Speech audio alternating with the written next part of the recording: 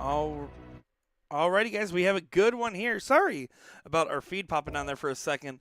It is just too hot with some good darts for our computer. We were fighting against that for a second, so I had to reset there. A little bit impromptu, but excited for some good matches here in this one.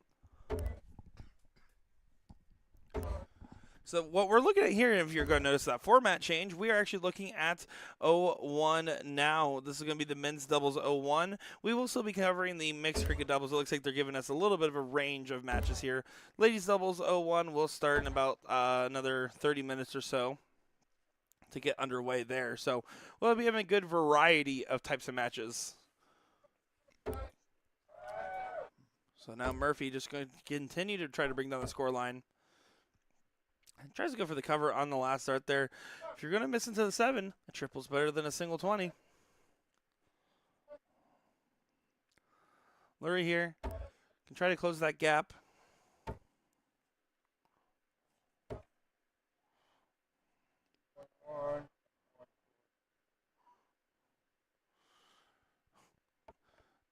Looks like they were just making sure the math was correct before continuing on. Watson now. Finding that bed. Finding another. Almost getting 180 in there. Looks like he got a solid 140 in, though. Leave himself 140. Halfway there, chopping it down. Men's doubles on board 4. Levi and Tucker against Bo and Rami. Rami, Bo, Tucker, and Levi, you're on 83 board there. 4. Not a bad go, but doesn't Ladies leave on a doubles, finish, you so have 6 starts for 140. To sign up. We're closing ladies doubles in 1 minute. On board Does get a triple in the 41, second. Shannon Go focus on trying to set up properly here. Aaron 79 Campbell left. and Spencer. Gonna see how they want to tee it up. Spencer, Aaron, Shannon, and Jacob, you're on 41. Looks like what's going over to the 15s right there. One of mine did the 17s to leave the double 14.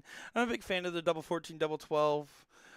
Anything with some verticality in the doubles makes it so you have a better margin for error. Myron and Sheen against Jeff Sowers. Big and Joe last Lopez. start there.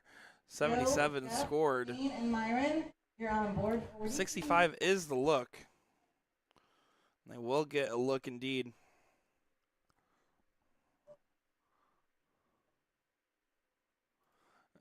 Lori, second guessing the math there. It was, in fact, 77. You are A-okay, sir.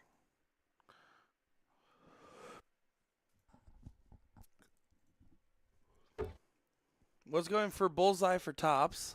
Did hit in to the 9 there. 56 left, 16 for double 20 now. Clicking that top wire there. So 147 does have a chance.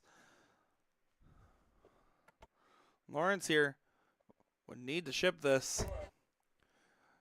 90 remaining. Trip 18 for double 18. Oh, got away from just a little bit. And then back down. Good find on the last there for a 115 to leave 32. That is an excellent setup. 3 clear, though, at double 20. Going well high. Needs to settle. And can't do that. Single 7 in the last start there to leave 32. So now Lurie gets a shot here. Or Lurie, excuse me.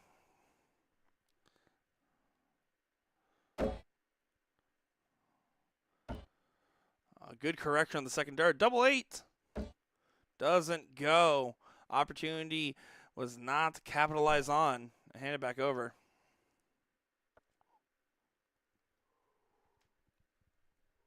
Mr. Watson, what do you have for us here?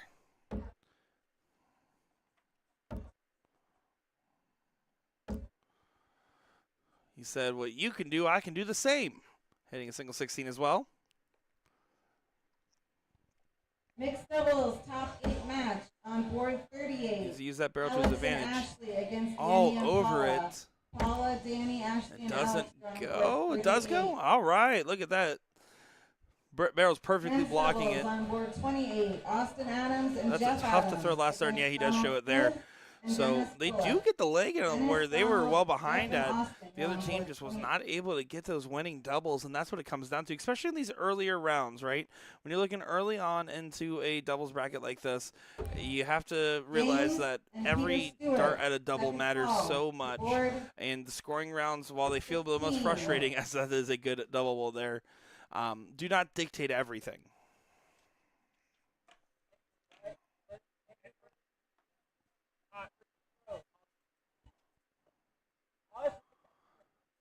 right, looks like they got things set up and ready to go here. Excited to get leg number 2 Top 8 underway. men. On board 30, Tink and Chris against Tyler and DB. DB, Tyler, Chris, and Chris. Board 30.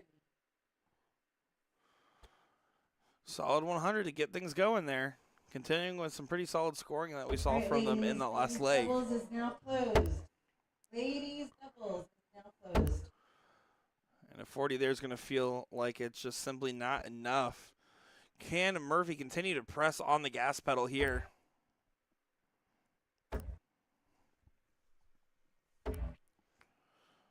Not quite. Maybe I accidentally forgot to put the clutch in before shifting gears. I used to do that a lot, struggling to drive my first car. In fact, if I had to drive stick shift right now, I'd probably struggle to do the same. True story. I went to back when Sprint was still a phone provider. I went to them and asked if they could change my caller ID name, and they're like, "Sure. What do you want to set it to?" And I was like, "Can you set it to stick shift?" And they were like, "Well, why do you want to do that?" And I was like, "Just can you do please?" They're like, "Okay, cool." So they set it up for me. I call into my work one day, and they're like, "Hey, who's stick shift?" And they said, "Hey, Nick, why is your name stick shift on the caller ID?" And I said, "Well, it's because I always come in clutch, and that's why I'm coming in on my day off for work." And that's where that nickname was for a long time for me, was stick shift. Now I don't even know how to drive clutch anymore.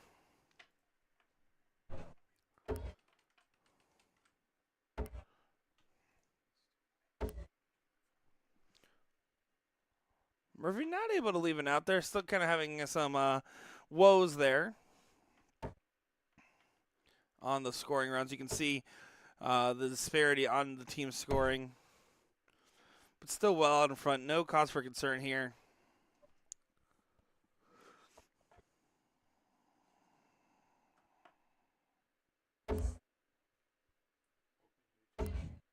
Men's doubles on board 22. Robin Aubrey and Neil Cartwright against Roger Awa and Utham. 59 there. So first round under a ton for that player there. And a good ton in response to make things a little bit more interesting in this leg. Again, this is a parody to what we had seen in the previous one. Murphy and partner were well out in front and then just kind of missed some opportunities of getting across the finish line. 37 scored there. Does leave a finish. And Lurie here struggling to do so himself. So 135 definitely does not have to go.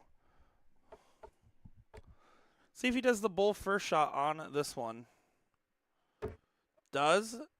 Trip 20 for double bull. Oh, not quite. He really wanted that one, though. That would have been a heck of a shot.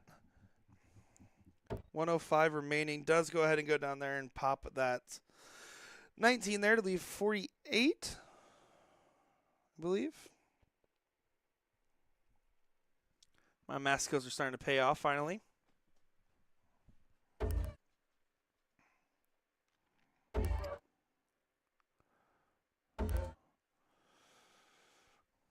Just the 41 there, so still not a finish. 6 darts for 48. Double 8. Just taking that extra moment, confirm with the partner. That's too many. Murphy not able to do it here. So again, this is oddly familiar to what we've seen in the past. Can Lurie get them with one big shot here in range? Big trip in the last helps a lot. Get him to a 2 dart. Does not happen.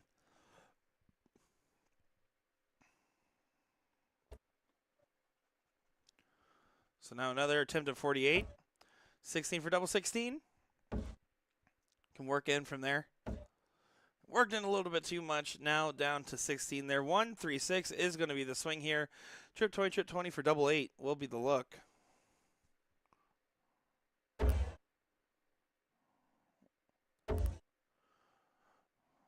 Just going to stay true there. You can tell he wasn't really considering much stuff as he yells, "Frick!" out loud there.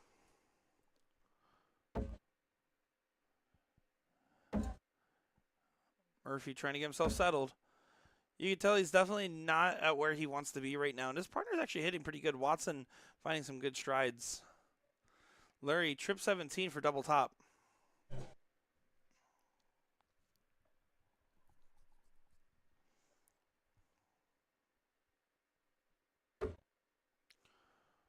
Went for a bull first shot there. That is another common approach. Single 20 leaves 71 here. Let's see where he approaches here. Seems like he's deciding how he wants to approach that.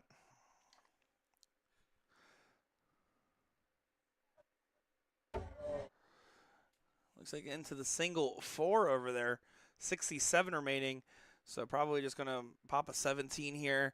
If you want to hit a more accurate triple, it's an awkward spot to be in. Probably trip 13. Does go for the single 17 to leave 50 for his partner. Double 8 will be the look here for Watson. Having some doubles troubles, but scoring so well.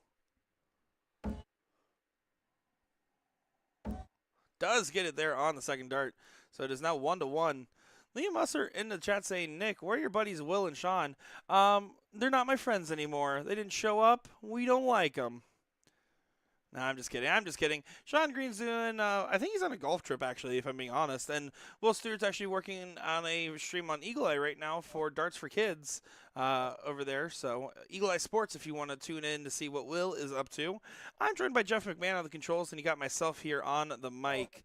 So, I do apologize to all of your ears, but don't worry. It's only going to go for the rest of today and the rest of tomorrow. So, actually, in fact, do worry very much. Outside on the bull for Watson. Lawrence, you're going to try to best it. Get the green bit, sir. Does best it, but just by a smidgen. A smidgen is the official measurement in darts, by the way. That is in the darts handbook. It says smidgen is better than just a bit.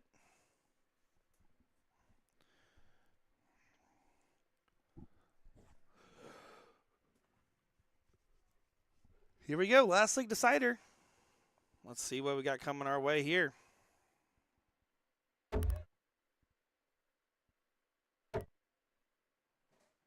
Tries to hit the cover on the 19s.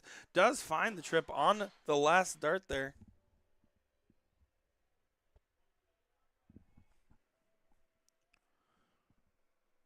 Watson, what can you do for us? He was scoring. Last time he went 100, 125 on his first 6 darts. This time just a 60.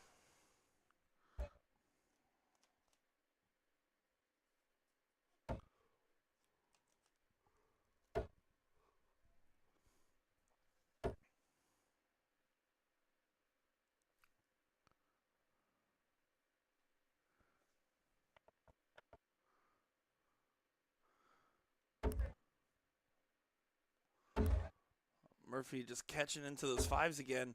This is a parody to how he started the previous leg. Just catching a little bit over, and you can tell that he is a pretty confident dart stroke. It's just one of those days where it's just not quite clicking. He's going a little bit left and a little bit wide. If you can just tighten that up just a little bit here, that'd be a big difference.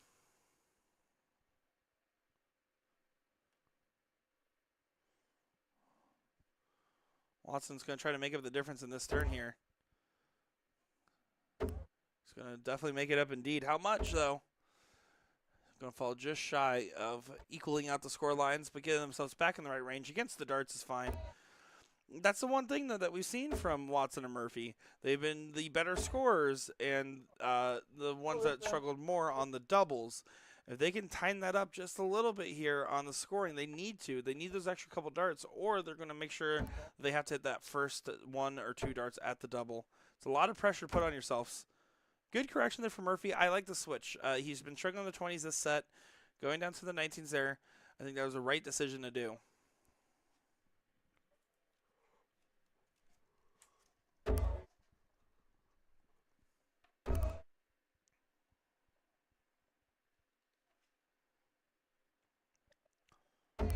Lawrence deciding to stay true there. Does not leave a finish at 186, but would need at least a 140 here for a finish from Watson.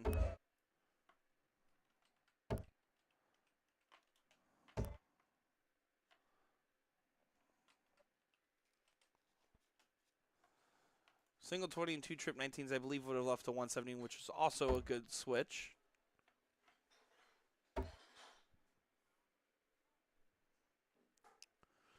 We're just deciding what he wants to do. Hits a 45 there, so 141 remaining is a doable finish. A tough one, but very doable. 226 needs to get brought down.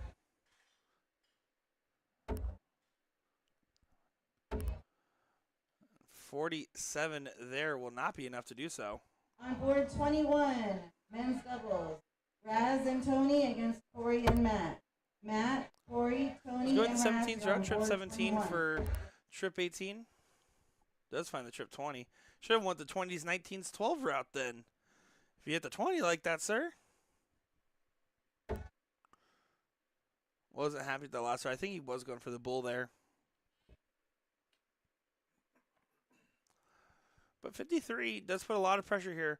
Watson needs to set up and just give Murphy a chance. He's been so consistent on scoring, but this is the leg where he's faltered. Big last start there, though. 87.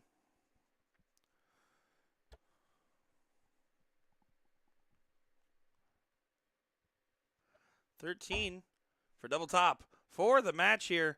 Lurie, what do you got for us? Oh, he can use that dart. Not quite, though. You could see from his reaction, it almost felt like it was getting away before he threw it.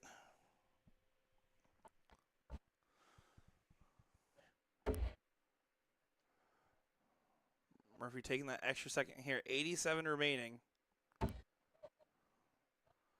That is a single 3 there. 84. Needs to set up his partner. Back up to the trip 20. Yeah, not going to be happy with that visit here. 3 clear now. Lawrence to take it 2-1.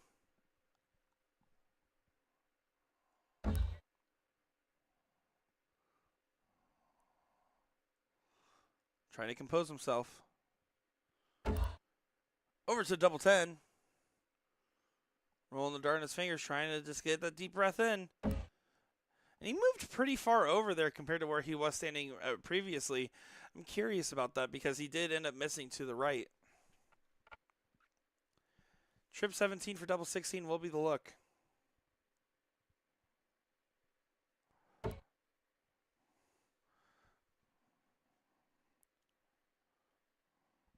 Taking the extra moment. 66 remaining, 16 is the shot. Oh, you had to hit at least a single there. No shot available now, just going to tee up.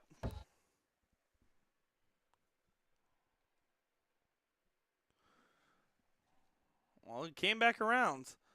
An opportunity Lurie wasn't sure he was going to have.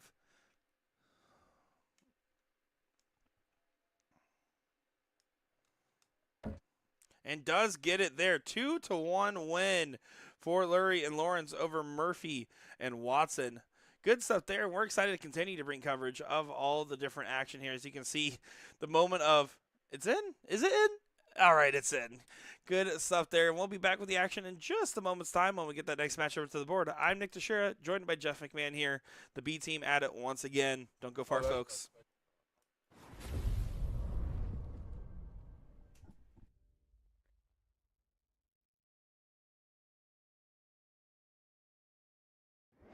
Luke Humphries is the greatest darting force on the planet. Bullseye. Oh, we got one. The fish has been landed. We know he's too good. But world number 1, world champion. Incredible stuff. Let me tell you about A to Z Darts. We're a specialty dart store with over 10,000 different products. We create in-depth videos and blogs to help improve your game and showcase our products. We give helpful advice on how to practice darts, the fundamentals of form and mechanics, and how to make better decisions when purchasing your darting equipment. Whether you're brand new or a seasoned player, we try to provide fun and informative content. I'm Jen, the creative director for A to Z Darts. I've been playing for over 10 years, and I've traveled the world competing in and promoting the sport. This is Will. He runs our live streaming company, USA Darts, and and travels the globe as well to broadcast major darting events and interview PDC players alike. You'll find over 2,000 different sets of darts on our website. Guessing right now you're pretty interested in our resources? Learn about form, throwing mechanics, practice routines, scoring and grouping, checkout methods, cricket strategy, and much more. Visit a-zdarts.com to take advantage of our blog or follow us on social media at AZDarts today. This game is going to be key. You can tell by the way they're scoring. There may be nothing in it. One man misses. Does the other man get? Yes! Double 12! That is the most amazing records you will ever see in your life. I can't state. 12 and the 9 Dart King lands another one. Covered by Team Michael. Double 12 back going. Michael back goes. Luke Humphries. The ascension is complete. Incredible stuff. The world number one is world champion.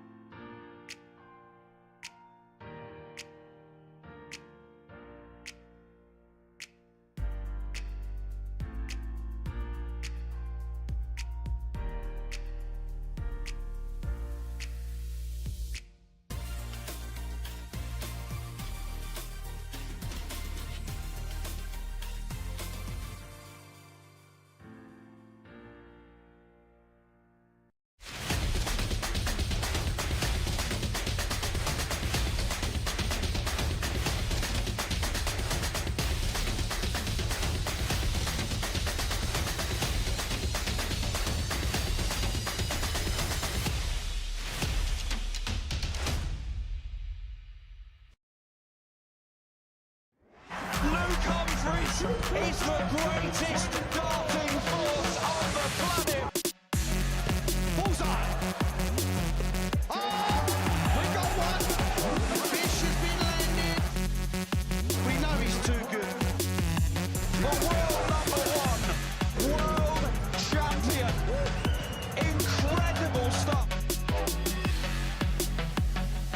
Let me tell you about A to Z Darts. We're a specialty dart store with over 10,000 different products. We create in-depth videos and blogs to help improve your game and showcase our products. We give helpful advice on how to practice darts, the fundamentals of form and mechanics, and how to make better decisions when purchasing your darting equipment. Whether you're brand new or a seasoned player, we try to provide fun and informative content. I'm Jen, the creative director for A to Z Darts. I've been playing for over 10 years, and I've traveled the world competing in and promoting the sport. This is Will. He runs our live streaming company, USA Darts, and travels the globe as well to broadcast major darting events and interview PDC players alike. You'll find over 2,000 different sets of darts on our website. Guessing right now you're pretty interested in our resources? Learn about form, throwing mechanics, practice routines, scoring and grouping, checkout methods, cricket strategy, and much more. Visit a-zdarts.com to take advantage of our blog or follow us on social media at AZDarts today. This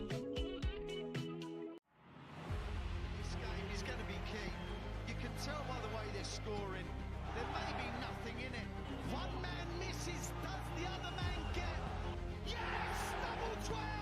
That is the most amazing records you will ever see in your life. I can't state. 12 and the 9 Dart King lands another one. Covered by Team Michael. Double 12 back going. Michael back goes. Luke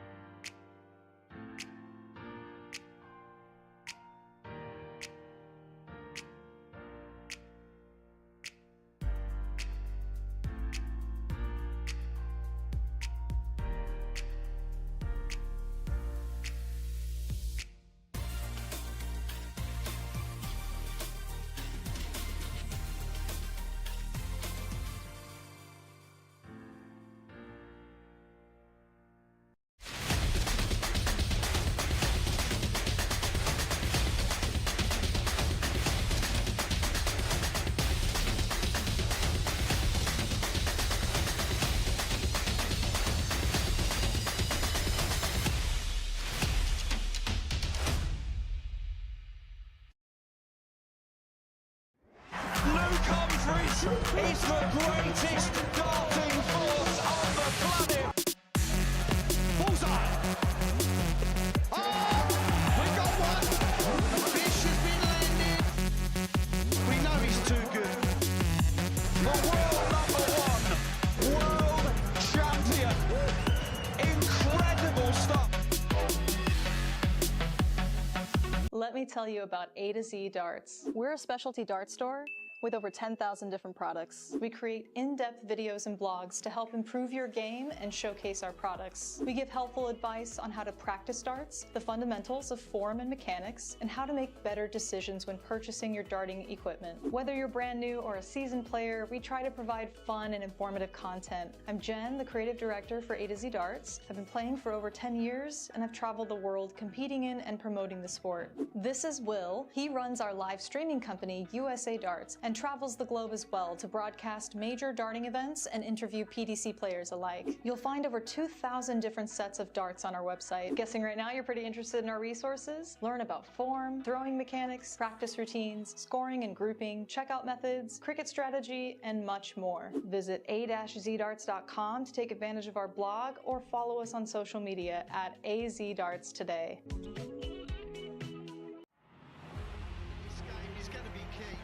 You can tell by the way they're scoring. There may be nothing in it. One man misses, does the other man get? Yes! Double 12! That is the most amazing lap of darts you will ever see in your life. I can't stop. Double 12, and the 9 Dart King lands another one. Covered by Team Michael. Double 12, back going! Luke Humphries, the ascension is complete. Incredible stuff. The world #1 is world champion.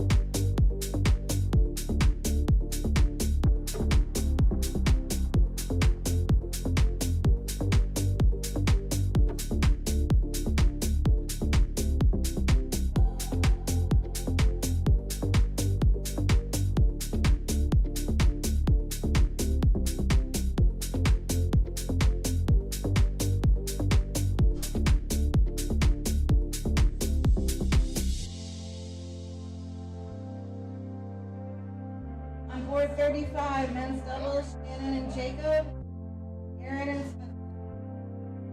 Spencer. Aaron, Shannon, Jacob, you're on board 35.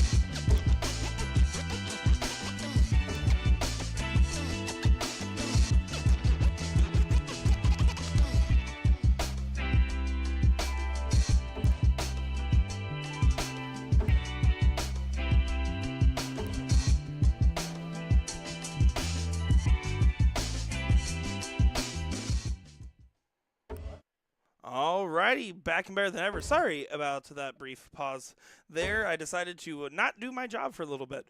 But here we go, into a good match here. Just messing the first little bit of this leg. And we got a good one here. David here, going to be trying to leave themselves a finish at 198. A little bit of a lax turn there. 135 is the look. Sylvian here going to start on the bulls, potentially. Up to the trip 20. Oh, not going to go. We've seen this is the second time where we've had a good chance of that 135. So far, biggest out we've seen taken out on the stream is a 155 by Brittany Thumper. 167 could have gone. Not going to be able to go yet.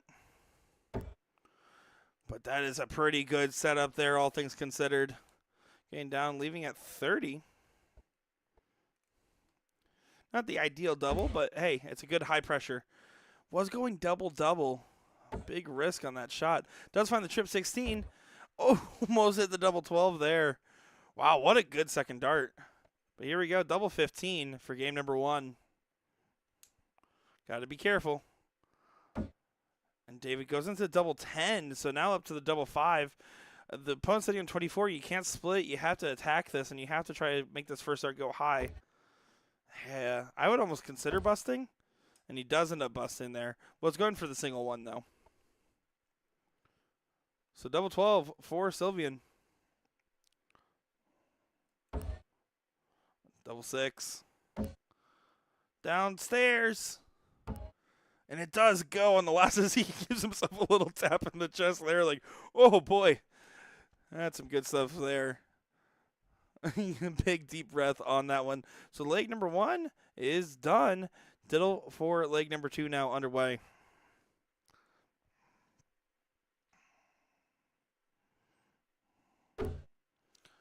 Just outside the single bowl. Mike Williams and Artie Schnitt.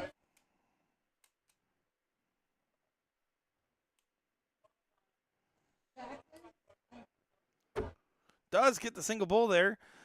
So Sylvan's team will get the start in leg number 2 here. And that's going to be a massive advantage. It is so hard when you're playing a best of 3 and it's diddle every leg. You win the leg and then win the diddle. The other team has such a tall task in front of them.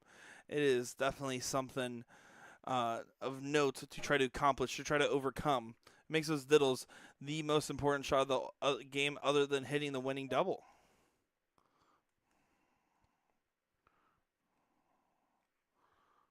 Here we go. Underway and off to the races here.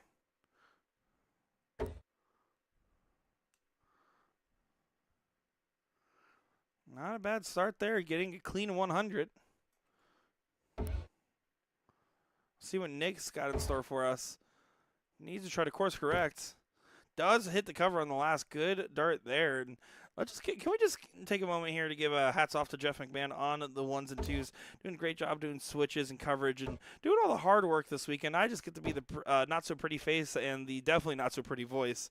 So shout out to our producer there for that one. Men's doubles on board 12, Tumbleweed and Pete against Zip and Rick. Rick, Zip, They're just going to Pete, try to and close this margin down just a little bit here.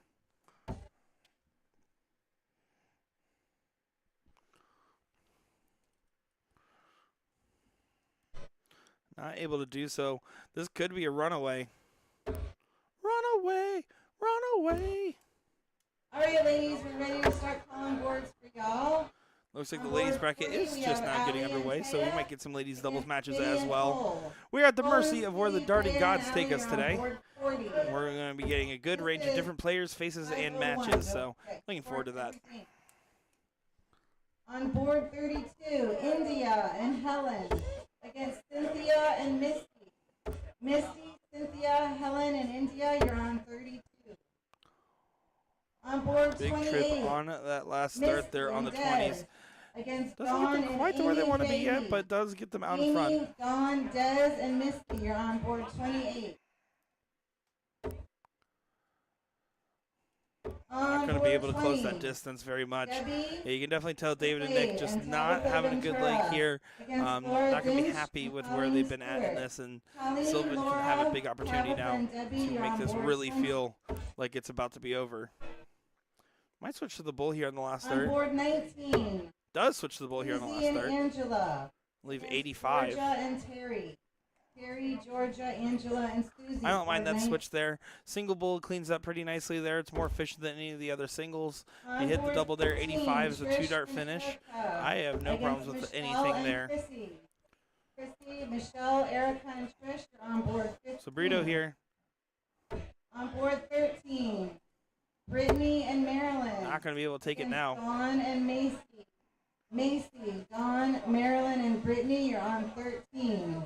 Deciding what he wants to do. So let's just hit a single summon on that last start there. Not going to be, again, particularly happy with the visit, but there's no immediate pressure, right? So 62 can be shot at whichever way you feel most comfortable. You can even take the 20 to the 10-6 wire shot on the next go instead of going to trip 10. It depends on the approach here. With no out on the opponents, you have nothing but time, and the focus is to make sure you start getting as many clear darts at double. So Sylvan, what makes you the most comfortable here? Trip 10 for double 16? You're on board number 5. On board 52 left, 20 for double 16. Liz, Harlan, Amanda McClish For the match. Against Abra Not and quite Kayla. yet, but a good look And at by it. the way, everybody, Kayla and Abra were newlyweds yesterday. They got married here. Congratulations to Abra and Nick's going Kayla. to try to give himself an outside opportunity for his partner. Needs another trouble. Actually, could have gone away with the single. 164 is a finish, excuse me. But did not stay true. Double 8. Back to mixed doubles. Top 8 match on board number 4. Susan Wilson and Mike. Looks like it is in there, so there we go. 2-0 win.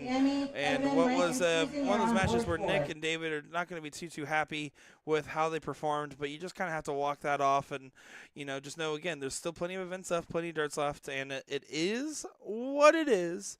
But, hey, we're going to see what's coming up next on our way. We got the mixed doubles brackets getting towards the end there. We also have more of the men's doubles and now the ladies' doubles going on. Whatever comes up next, it's sure to be a good time. I'm having fun bringing you coverage. I'm Nick the Chair, joined by Jeff McMahon. We'll be back in just a moment. On board 21, Jake Pilata, Doug Danilov against Jeffrey Burke, Kyle Holland.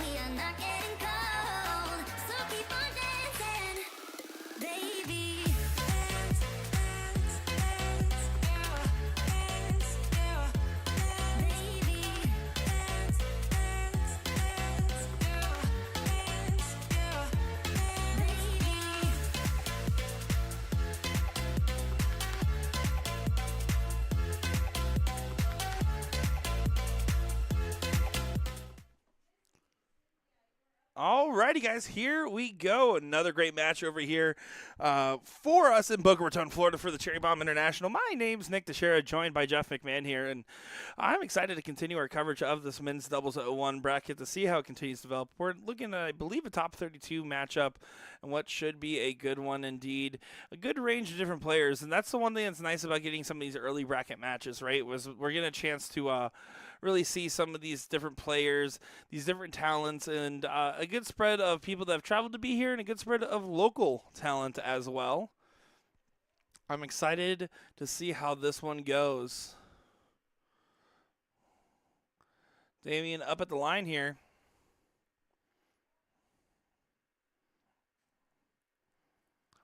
Just going to get 24 there. Not going to be happy with that start.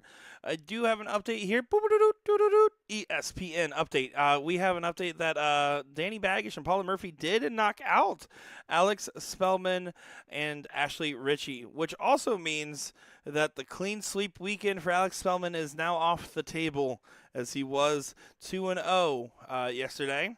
But Paula Murphy's still on for the 3-0 so far, as she did win both of her events in the USSDA and the Pro Women's Singles. So interesting storylines continuing to develop here in Boca Raton. Having a great time over here. I will say, obviously, as the Floridian, I'm kind of used to the Florida weather and temperature that we're going on, but it has been a hot one out here, and my man from Connecticut's been holding on strong. He did switch to these dart shorts that I'm sure you guys saw on our overcam in the break, and let me tell you, Jeff McMahon really knows how to rock the dart streaming outfit. There's no confusing him for a pool tournament streamer. That's for sure. Good last start there from Damien.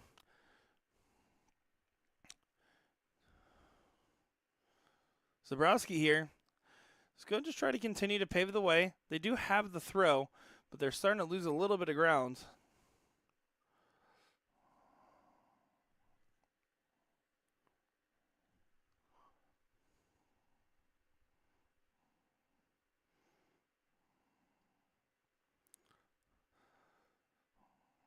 Starting at the 19s here. Going to stay down, load them up. Finding 95 on the score, so it doesn't leave a finish, but continues to mount the pressure here. Nance needs to go ahead and try to close the gap. 127 points was needed on this turn here to leave it out at bare minimum.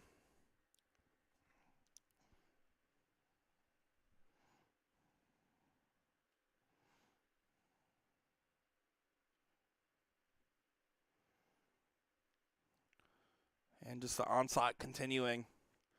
Deciding to stay up there. Goes a little bit haywire on that last start, but it's honestly not a terrible miss. 154 is a perfectly fine leave. Trip 19 for double top, or the 2018 for double top there on that setup. So it does leave a pretty good out. I did need to get it evened up at some point. Why not there? No immediate pressure from Zabrowski, finding 59 on the turn. So 154 is the look here for Holland. Was going the 19s route. Now just going to try to tee up from here. Back up to the 20. No, he stayed. If you're going to hit 2 sevens, you're at 140. Probably go up and leave 20. Trip 20 leaves you 80. Gives you a lot more options. 137 doesn't do that. And it does give a slight opening here. Can Nance find a treble? No. Unfortunately not.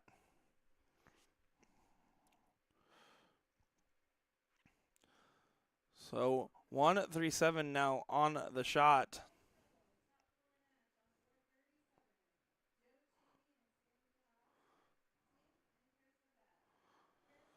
And does get a double 20 on the last start there to help get things in range. Getting a little bit of extra credit on the assignment. Just getting down to 61. Not really an ideal setup or leave by any means. But again, 171 is a little bit on the outside looking in, but maybe not anymore. 91 remaining. Trip 17. Doesn't quite go yet. But it does put a lot of pressure now. The 61 needs to be careful. You need to take your time on this approach. 50. Double top. Not quite. So that was a first missed dart at double. Can the 74 go and A leg where you didn't think that they were in the mix. They are now definitely in the mix. 32 remaining.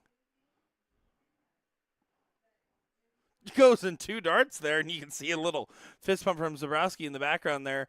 Absolutely earned. Good way to come back and stay focused in a leg. See that last dart just goes in there, and he gives a little head nod as if he was always certain it was going to go in there. His partner was pretty hyped up for him. So now they're going to go ahead and show first dance to throw on the diddle here. Just low on that bull there. You can see he has those reflex points in there, which gives that dart that little bit of wobble. But is enough to get the start here. Curious to see how this one will continue on.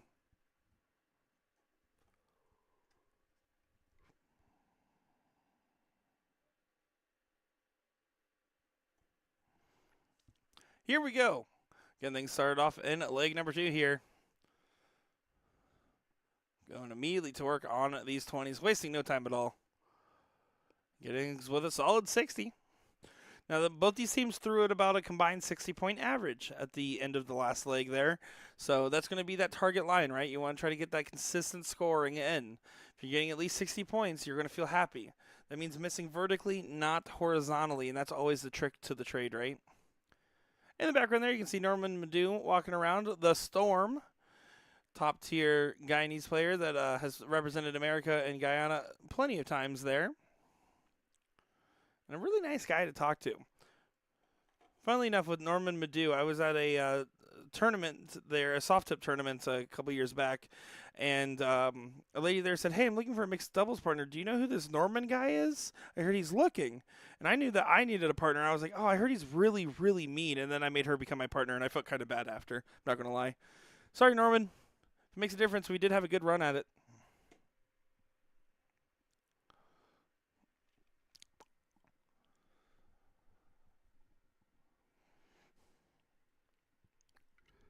.45 there for Nance, so a little bit of an opening here. Damien going to try to just continue on with the consistency in the scoring here. The 21 was compensated for by the 98, so again, that's 60-point target line. But instead, we're going to be neck and neck here. Oh, that was a 26. I thought the second dart was in the 20. Unfortunate time to eat breakfast.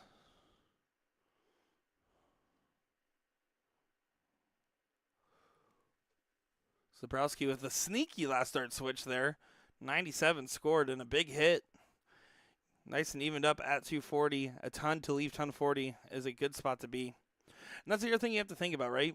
Especially when playing pairs, you have to think, what am I leaving my partner with, and what will my partner's hit leave me with in the future?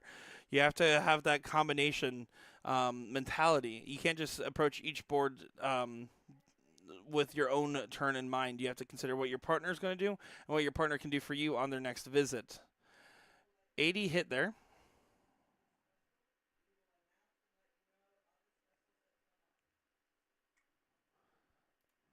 Or 84, excuse me, it was on the left side. I'm learning where the numbers are on the dartboard still, apparently.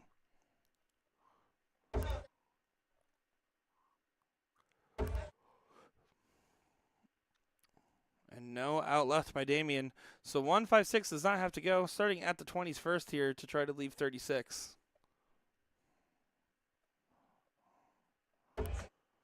First one's in. Staying on. Not quite.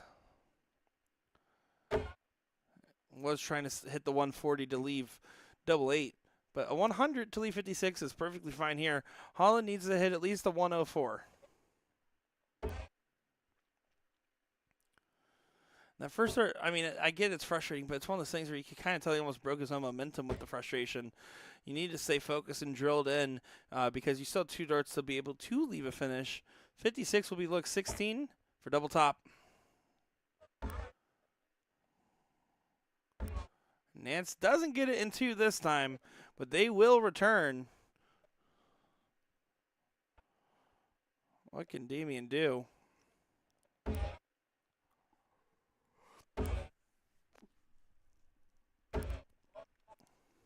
$60 points there to leave the 161. So is on a finish now. A little bit more pressure on this 40, but not a lot of bit of pressure by any means. Deep breath there, trying to recompose and work his way in. Does get it there. A 2-0 win. Zabrowski and Nance getting it done. You can see some hugs between the other teams there and some respect. Unfortunately for Holland and Damien, they did not get to the next round here, but there's still darts to be had today for them in the singles bracket there. So we're excited to continue our coverage of the Cherry Bomb International in Boca Raton, Florida. Once our next match is up at the board, you know you'll hear my not-so-lovely voice alongside with Jeff's so-lovely button pressing. We'll be back in just a moment's time. Don't go far, folks.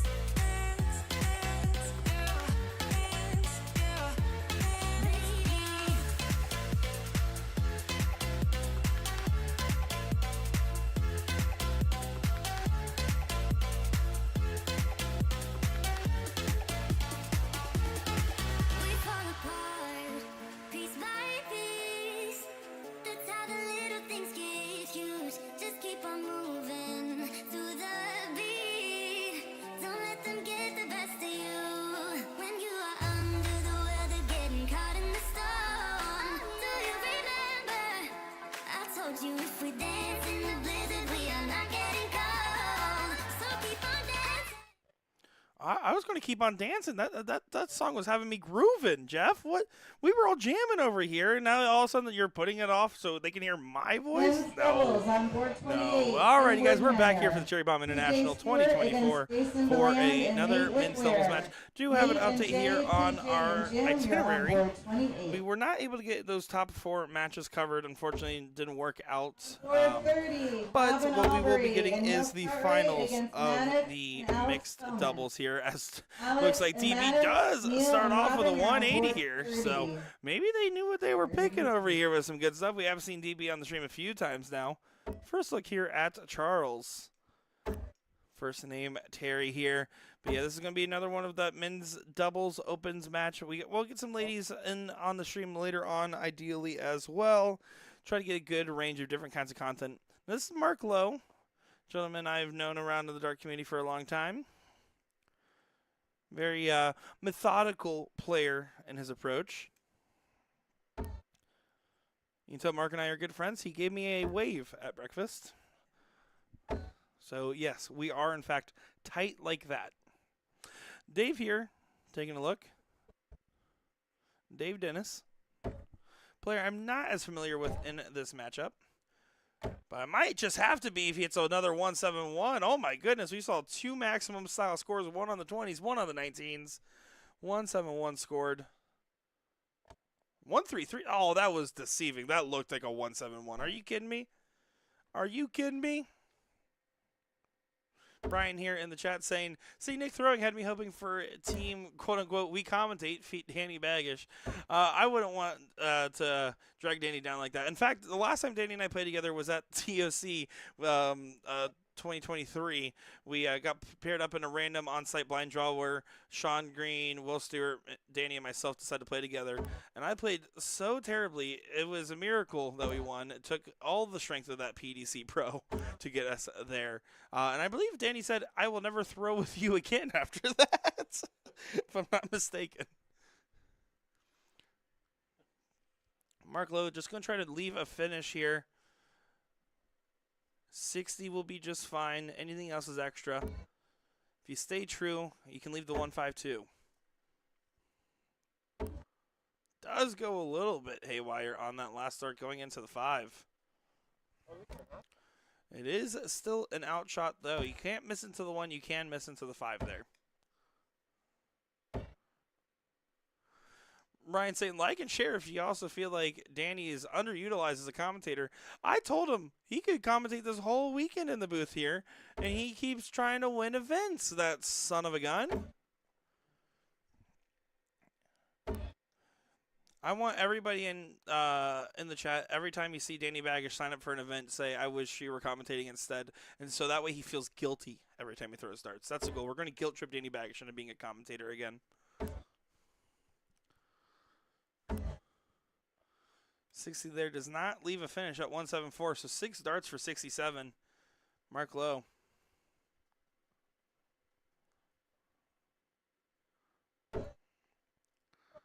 Single 2 there, so it's going to be 15 for bull. It doesn't have to take the bull here.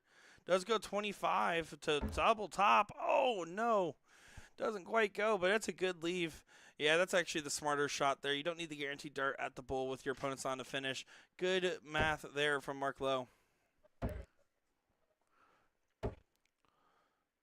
Last start there does look like it's also in the 19, so does get the 45 points in to leave a finish. Keith or Mike, Pretty and you clear know for where they are. DB, Tell them they're let's be getting honest, called. David here's been pretty solid so far on the stream board.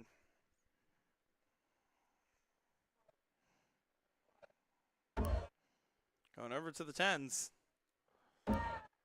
Working it in, doesn't want to leave them a shot. Doesn't leave them a shot. Getting the first leg on the board there for David and Mark.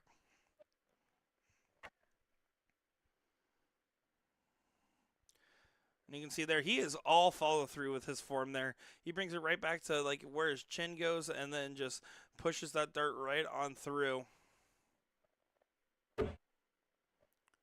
Doesn't get the bull though.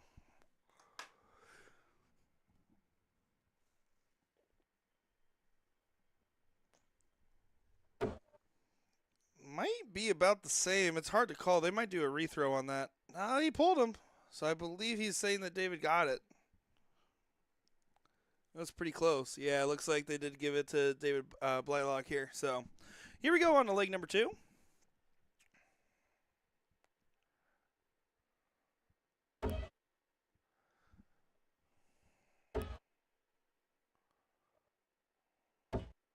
Does hit the cover shot on the 19s there. Well, they forgot to move the tablet onto the next game. Good thing he did not pull the darts out yet.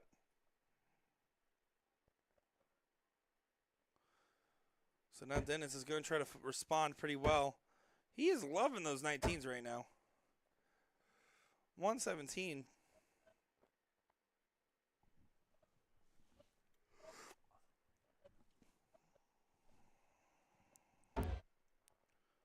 Mark Lowe just goes, why? After that first start, he was not happy with it.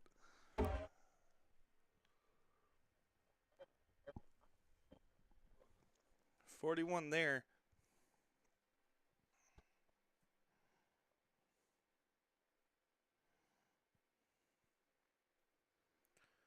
Let's see if Charles is able to keep up with the momentum of his team's strong start here. He's not going to be happy with the 45 there, kind of handing the opportunity back on over.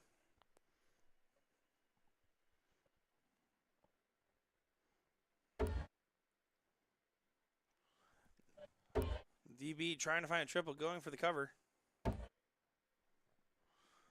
Does only find a single 19 that time. Does not get the bailout on the trip 19 in throws past. He has been pretty good, though, at that transition. And that's one of the other things with your form, right? You're trying to get comfortable. You're trying to have some good, well-executed darts. Well, I mean, half the battle there is just being able to hit the switches, right? Hit those cover shots when you block yourself out or when you need to switch up your mathing.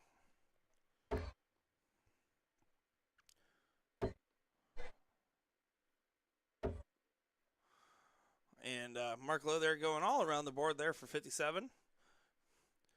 He's feeling frustrated, although that turn looked a lot tighter than his turns past. I wouldn't take that turn as a cause for concern by any means.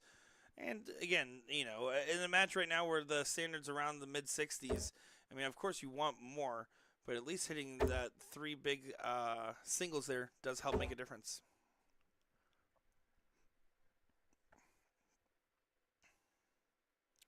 Well, like here, just looking to hit 100. Anything more is extra credit to leave the 167 out. You always have to consider when you're in these 200s range, and even before that, how best you want to set up yourself and your partner. And that would do just fine there to leave the 167. Dave Dennis here, going to try to leave it out for his own team. Oh, last one went a little bit haywire there. I do believe the second one was in the trouble. Yeah, 83 scored there. Does leave a finish. But 139 not particularly better than 167 by much, other than the fact that it doesn't require the bull on the last. Trip 19, trip 20, bullseye will be the look here.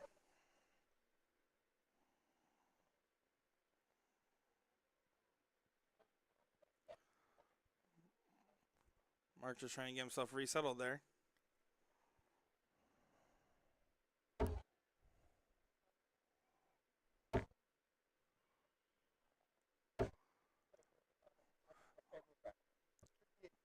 .58 scored there. Yeah, something seemed to be bothering Mark there. I'm not sure exactly what it was with, it looks like maybe the Aki. I'm not sure.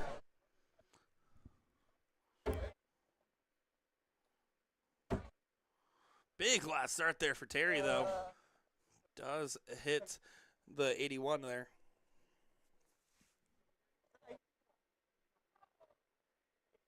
Just confirming the score there. Looks like you can see Hossie Hicks in the background hanging out. Did start off our stream yesterday with 2 180s in his match. Did thank him for that. Oh, needs to go trip 18 for bullseye now. Not going to go now. Yeah, that's a fatal first dart. You're right. If you hit the first dart single 20, then you could have gone to the 19s to tee up for the 32. But yeah, that's going to be a huge opening there. DB not going to be happy with it. Dennis will get a dart at double. He's going to get 2 of them, in fact. Oh. Can't miss inside on that last start. You have to be careful there But 85 is not a gimme. Mark Lowe needs to find a treble. Trip 15 for double top. Going the bullseye route there, but did go into the 13. So 72 is now the look. Let's see how he wants to approach us here.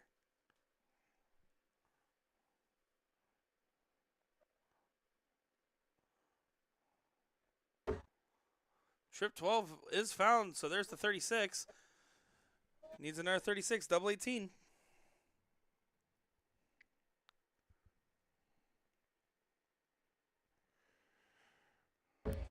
It's a heck of a way to shoot that. I'm more of a fan of the double 20, double 16 route. But to go trip 12 for double 18, I almost would prefer 2 darts at the 18. I guess he was afraid of blocking himself there. Charles at 15, though. Awkward position. 7 for double 4. Does hit the 7. Over to double 2. And it doesn't go. So now DB gets 3 clear at 36 to make up for his previous round of being at a 24. Redemption arc in suit here. Well, the other team's in the madhouse. But it won't go. Single one. Does bust it, which is fine to bust that there. You can bust or get the single one. Either or. Madhouse time. And Madhouse not going to go. Wrong double there. So redo. And he just showed Mark Lowe where the double is for the 18. Can he find it? He left it.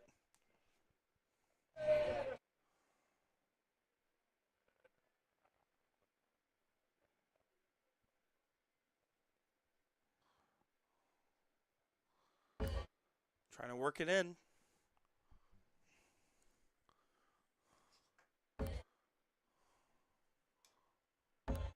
Doesn't get it there and going to feel the frustrations. Did not want to hand that opportunity back over. And I think Terry is feeling confident in this double one. I don't know. Some of his demeanor seems different. Good marker. Needs to work it in.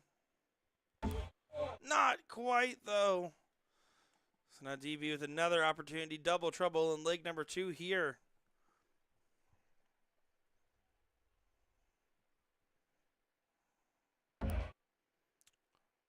Well, that's all right. Double 14. Double 7. And does go in dramatic fashion there for a 2-0 win. DB and Mark Lowe do get that win under their belt there. And you can kind of see the look of relief here on his face. He's like, oh, geez, all right, here we go. So some good stuff indeed here. Well, we're going to figure out, I believe we're going to be pretty close, if not about ready, for that finals match for mixed cricket doubles. So we'll have more action coming up here for the Cherry Bomb International. My name's Nick Cherry, joined by Jeff McCann. We'll be back in just a minute's time. Against Liam Davies.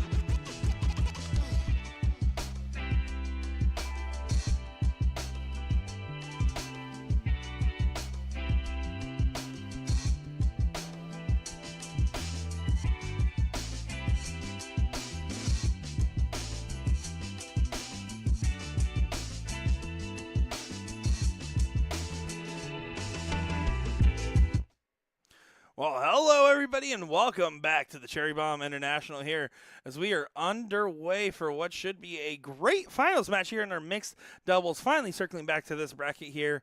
Got a chance to check out some of the matches early on, but we didn't get a chance to see either one of these teams yet, and boy, are they going to be coming off in a style here. Danny Baggish, the gambler, to start us off. And following him, a man that doesn't need much of an introduction, if any at all, Joe Cheney, Chainsaw. Of course, Paula Murphy is partnered with Danny Baggish. They have had plenty of history together, as we've talked about in the past, but also on top of that, Paula is trying to go for the three-peat on events. She's gotten 2 so far. Can she get a third event under her belt? The Triple Crown, I guess, instead of a three-peat would be the more apt term. 5 mark to follow the 7. This is our first look here on the stream at Sandy Haas. Do recall seeing her around the dart hall plenty of times. And, of course, they've had a tough run to get here, some big matches along the way. Notable exclusion of a match that did not make it to the finals board, Alex Spellman, Ashley Ritchie, that did get knocked out by Danny Baggish, Paula Murphy. Last start they're going to bull. I think that was a frustration dart and almost a relinquish of leg. This is still only a best-of-3 format, so it actually is not a ladder bracket for the mixed doubles like it was in the pro singles bracket. So that might be the case for the rest of the events. I do have to double check here, but I do believe that that is going to be the case.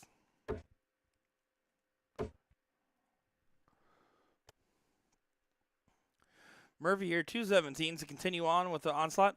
Ram Guevara Jr., a.k.a. Scrooston, saying, Nick DeShera, get off the main stage. Geez, listen, you're right. Those darts were ugly that I was throwing, Men's too. doubles, top 16 match on board 12. We have Jake Pilata and Double Doug ball in the last start Inhofe there for Murphy. against Robin Albury Very and Neil cruise Cartwright. control so far. Neil, Robin, Doug, and Princess. You're up on board number 12. I will say my roommate, Jason Hildebrand, his favorite pro player is Joe Cheney there. He's a big fan of his flights in particular, which is why he always buys all of his fights, because he loves the Chainsaw Man flights. If you watch the anime, you would understand what I'm referencing there. Sandy just trying to regroup herself here and kind of having a little bit of a laugh about it. It looks like, whoa, Paula on the catch there. Commentating the walk up to the Aki.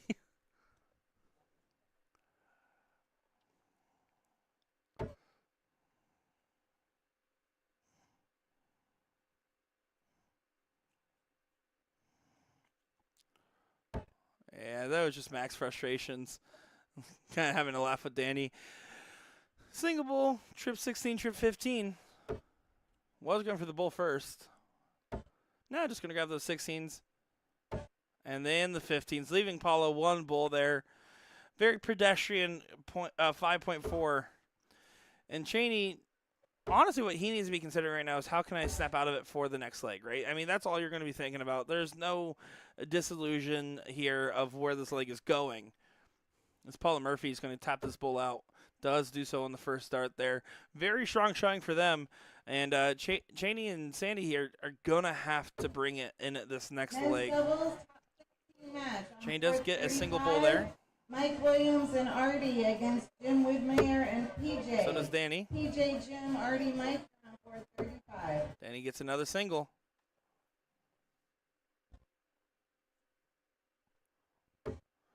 So does Cheney. Cheney, they keep asking the chalker to pull the darts, and then he almost autopiloted it and still gets a single there. So does Danny. This is a very important diddle, as Cheney and Danny are kind of having a laugh.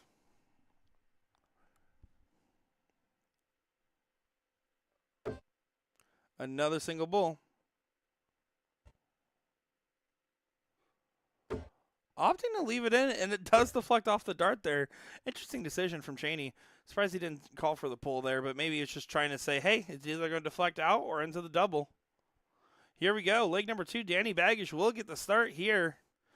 Did get to see the baby get held up to the camera there in a true Simba-like fashion. Very nice. 5 mark there, so a little bit of regression from Danny, but regression in a just full term there. He is throwing just fine. Cheney here is the one that wants to really step it up Hey and everybody, we're set up starting himself our and Sandy. 50-50 raffle. If you'd like to buy a strip for $10, Tink is walking around selling them. Three 18s though. basket area. Let's see what Paula does here. I'm $10 curious on per her shot approach trip. here. She does go with the 18s on the second dart. And decides to stay there. I don't mind that shot at all. I think it puts a lot of pressure on Sandy. Sandy now has to hit a 7 mark because of that single 20, right? Trip 18, single 18 for a shot at the 20. We'll be stuck to 18s the whole time. Decides to hit the cover shot on the 19s. With the X already on your 18s, that's a good insurance policy capitalization. And she finds 6 at it too. Great shot there. Danny grabs those 18s. And you see, this is what he does particularly well. He defends his territory. He defends that high ground. I'm sure you guys are tired of this conversation. I don't care. He defends it, right? He knows for a fact that it's going to be in some danger. Joe Chaney there takes a shot that I think is incorrect going at the 17s. Right now, you need to figure out how can I get a shot at the 20s? And the answer is you need to hit big and hope for a Paula miss, which is rare, but you need to hope for something like that. Instead, he opts to get that second number up. Going a little bit wide here. We'll see. It's a 126-point difference. So that single 20 does push it back just out of range. So a 7 mark needed on either of these numbers to get the point lead back. All over. It might have to hit the cover on the 17 now. Maybe it'll come into play. It doesn't. She decides to stay there. Grabs 3. But now Danny can go for 2 19s and then back to the 20. If he trips, he's going to keep closing. He's going to keep closing now on to the 17s. Is he staying? He's not sure if he wants to stay. Yeah. It's an awkward position on that dart, too. I don't think he likes exactly where it lies.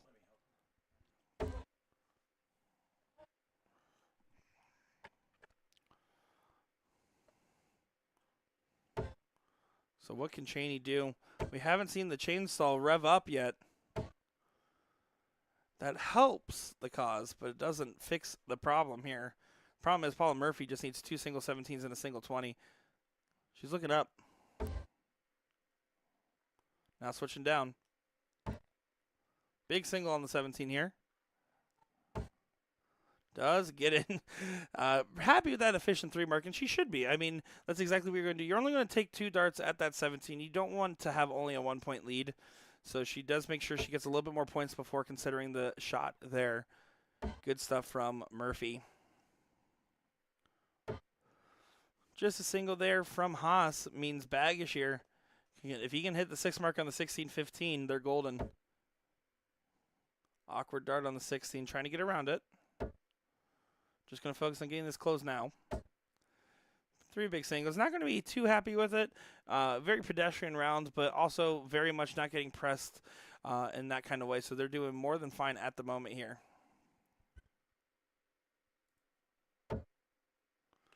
Chaney here needs a mount of defense. I don't understand that second dart at the 16 there. I really don't. Not with the 20s in play as well. I think he was trying to go for a full closeout to put all the pressure on Paula here. Very interesting shot selection from him in this game.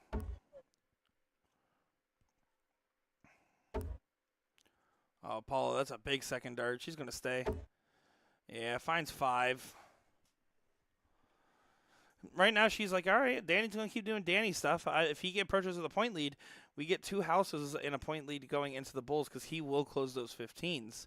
And that's the entirety of the logic behind that shot.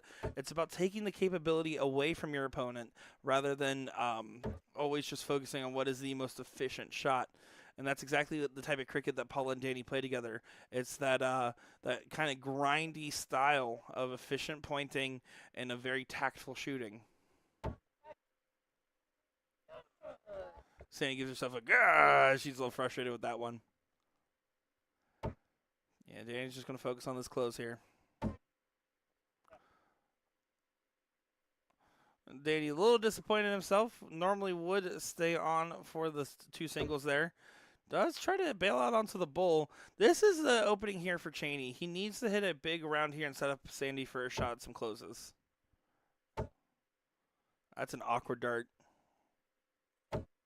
Well thrown in the last. Good attempt there from the chainsaw. 5 hit. 14-point difference.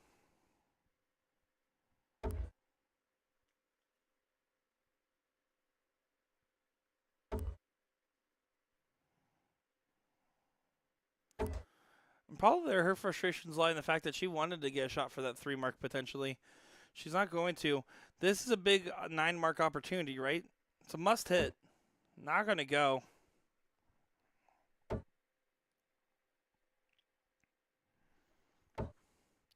Two marks there. Again, does regain that point lead, but not enough to scare off Danny. But Danny did squander the opportunity. He doesn't seem keen to this time.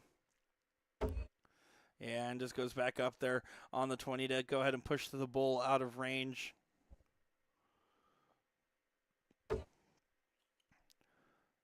$36-point difference. Cheney doing the math. Is going to take the swing. Now going back to the bull. I really do love that if you hit the first start double bull there, then it makes it a 3-3. He has to swing for that 8 mark, and that's a well done swing. Just doesn't go his way.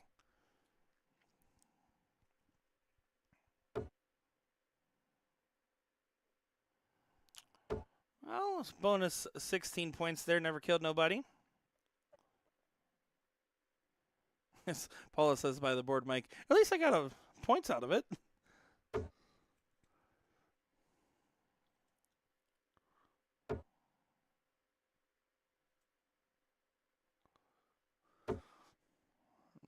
Well, it looks like an incidental close on the 20s.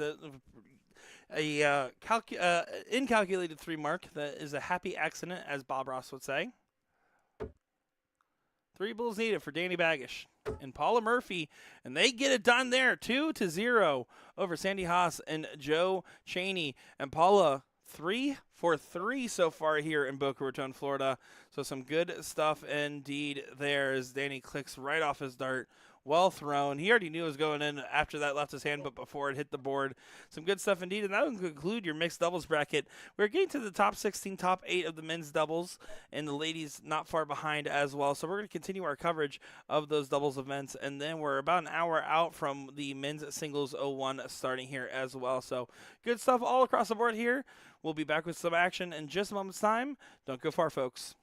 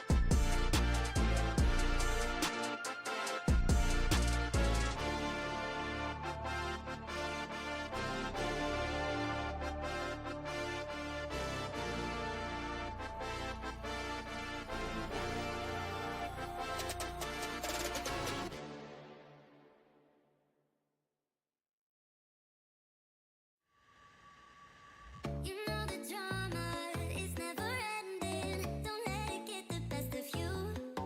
And all the fake friends just keep pretending. That's how the little things get huge. Paralyzing every part. Oh, you feel it taking over you. To the center of your core. The lies are getting overused. When you are under the weather, getting caught in the storm. Do you remember? I told you if we dance in the blizzard, we are not getting cold. So keep on dancing, baby.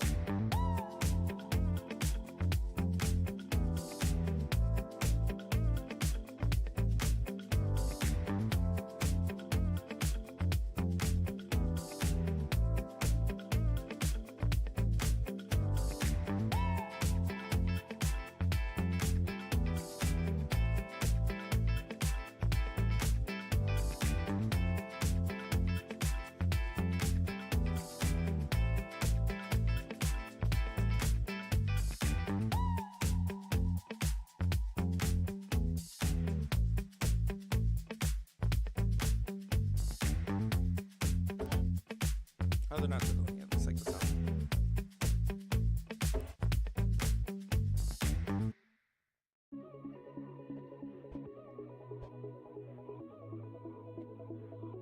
Ladies doubles top 16 match. Allie and Taya against Christine and Caitlin. Caitlin and Christine, Taya and Allie, you're up on board 42.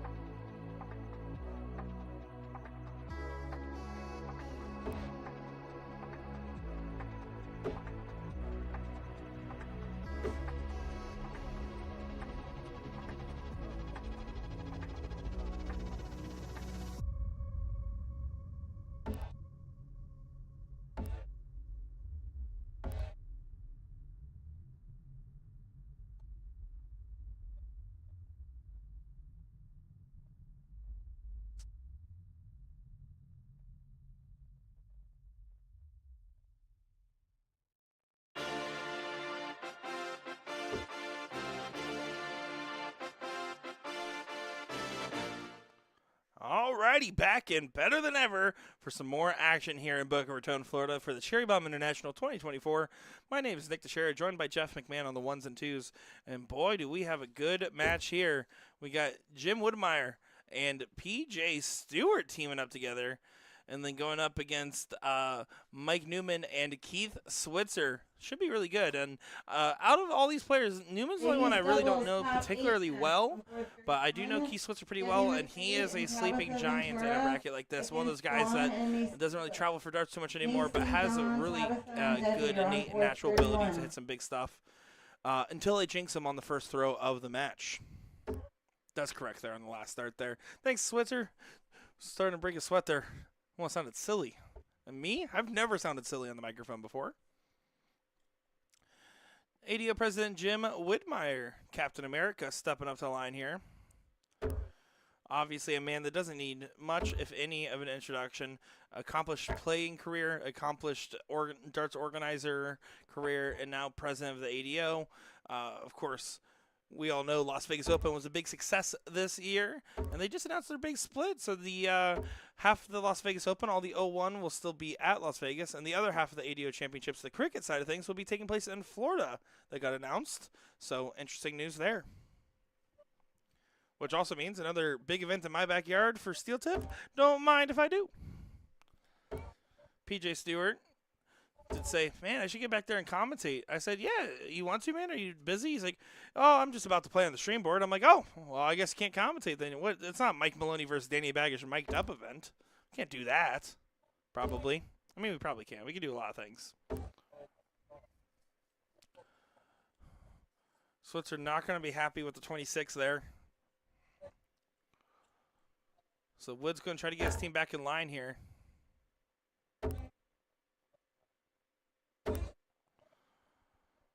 Does get in 83. Helps the cause. But the advantage is still to Mike and Keith at the moment here.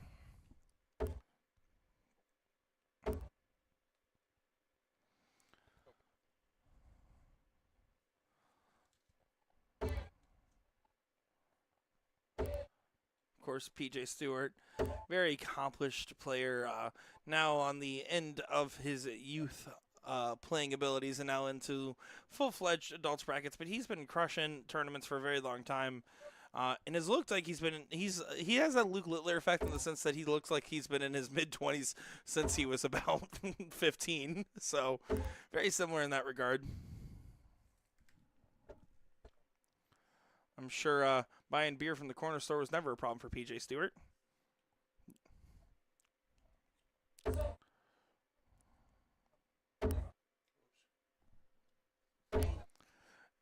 .81 there does help continue to push the line.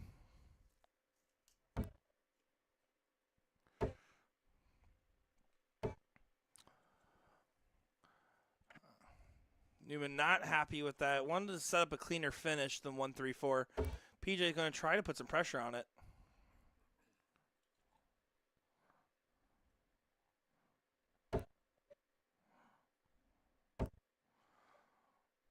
Popped the 19s on the last start there. Pretty good round 81 to follow 81 to get them back in the fray. 1-3-4 will be the look here for Switzer. Let's see his route on approach. Trip 14, trip 20 for double 16. Did start the 14s first. Not going to stay back at the 20s. Single 20 to leave tops. Yeah, it looks like he's just on the underside of that wire. So a perfect tee up there. 1-2-9 will be the look now. 19's first. Trip 20 for bullseye. Not going to go. Trip 18 to leave double 18. Was going bullseye to leave double top.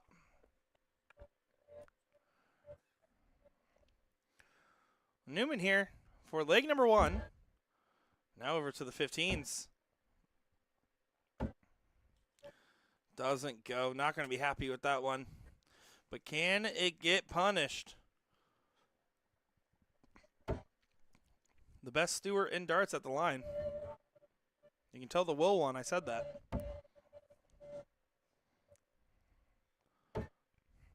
Shot that. So PJ goes on the last start. I should have just shot that. That is funny stuff there. Not going to be happy with leaving 21. Might not matter, though, if Keith just takes out this 30.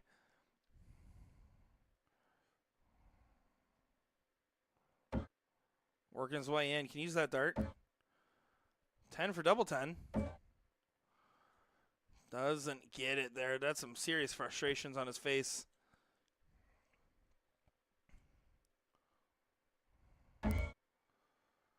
Single 13 for double 4. Oh, he's all over it, but just doesn't go in. Second call for Dawn and Macy. You're up on board 31. Dawn and Macy, second call. If anybody has their number, Last please start, a pick single up. 5.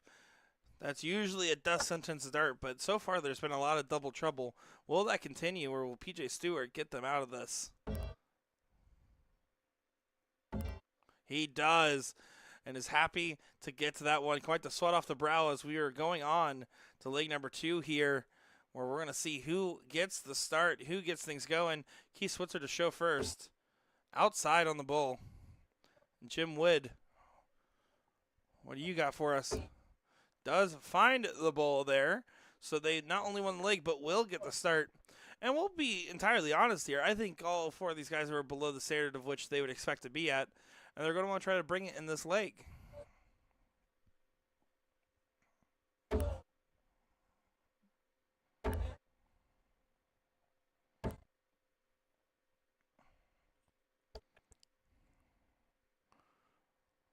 $59 there. Switzer can take a chance to capitalize here. He just needs to get that first start true.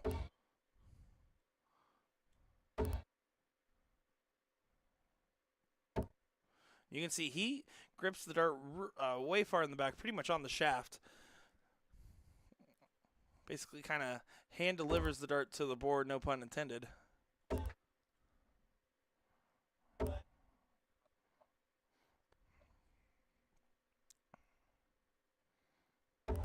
So Newman just gets some breakfast there. Gives himself a come on Mikey there, trying to get himself Doubles on settled. board 14. This could be a big round Gary though. and Andrew against Danny and Soldier. Soldier, Danny, Did not Andrew, hurt Larry, as much as you're it up could on have, board but it's still 14. that consistency in the scoring. Now Switzer has to throw 100 here just to recover that gap. If not, they really are just going to be playing from behind in this leg.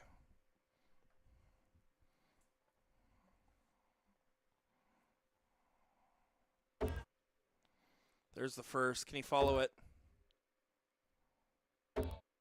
Does find another one in there for a 1-2-1.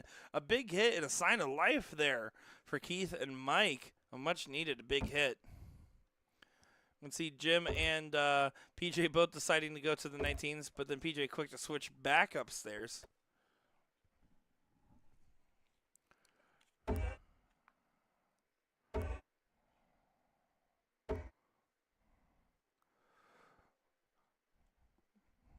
So Wood can set up their team to be the first ones out and out. They will be the first ones out and out. How good of an out will it be?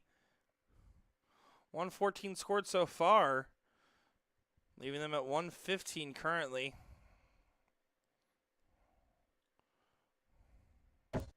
And hits the 171. How about that from Captain America? It's a huge find. Leaving themselves on 48. What a find. Switzer for the tournament life needs to leave it out. 2-3-3. Two trebles now needed. Not going to be able to leave it out now.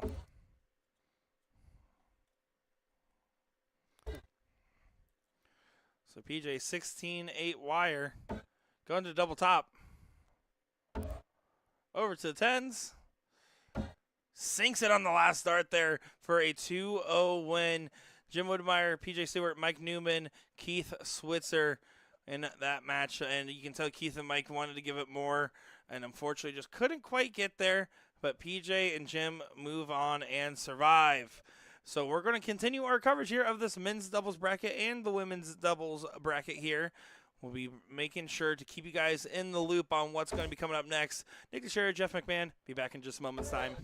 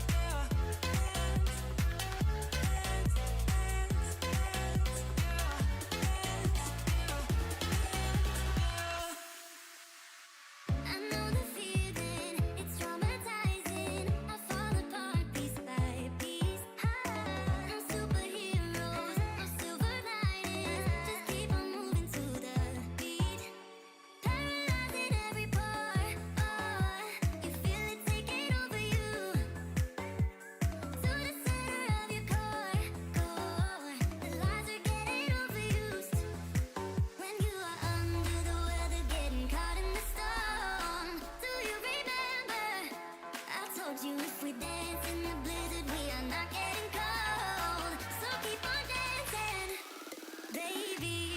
Dance, dance, dance, yeah, dance, yeah, baby. Dance, dance, dance, yeah, dance, yeah, baby.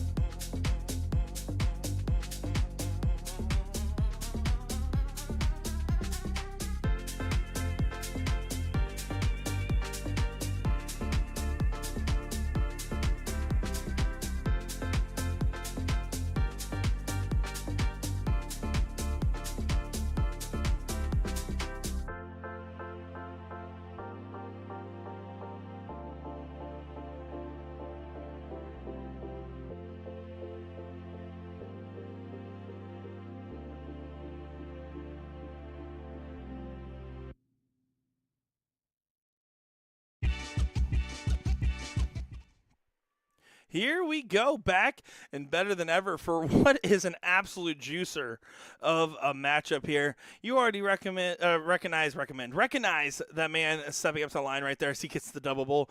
Danny Baggish playing Sylvan and partner, and of course Leonard Gates. Leonard Gates and Danny Baggish's team name has apparently been, they are the only ones I've heard being called with a team name, Haktua. So there you go there on that one. And then you can see Juan Travolta in the chat saying, let me see those two left feet, me versus Nick dance off. I'm going to save our audience and say, no, sir. As not a chance that's going to happen. Francisco, great to see you tuning in here. Just saw you talking out there. Man, you are even uglier in person, sir. Look at this from Sylvan. Almost getting it all in there, but starting off with a 140 to get things going. Leonard Gates did make a finals appearance against the Alex Spellman, which ended up going in favor of Alex Spellman, I believe 6-2 in total. So we did see Sylvan earlier on the stream, and we did see Brito on the stream earlier as well. And they had some pretty solid performance here. And it looks like they've definitely raised the bar. Excuse me. They definitely raised the bar since last time they were on stream. Francisco says, Broward County, stand up. Well, here we go. This is an absolutely star-studded matchup here as far as the scoring power from the local guys versus the big names. And in Danny's Baggage's case, has been and never was. Leonard Gates, though, is him.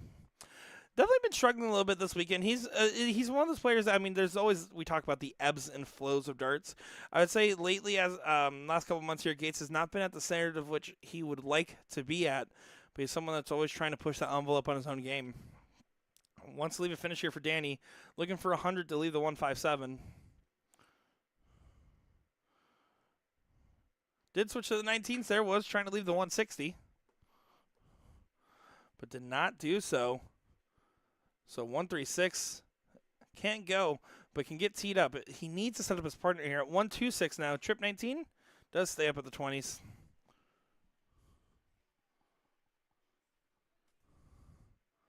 So Danny Baggish here can put some pressure on this 106. He's throwing particularly well, and he's feeling particularly good. We talked to him after his one with Paula, and he's like, "Ooh, boy," he was feeling it. So he's excited to keep that momentum going, and you can kind of tell just by looking at the averages here comparative to him versus Soldier here on the same team.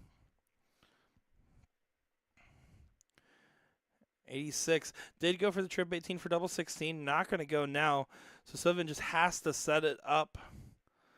Doesn't get it to where he wanted it to be, leaving at 66. LG approaching with 97 for the turn here. Trip 19 for double top will be the look.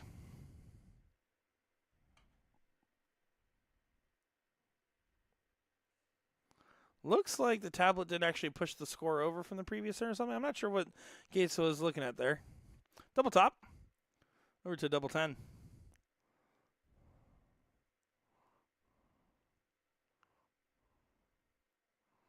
There it goes. Tablet was just a little bit behind there. Didn't jolt over for us.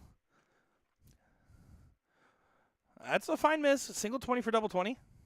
No, you have to hit the big single. He is not going to be happy with that one, and he's saying a lot of curse words towards that board microphone. I'll tell you what.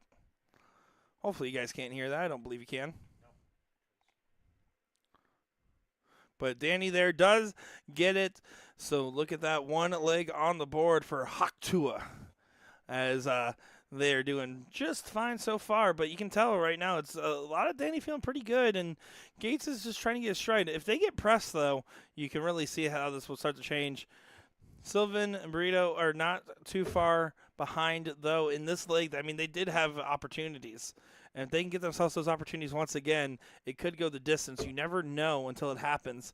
But that is the first sign of trouble, as they did not get the diddle there. Danny Baggish will get the start.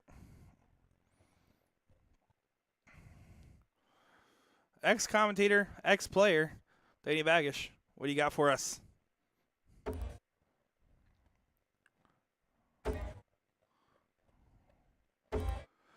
Does find that trouble on the last.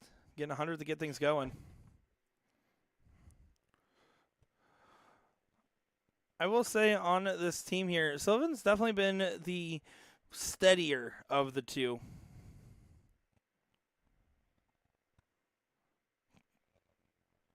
Taking a moment here, not sure exactly.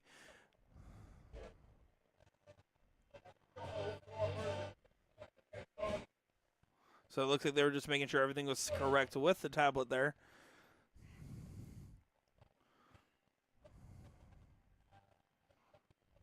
And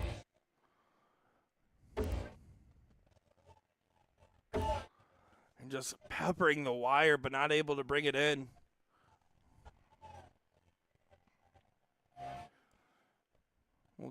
How will Gates support here?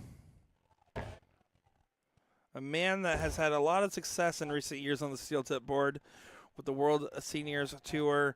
Of course, his good run at the North American Championship in years past as well. One of those guys that is just always in contention for being one of the best in the room in any room he's in. Danny Baggish, also one of those guys, but definitely a gentleman that will admit that while he's still playing at a pretty good standard, and actually a pretty great standard if we're being honest, an amazing standard if he hits this. He does, getting us a 180 on our stream board. He's definitely taking a family-first approach as of late, as we did see the baby on the stream. So to be able to play at the standard he plays at with how little he's been able to play is truly something impressive.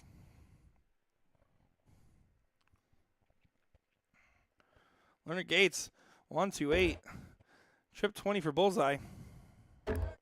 Not going to go. Back to the trip 18? No, he stays there.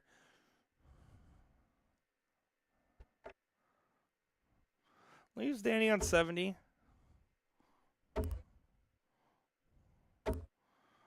So here we go. With plenty of time left in this one. Trip 10 for double top. Oh, he's going the 18s. 52 left, 20 for double 16.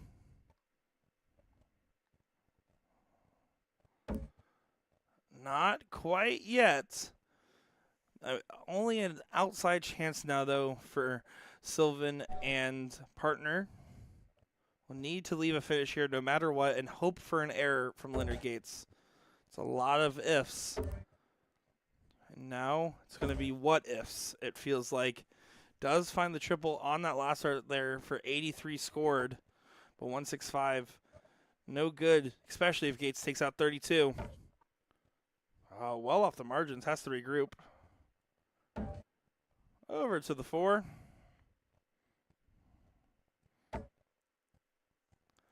I think he just decided to bust there to leave Danny the clean shot. Honestly, I don't hate that, especially with 165 being a no-go.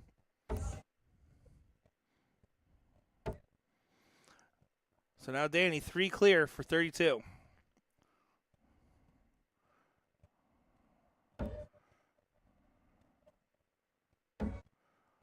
Has to get it in there. Some double trouble.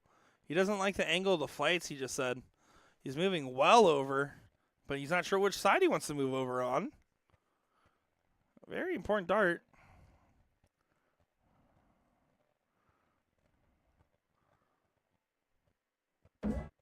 Baggish doesn't get it. No, it doesn't go. So leaving 16 there and an outside chance now, an inside opportunity. 86 left. Double 16. Double checking his math here. He broke his own rhythm. Must hit dart. Dart is hit. 106 checkout for Sylvan. Oh my goodness, what a save of leg that is. And that's what we were talking about. You needed some assistance from the other team. Well, some missed opportunities from Baggish and Gates has now led to a fortuitous moment here for the team from Broward County. Danny does get us bull on there for the diddle.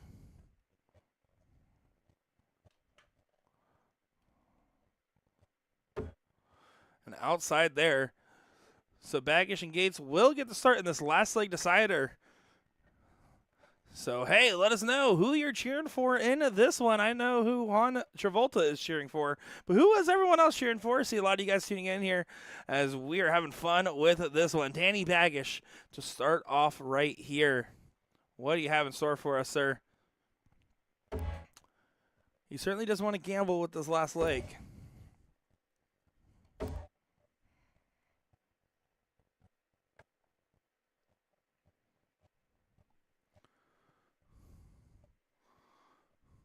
Just the 60 there.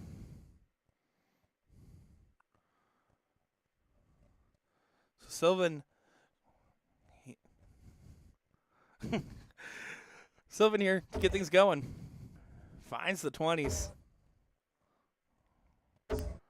Gets another one in there for a 140. And oh boy, we got a game now. This is something interesting. And you can see, honestly, I think the look on Joe Cheney's face in the background describes how I feel watching this. What is going on? This is getting a little dicey. 95 there for Gates. Brito here. Needs false partner's momentum. Does hit the cover shot on the 19s and a big find there to edge them out in front and effectively take the throw away from Baggish and Gates. They're playing from behind now. A 60-point spread and some change. Now only a 2-point lead, so the throw is gone. Sylvan here, what can you do for us?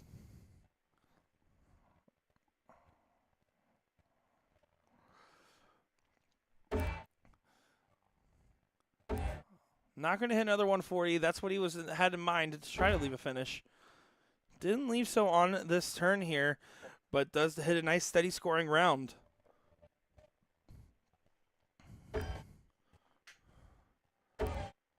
Oh, Larry Gates won't leave a finish either. This is neck and neck down to the wire.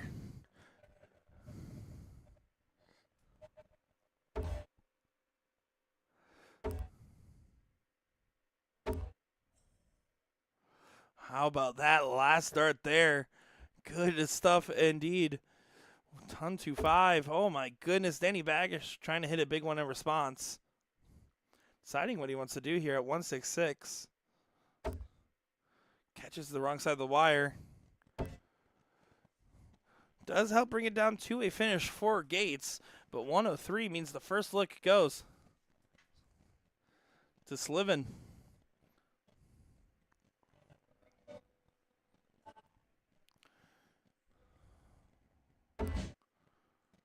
83 left, trip 17 to leave double 16. Trying to compose himself. Last time he did this, he hit the big 106. Men's doubles, top 16 match. Board number 15. Doesn't go at 78 remaining Mike now. and Jeff against Joe Cheney and JB. Went back up to trip 20. Would have Jason left Brandon double on 9. JB. Not an ideal Jason, leave. Joe, Champagne Jeff, shot and here for Mike Gator. are up on board 15 for top 16 match. You know, it's not that it must go, but it certainly feels like that if you're Gates in this scenario. 131.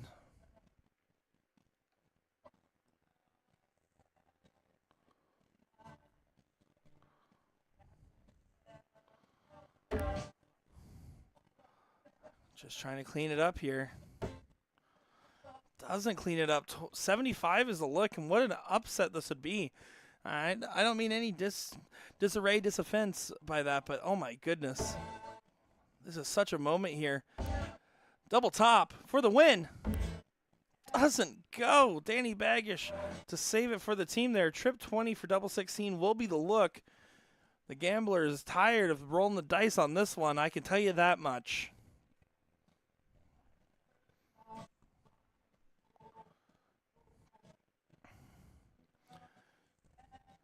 Lots of eyes on this one right here. Can Danny do it? Went for the bullseye route. We'll get a look again at double bull.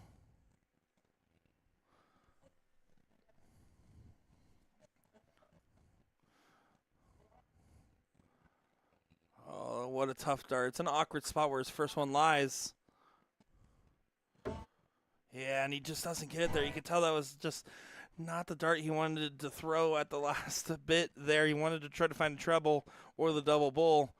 Sylvan here, Sylvan, oh my gosh, I'm messing up his name. Joe here for double 10. On the wire. Can he get it in? No, he cannot.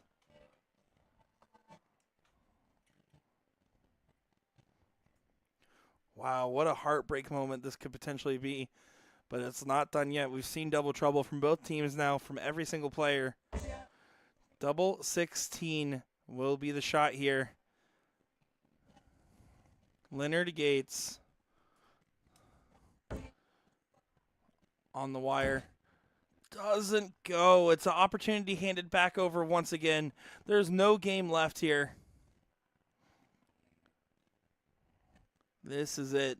This is the last turn for each of these teams, if you ask me. It's going by one team or the other. Who will it be? Double 10 over to double 5. You have to go right at it here. That's okay. Play it aggressive. Doesn't go, and you can tell that last start went even higher there. Those nerves of the moment that might have just gotten to him there.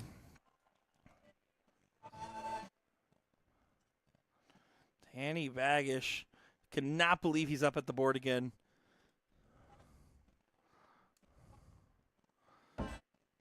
Over to double 8. Does get it there, and you can tell by the little wave off there.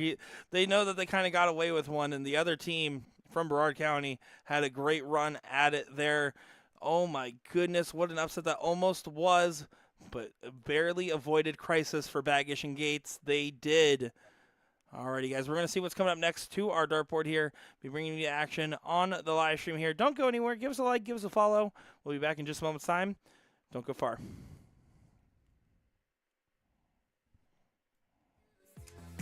When you are under the weather, getting caught in the storm. Do you remember?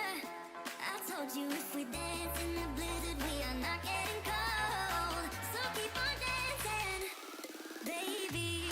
Dance, dance, dance, yeah, dance, yeah, baby. Dance, dance, dance, yeah.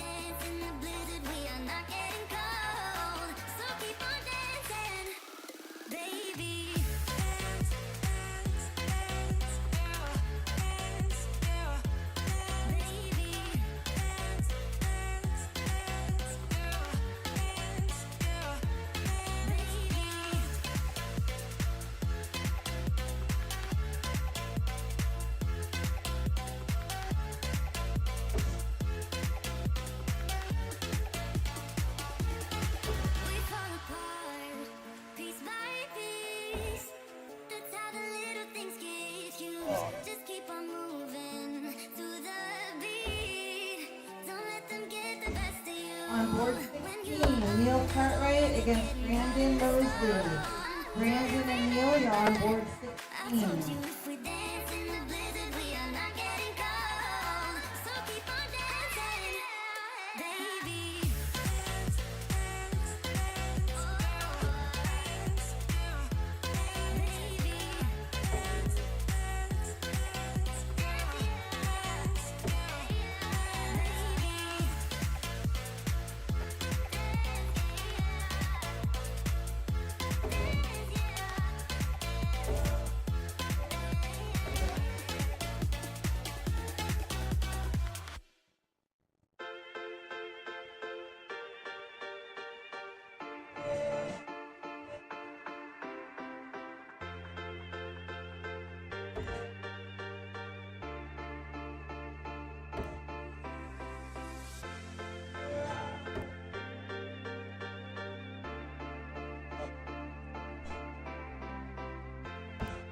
David Dennis, you're up on board number 9. If anybody has David Dennis's phone number, you can give him a shout out.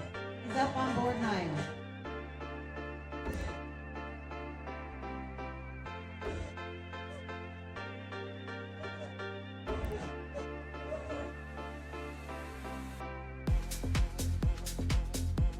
Jacob, do you know where Shannon is? Jacob. Shannon's up.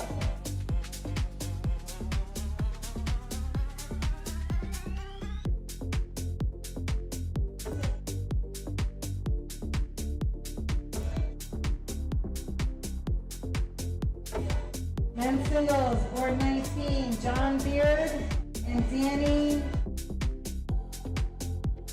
Anderson. Danny Anderson, John Beard, you're on board 19.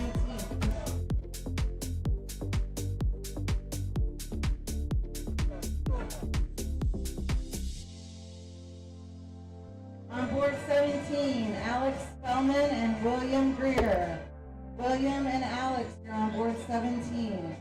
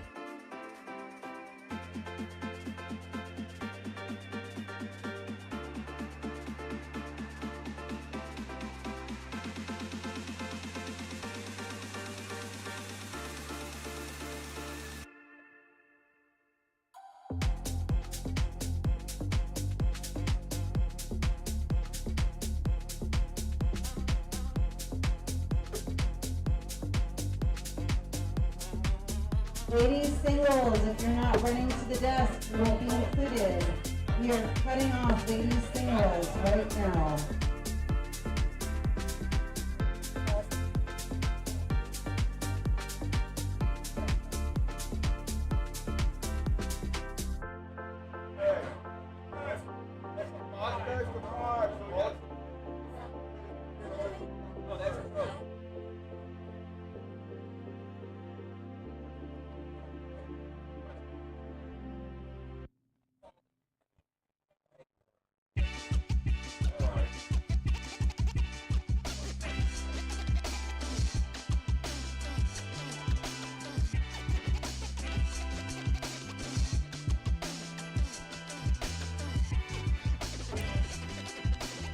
Guys, the singles is best of 5. I made a mistake and said best of 3.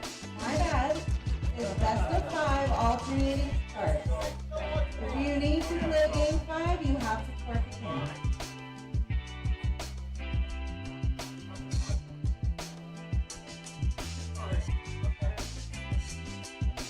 On board 20, we have Tumbleweed against Tyler Ramos. Tyler and Tumbleweed are on board 20. Men's doubles, top 8 match on board 42. Chucky Z and Bear against Joe Cheney and Jason Brandon. Jason and Joe, Bear and Chucky, you're on board 42.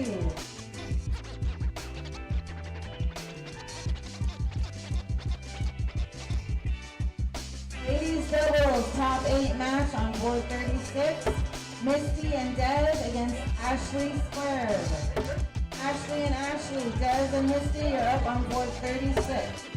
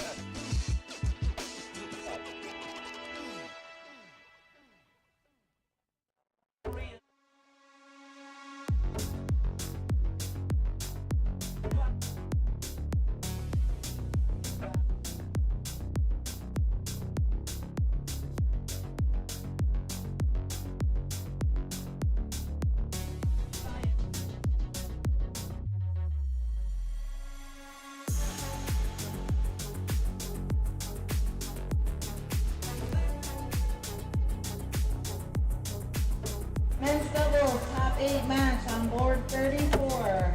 John Fratangelo and Hossy Hicks against Mark Mears and Mike Sansucci. Mike, Mark, Hossy and John for 34.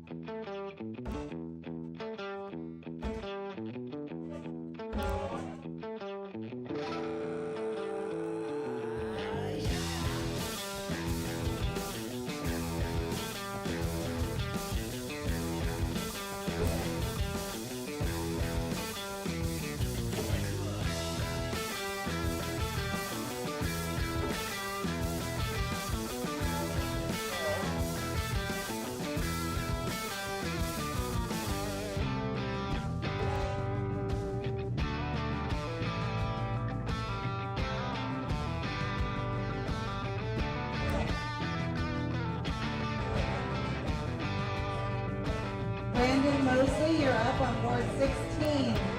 Brandon Mosley, you're up on board 16.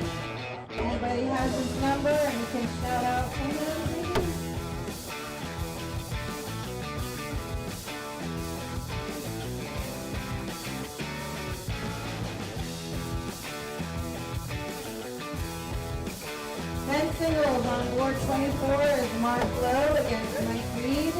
Mike and Mark, you're on board 24.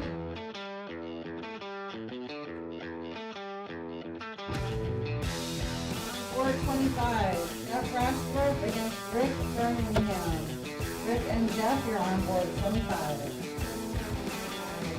On board 26, Pete December against Mike Cologne. Mike Cologne, Pete December, board 26. On board 27, Chris Kennedy against Chris Ventura. Ace against Chris, board 27.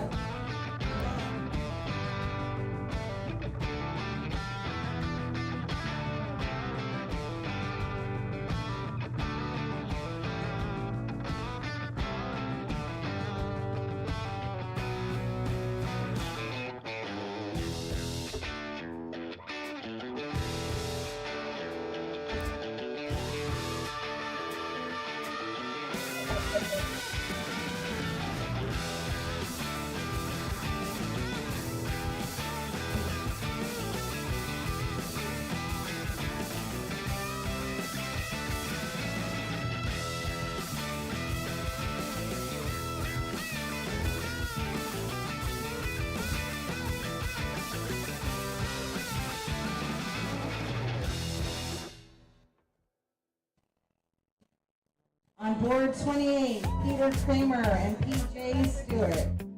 PJ and Peter, you're on board 28. On board 29, George Donovan against Little Dan. Dan Campamezzi against George Donovan, board 29.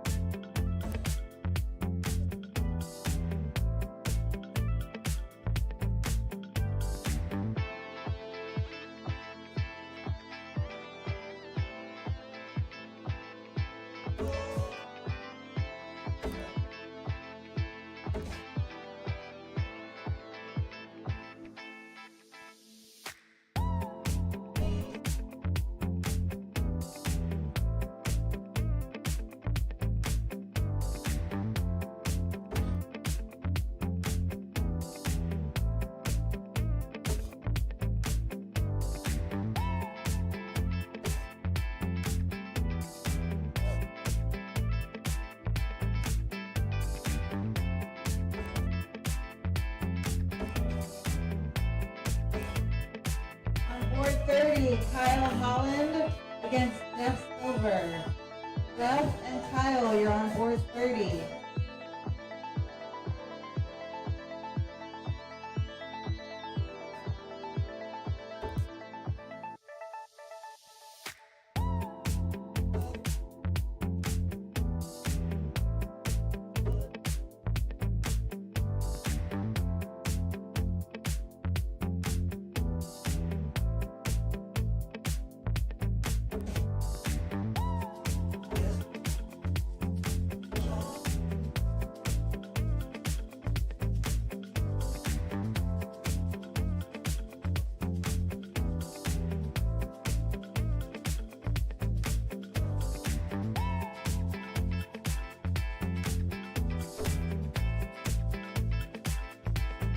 Board 31, Raymond Heredia and Jason Beland.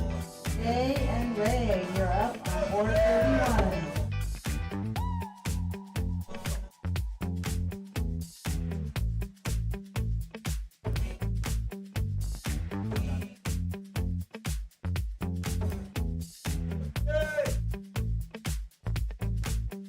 On board 32, Ryan Watson against Jim McDonough. Jim McDonough, Ryan Watson, board 32.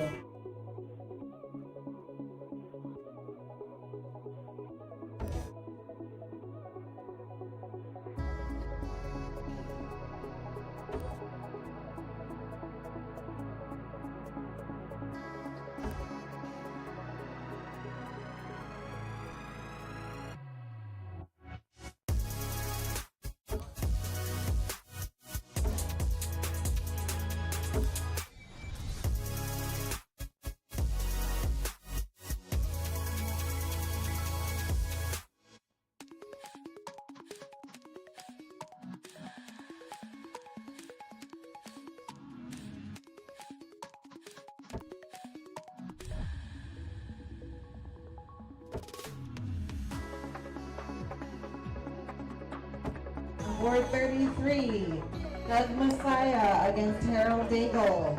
Harold and Doug, you're on board 33.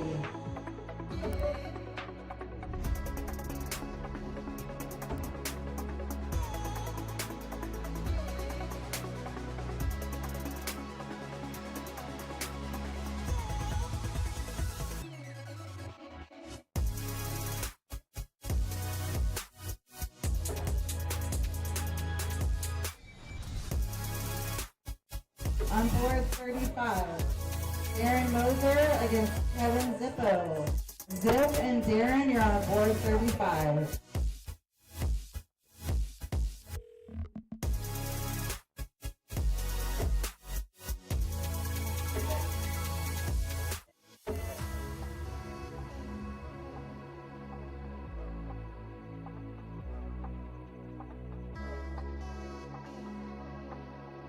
On board 37, Robin Albury against Chris Wilkinson. Critter against Robin on board 37.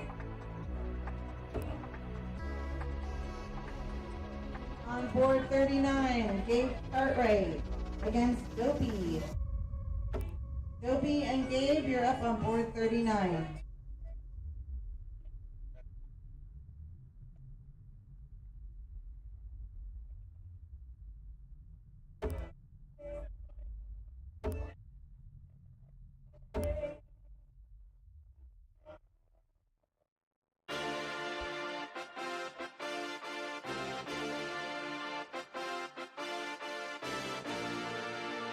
On board 40, Rob Ioni against Benny McCoy. Benny and Rob, you're on board 40.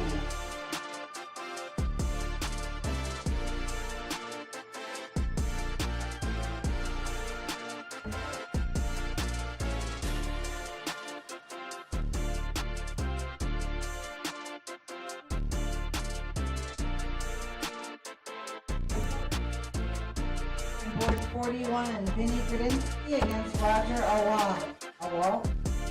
Roger. Vinny, you're up on board 41.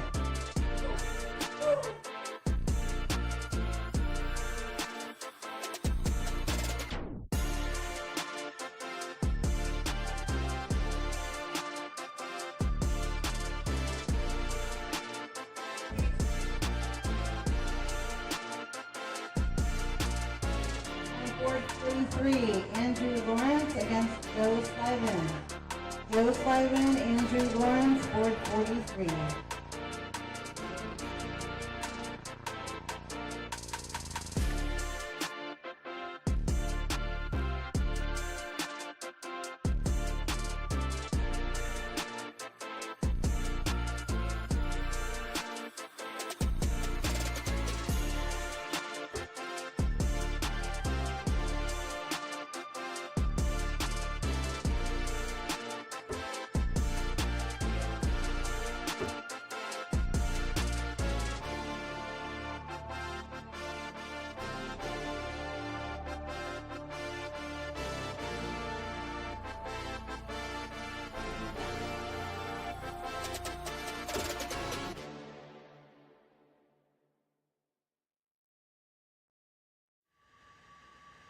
You know the drama is never ending. Don't let it get the best of you. And all the fake friends just keep pretending. That's how the little things get you. Paralyzing every part. You feel it taking over you. To the center of your core. The lies are getting overused. When you are under the weather, getting caught in the storm. Do you remember? I On told you. board 10, Mike German and Nate Whitcare. Nate and Mike are up on board 10. Baby.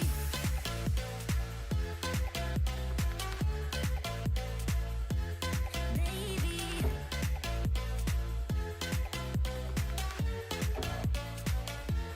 Baby.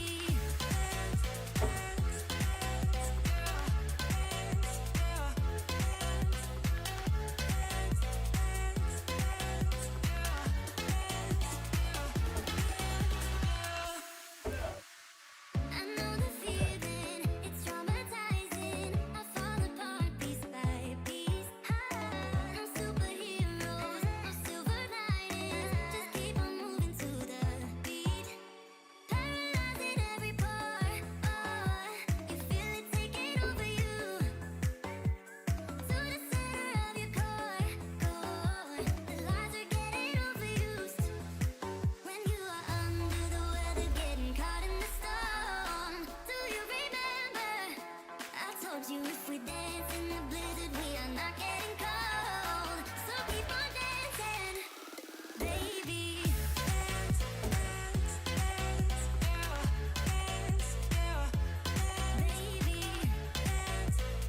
guys, last call for our 50-50 raffle. Right now, the total is $390 for the winner. We're gonna pull it in like 5 or 10 minutes. This is the last call for 50-50.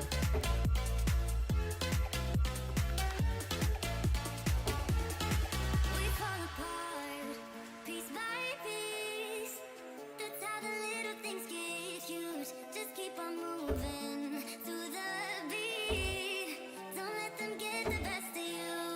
When you are under the weather, getting caught in the storm. Do you remember? I told you if we dance in the blizzard, we are not getting cold. So keep on dancing, baby.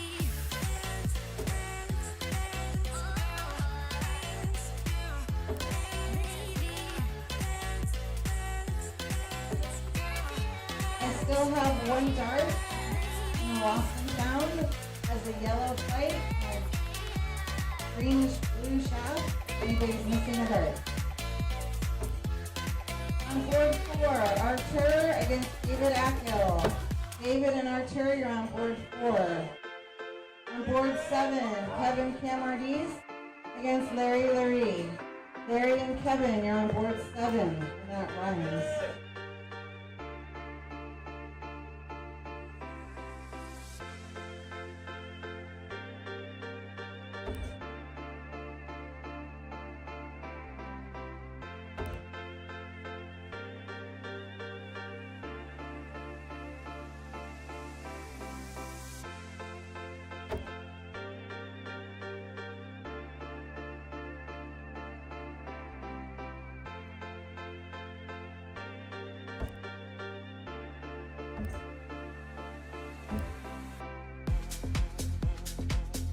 On board 11, Texas versus Big Jim Kramars.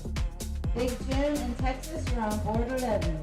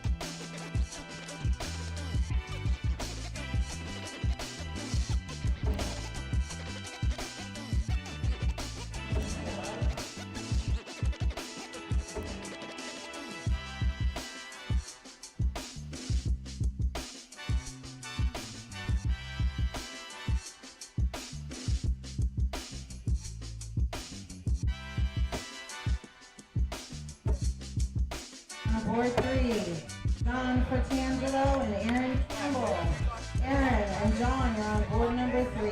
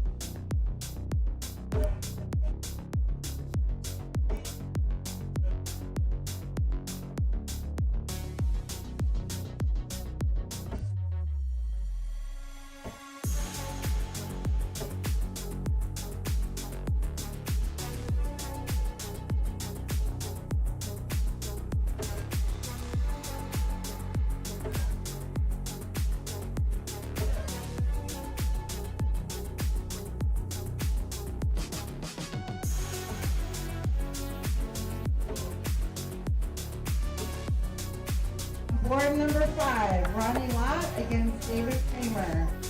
David Kramer, Ronnie Lott, you're up on board 5. On board 12, Doug Danilov against Mike Butner. Mike and Doug, you're on board number 12.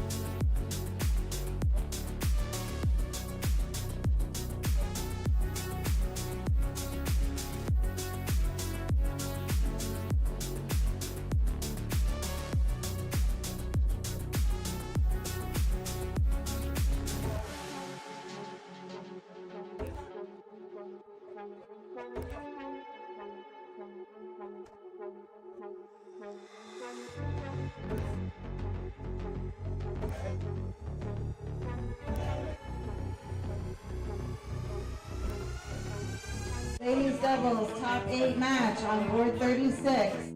Christine and Caitlin against Tammy and Sandy. Sandy, Tammy, Caitlin, Christine, you're on board 36.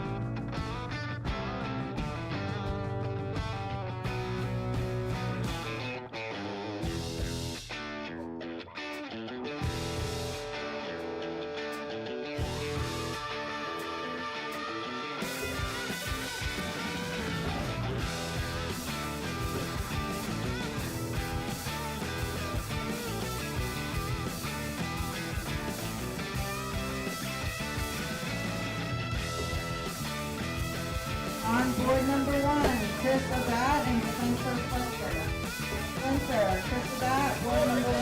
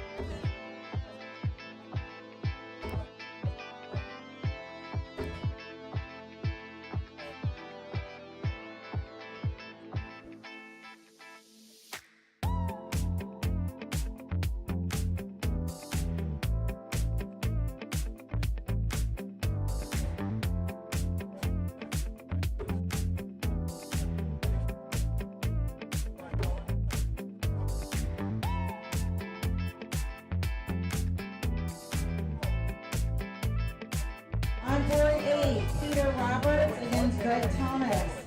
Meatball and Peter, you're up on board 8.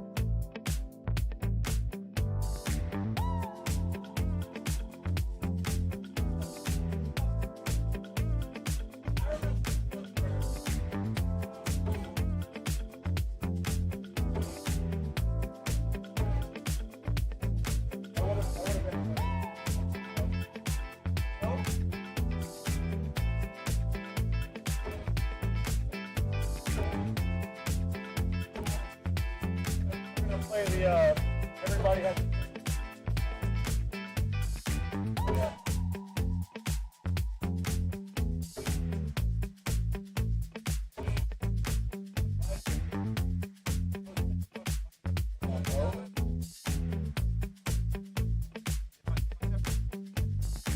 Alright, everybody, take out your right at the blue double bull. So if I 50-50 stand ticket.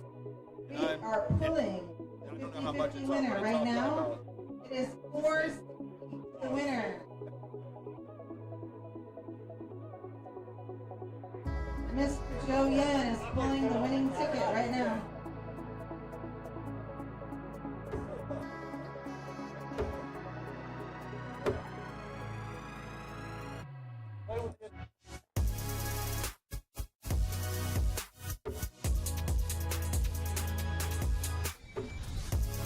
The winning 50-50 ticket for 460 is 919-76659.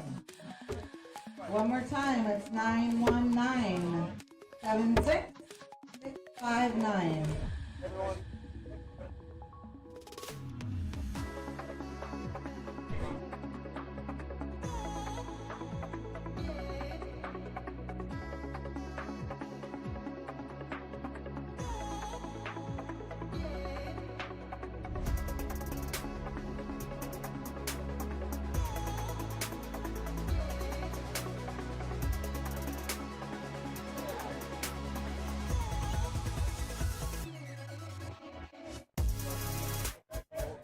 The winner is Miss Gracie of $460. What?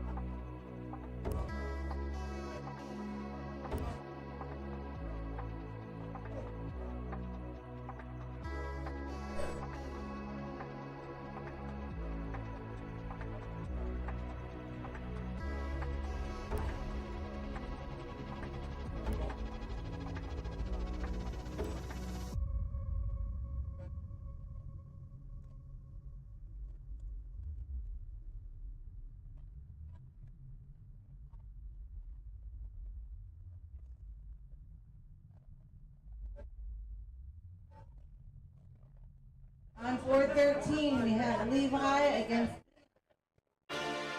Liam Davies, Levi Cransville, board 13.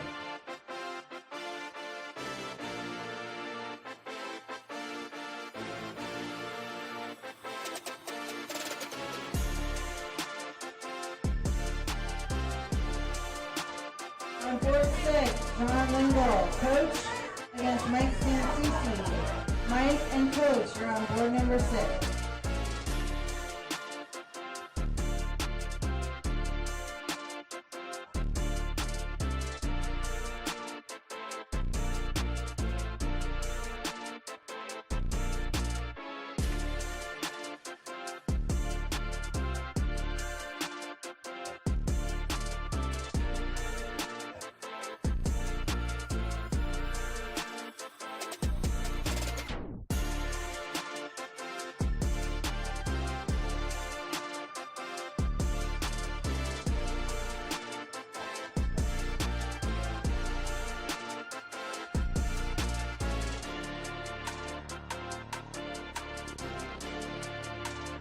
Men's doubles, top 4 match on board 42.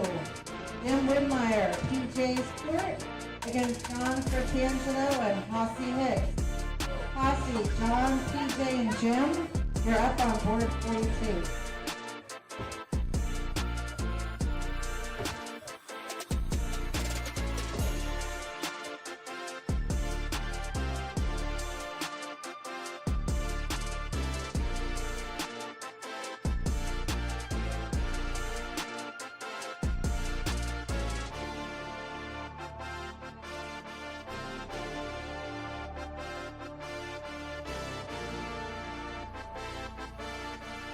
If anybody is hungry and wants cupcake bake, apparently it's Mr. Biggles and Giggles engagement party. And Paula has bought some steak and cupcakes, so please help yourself out in the hallway. And all the fake friends just keep pretending. That's how the little things get huge. Paralyzing every pore. Oh, you feel it taking over you. To the center of your core. Top 4 match, men's doubles on board 39. Danny Baggish and Soldier against Tucky's team Bear. Bear, Tucky, Soldier, and Danny, you're on board 39. So keep on dancing, baby. Baby.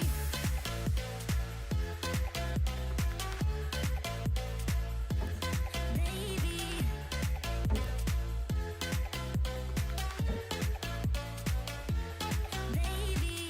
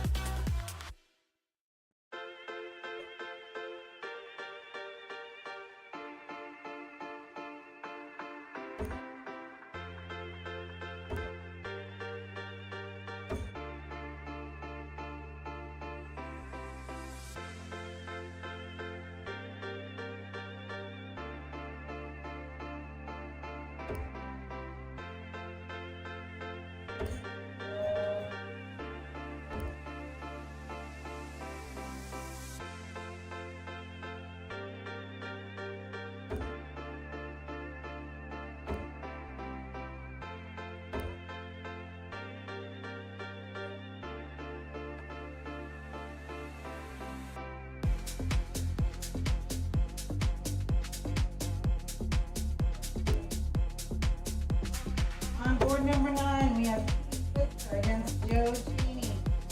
Joe and Keith on board 9.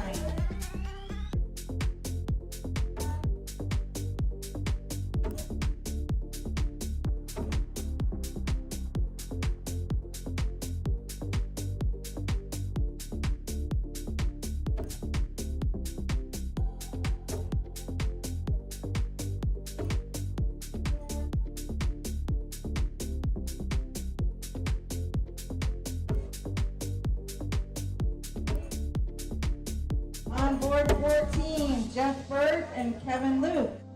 Kevin and Jeff, you're up on board 14.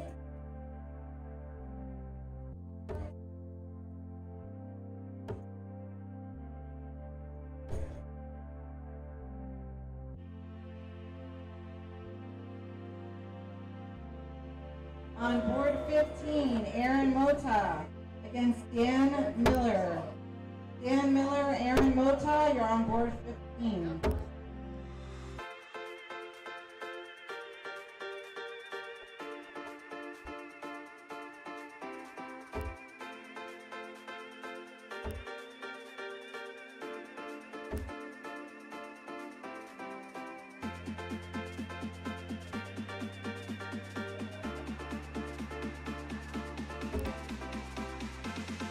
Board 16, Tucker Davey against Jeff Roy. Jeff Roy, Tucker, you're up on board 16.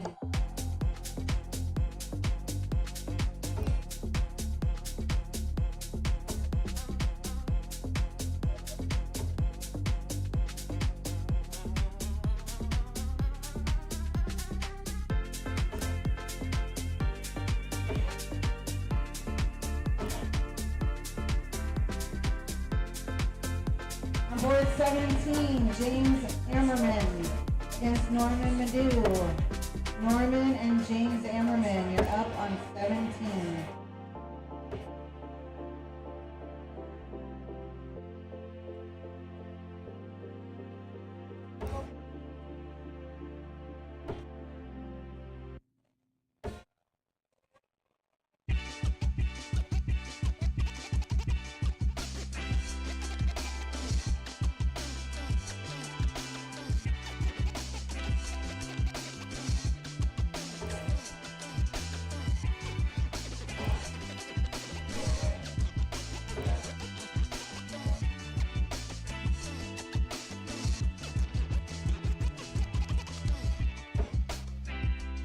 On board 18, Donkey against Kevin West. Kevin West and Donkey, you're up on board 18.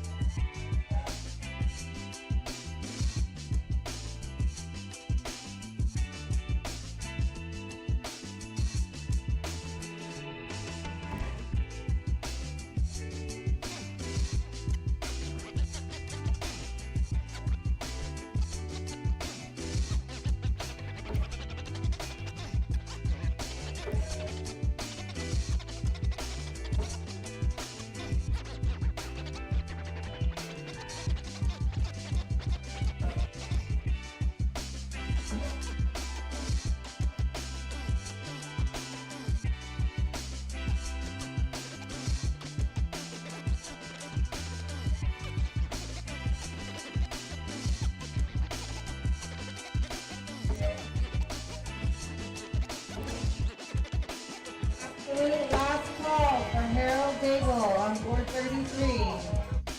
60 seconds or else you are forfeiting. Harold Daigle, board 33. On board 10, we've got Raz against Rusty Lewis. Rusty and Raz are on board 10.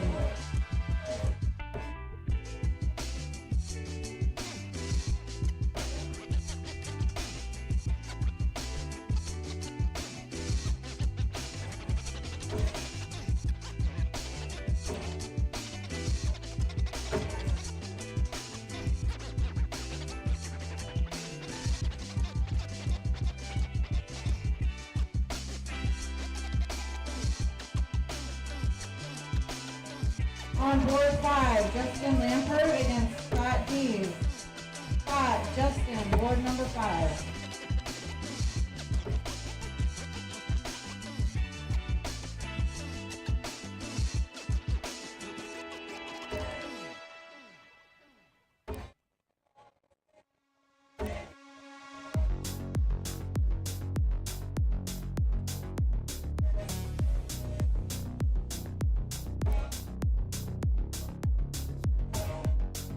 On board 25, Mike Newman and Aggie Accio.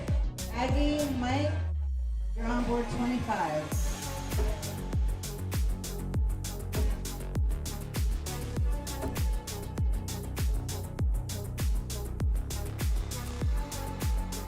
On board 26, Norman Burke and Jason Brandon.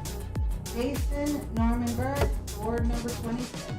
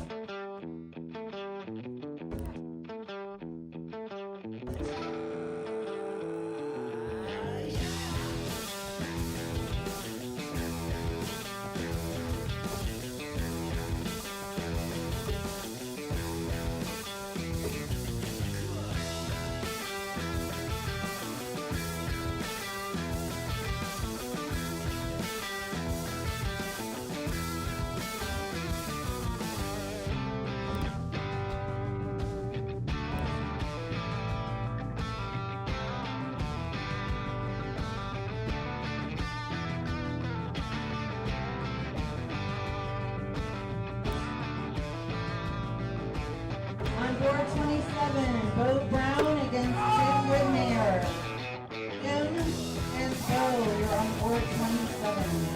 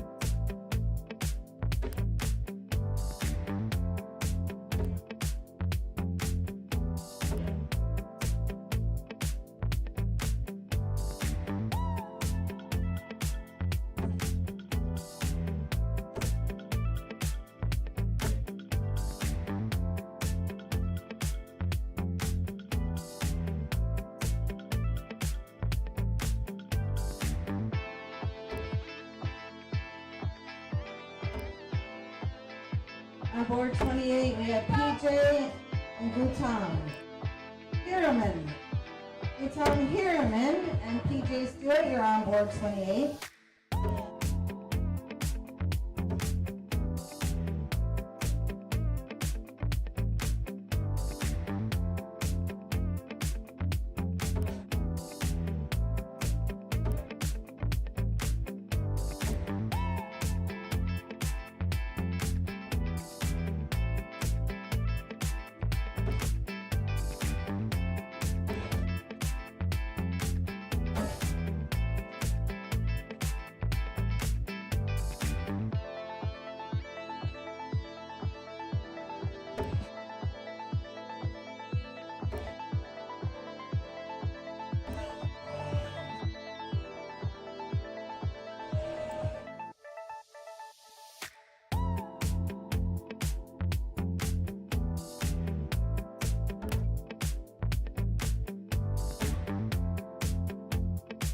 On board 12, Donald Smith against Nelson Rahming.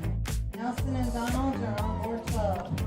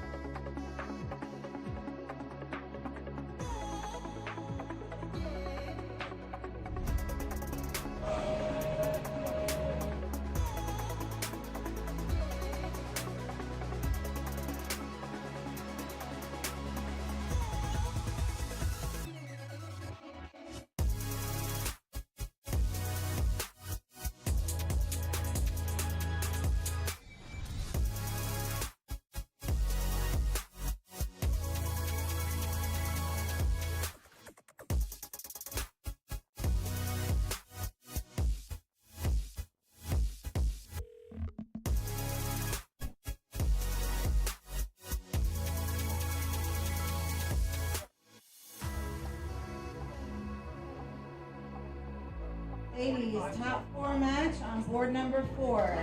Tammy Dauber and Sandy Haas against Ashley Squared. Ashley Oliver, Ashley Ritchie, Sandy and Tammy are up on board number 4. Luke Humphries is the greatest darting force on the planet. Bullseye. Oh, we got one. The fish has been landed. We know he's too good. The world number 1, world champion. Incredible stuff. Let me tell you about A to Z Darts. We're a specialty dart store with over 10,000 different products. We create in-depth videos and blogs to help improve your game and showcase our products. We give helpful advice on how to practice darts, the fundamentals of form and mechanics, and how to make better decisions when purchasing your darting equipment. Whether you're brand new or a seasoned player, we try to provide fun and informative content. I'm Jen, the creative director for A to Z Darts. I've been playing for over 10 years, and I've traveled the world competing in and promoting the sport. This is Will. He runs our live streaming company, USA Darts, and travels the globe as well to broadcast major darting events and interview PDC players alike. You'll find over 2,000 different sets of darts on our website. Guessing right now you're pretty interested in our resources? Learn about form, throwing mechanics, practice routines, scoring and grouping, checkout methods, cricket strategy, and much more. Visit a-zdarts.com to take advantage of our blog or follow us on social media at AZDarts today.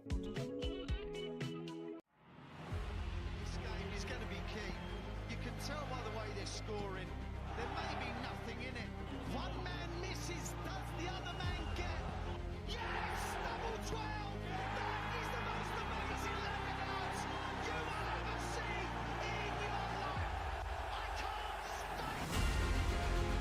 12, and the 9 Dart King lands another one!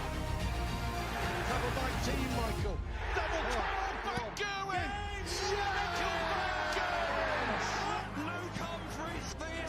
Is complete, incredible stuff. The world number one is world champion.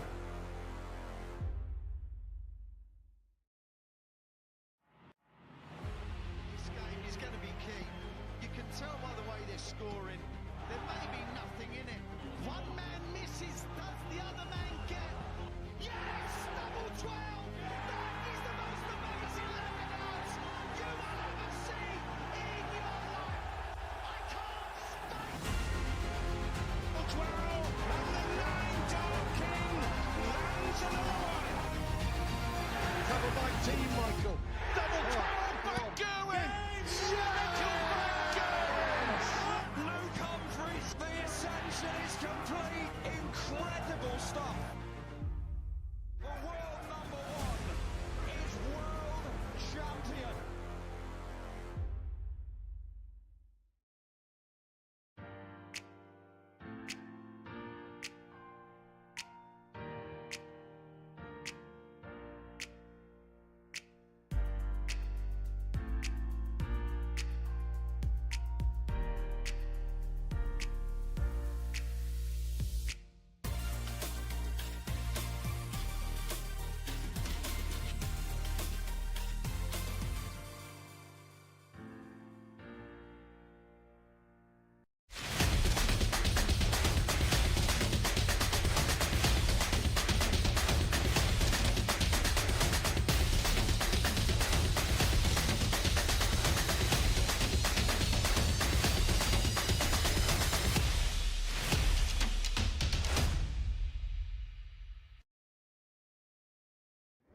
Luke Humphries is the greatest darting force on the planet. Bullseye! Oh! We got one! The fish has been landed. We know he's too good. The world number one, world champion. Incredible stuff. Let me tell you about A to Z Darts. We're a specialty dart store with over 10,000 different products. We create in-depth videos and blogs to help improve your game and showcase our products. We give helpful advice on how to practice darts, the fundamentals of form and mechanics, and how to make better decisions when purchasing your darting equipment. Whether you're brand new or a seasoned player, we try to provide fun and informative content. I'm Jen, the creative director for A to Z Darts. I've been playing for over 10 years, and I've traveled the world competing in and promoting the sport. This is Will. He runs our live streaming company, USA Darts, and travels the globe as well to broadcast major darting events and interview PDC players alike. You'll find over 2,000 different sets of darts on our website. Guessing right now you're pretty interested in our resources? Learn about form, throwing mechanics, practice routines, scoring and grouping, checkout methods, cricket strategy, and much more. Visit a-zdarts.com to take advantage of our blog or follow us on social media at AZDarts today.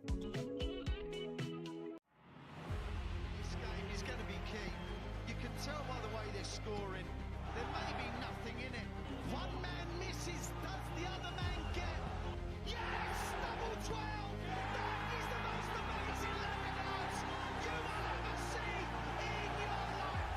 I can't stay! 12, and the 9 Dart King lands another one! Covered by Team Michael. Double 12, back going! Michael back going! Luke Humphries, the ascension is complete. Incredible stuff. The world number one is world champion.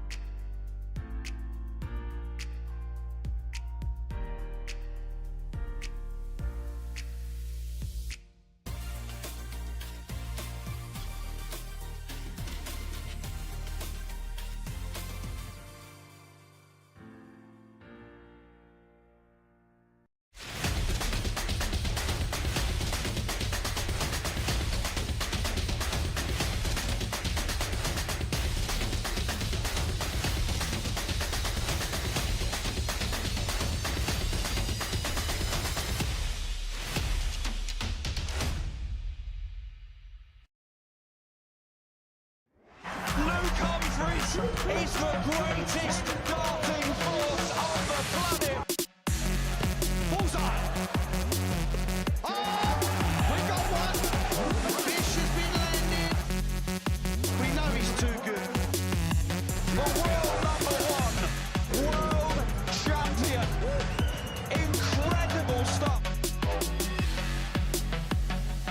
Let me tell you about A to Z Darts. We're a specialty dart store with over 10,000 different products. We create in-depth videos and blogs to help improve your game and showcase our products. We give helpful advice on how to practice darts, the fundamentals of form and mechanics, and how to make better decisions when purchasing your darting equipment. Whether you're brand new or a seasoned player, we try to provide fun and informative content. I'm Jen, the creative director for A to Z Darts. I've been playing for over 10 years, and I've traveled the world competing in and promoting the sport. This is Will. He runs our live streaming company, USA Darts, and travels the globe as well to broadcast major darting events and interview PDC players alike. You'll find over 2,000 different sets of darts on our website. Guessing right now you're pretty interested in our resources? Learn about form, throwing mechanics, practice routines, scoring and grouping, checkout methods, cricket strategy, and much more. Visit a-zdarts.com to take advantage of our blog or follow us on social media at AZDarts today. This game is going to be key. You can tell by the way they're scoring, there may be nothing in it. One man misses, does the other man get? Yes! Double 12! That is the most amazing lap in darts you will ever see in your life! I can't stay! Double 12, and the 9 Dart King lands another one! Covered by Team Michael. Double 12, back going! Michael back going!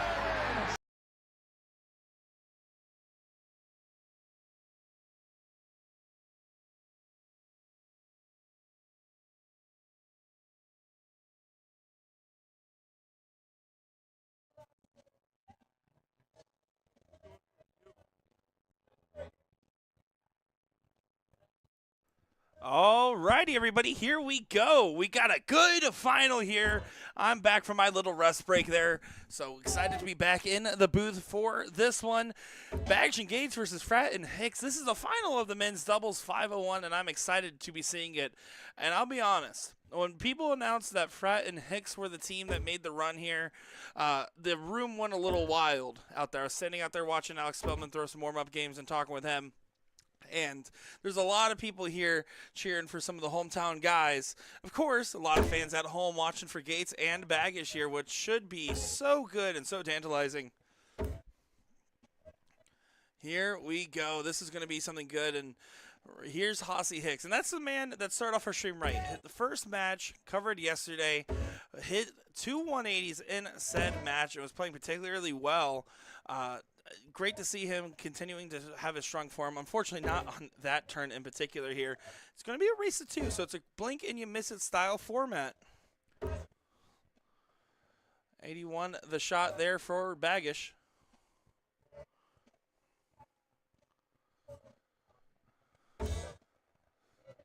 You can see here Frat trying to get his team back in line here. They don't got a lot of time to settle in for sure. I can tell you Hossie was keeping himself composed. He was sitting there also watching the Spellman Nate Wickware warm-up games over there on the sideboard. Baggish feeling pretty happy with this form, but also he'll say the last time we saw him on stream earlier today that the biggest reason that they are still fighting for their tournament life and is just simply because their name value kind of carried them through and the little bit of nerves from the other team. Definitely some tough stuff indeed here. 154 is the look. Was going treble 20, treble 18 for tops. Does hit the cover on the last dart there. Keep the pressure on. Frat's going to need to collect about 100 here. 140 is ideal. But at least 100. You have to leave the 170 on the outside chance. Hossie has hit already a couple 180s on the stream. What would be another one? He was right on that wire. Boy, was that a good look at it. Against Rob Ioni. Rob and Vinny are on board 36. Gates there just taking a second to recompose. He was going 2/16 for tops. Hit the triple there. 24 remaining here, so double 12. And I will say Danny Baggish did say it in the background there. Look at that first leg on the board. Baggish and Gates do it in pretty nice, easy style. A combined average of a 90. That's about the range you kind of expect to see for them. Frat and Hicks, 60 is just not going to cut it, and they know that. They have been playing at a higher standard. And they're going to need to adjust. And this is a big moment right here. Frat, if he can get this diddle here, can start to change the momentum. Does get the diddle there, finding the single bull. So this is going to be a game-changing leg potentially. It's all about starting it off right. Frat needs to hit something big here to really cement themselves and say, hey, we're here to play. We're here to get some good darts. And that's all right. I mean, again, it's a solid end there for going first. 11, it really means that Danny here has to hit at least a ton to try to keep that pressure back. And yeah, this is going to be the exact opening for Frat and Hicks. Mike saying, welcome back. Well, hey, welcome back to you too. Thank you all for tuning in. Of course, I do see a lot of your comments in there. I do apologize again that we did have that little break in commentary, but it is just me by my lonesome on the microphone. And all these players that keep saying that they are ready to get on the mic keep getting scared. Danny Baggish being one of them. Oh, look at this from Gates. Loaded it up with a 180 in there. Oh, my goodness. Here we go. Pressure is back on immediately for Frat and Hicks after starting off well.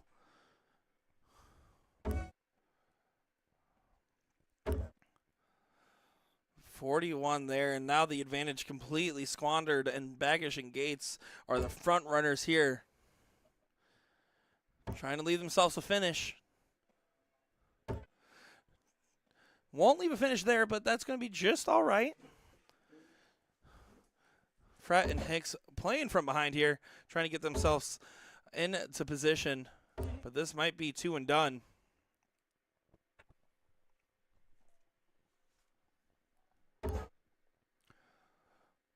Oh, Gates was trying to get another max end there, but 100 will suffice. 108 leave there. Same situation for Frat that we saw before. He has to hit 100 here. You have to give yourself an opportunity. And now there is no opportunity to be found. And he kind of knows. You can see with the look on his face, he felt like there was a chance there, and the chance was not taken.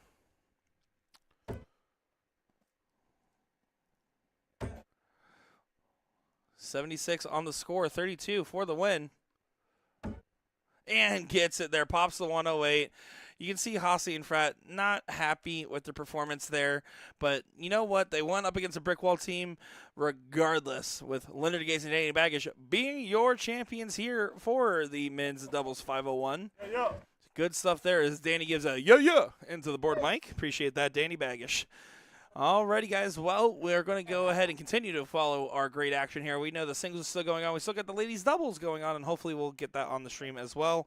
Keep you guys posted on everything, and be back at the action in just a moment's time.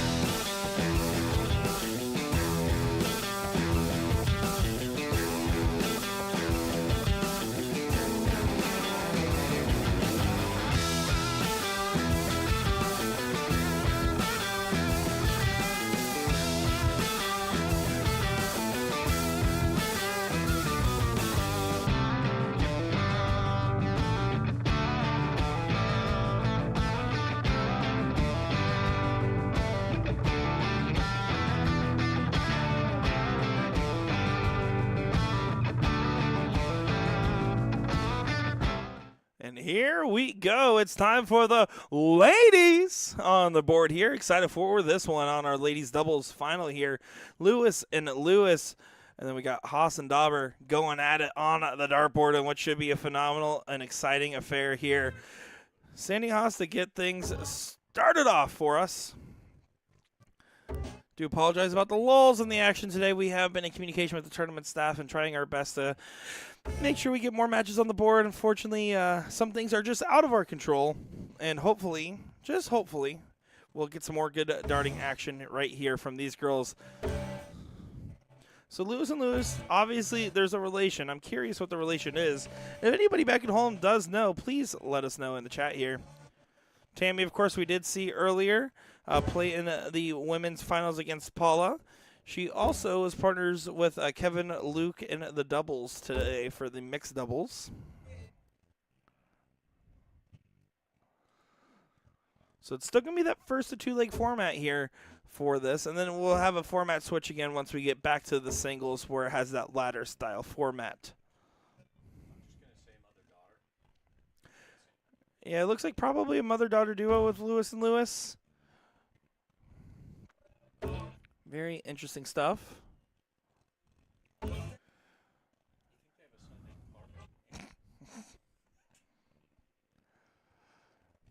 Here we go. Lewis squared, trying to get back in line here. It's going to be one of those games where you just have to get settled. That's our first appearance on the stream board.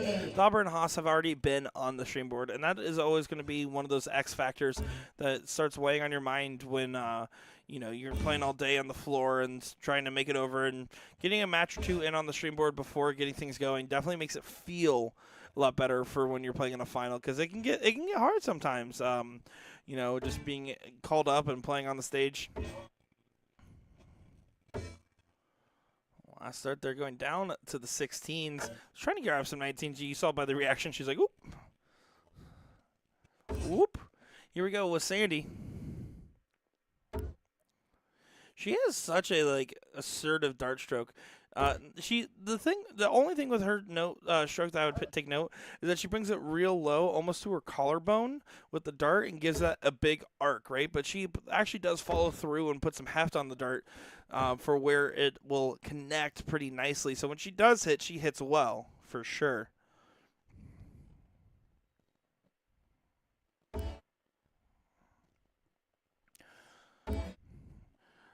Or will not be able to leave a finish, but is still getting their team out in front. Lewis and Lewis need to get something going here. Just a little bit goes a long way when it comes to something like that. Getting yourself settled, getting the darts flying straight, that makes all the big difference there. Board 25, Russ Bucket Lewis and Scott Dees. Scott, Russ You can Dees see on Haas board there trying to 25. get herself resettled, walking up, and she's like, okay, hold on. Trying to slow herself down and do a proper pacing.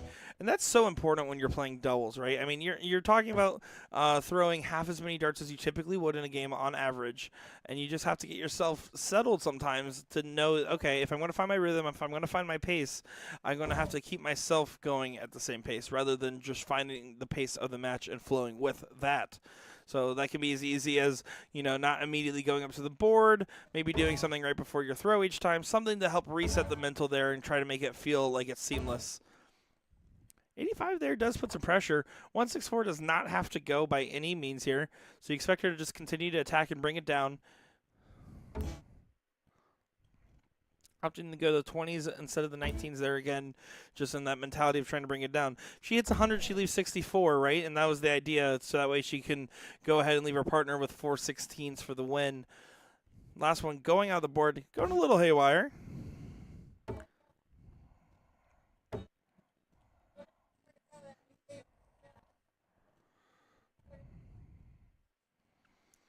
Lewis and Lewis on and out themselves now. So 1, 2, 4. Start at the 20s here. Hits a single, trip 18 for Bull. Not going to go now, so just going to go staying upstairs for a setup dart. Does decide to stay on the 18s. Does find the 54 to leave 50. Nothing wrong with that leave there. So now this 164 does have to get a good swing at it. Started with the 18s, then went on over to the 20s. Dauber here, 50. 18 for double 16 or 10 for tops. See the approach? 10 for tops it is. Going upstairs. And now going back over. Not quite, though, leaving 14 on the end there.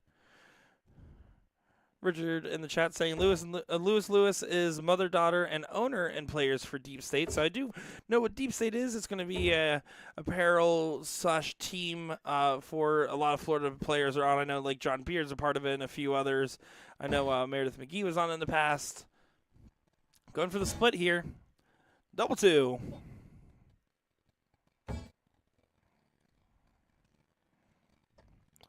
Not quite, so opportunity handed back over. And this is where games can get won and lost. It's just as simple as a couple missed doubles.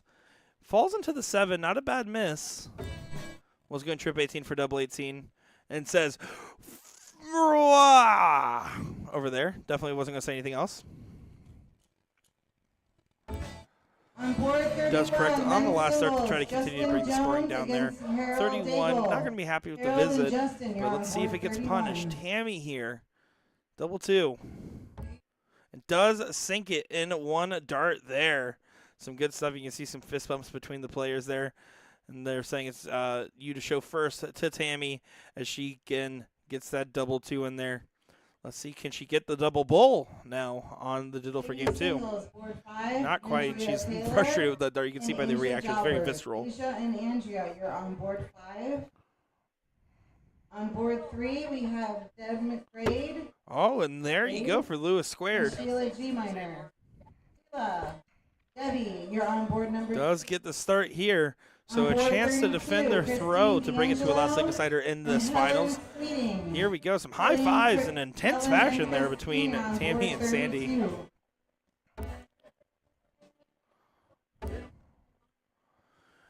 You gotta love the mother-daughter duo. I know for a fact if it wasn't for my parents, I wouldn't even exist, let alone be playing darts. But also in the fact I meant as far as getting into darts, that is actually how my parents met. And I used to play so many adult youth tournaments and still to this day play a lot of tournaments with my dad. It's a big influence of how a lot of us get into the game here in North America is usually knowing a family member or friend that gets you into darts.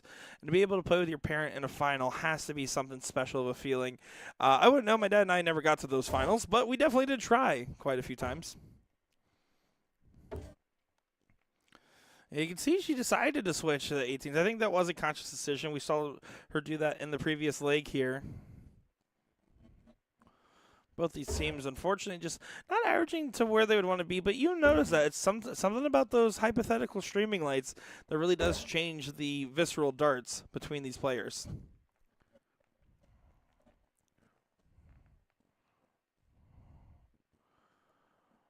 We'll say we've been going for just under 7 hours here on the live stream, and it's been an absolute pleasure bringing you guys coverage of this one for the Cherry Bomb International in Boca Raton, Florida. Of course, we do know that there has been some lulls in the action, but every time we do get a match on the board, it's always been a match worth watching, much like this one.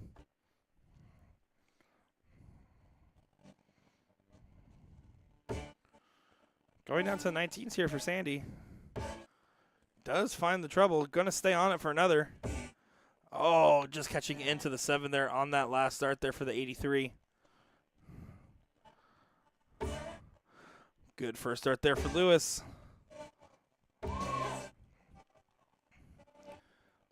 Does kind of get away for her on the second two, but that's a perfectly fine turn. It makes the score chalk.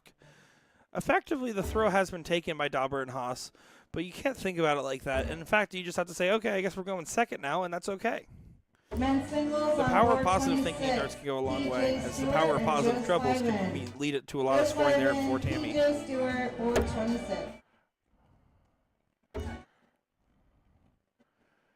This is more of the standard I expect from these ladies here. Definitely starting to pick it up and follow in suit with each other.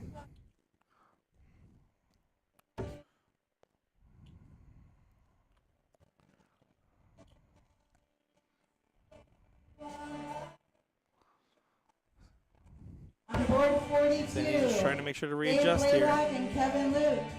Kevin, DB, you're up on Switches board back up 42. top on the last start there. 42 score does leave the 150.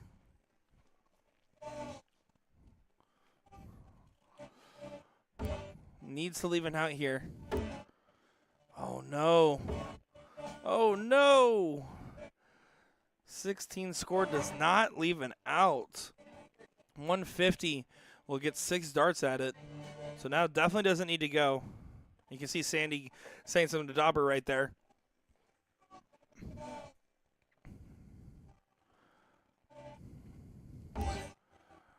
Well, my heart of hearts, I was hoping for double bull, double bull, double bull. But this is absolutely what she should be doing here, is focusing on bringing down the score. Switch to the 19s there to try to clean it up to leave the 110.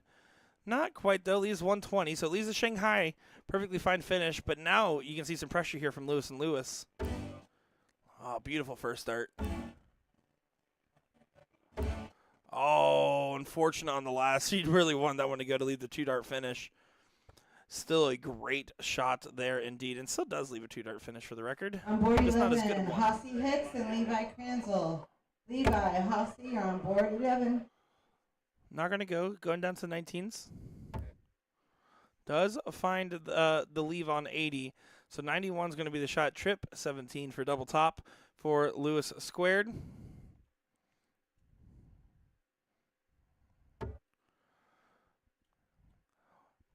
Give it a second to recompose herself. 74 remaining. What will she do? She's trying to decide that for herself. And this is one of those things, though, you don't want to break your own pacing. You want to have this game plan set in stone before you get to the board, because now she's having a moment here. And when you're playing at the Aki, when you're standing right there, all those common things that you know in practice, she probably knows her math perfectly fine, but it's one of those where when you're standing at the Aki, it feels way different. There's a reason why players do have miscounts on the big stage, too. 80 is the look here. Was going the 20s route. Now it's 75. Opted to not utilize the bowl. So now just with 8 scored, now 17 on the turn there. Big opening for Lewis and Lewis. 14 for double top.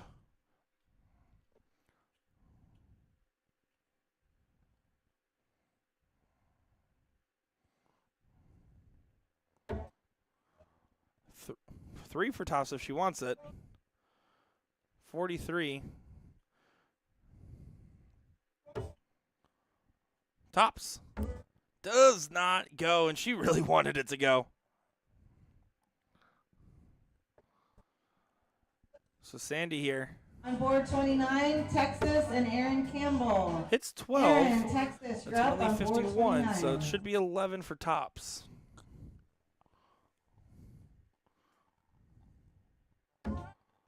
Oh, but not the double 11. Oh, no. 29 remaining. Going to try to set up on 16. Probably going for a single. 13 would be the dart here.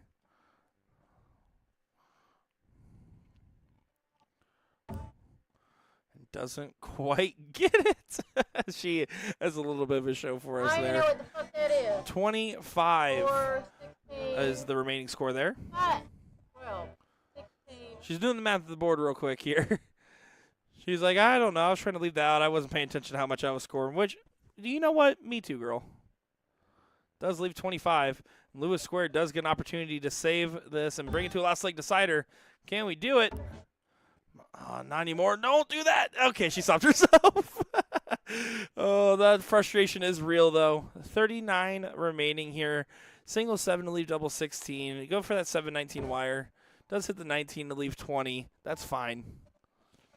You don't know until that last double goes in. And 25 is not a gimme. That's 9 for double 8.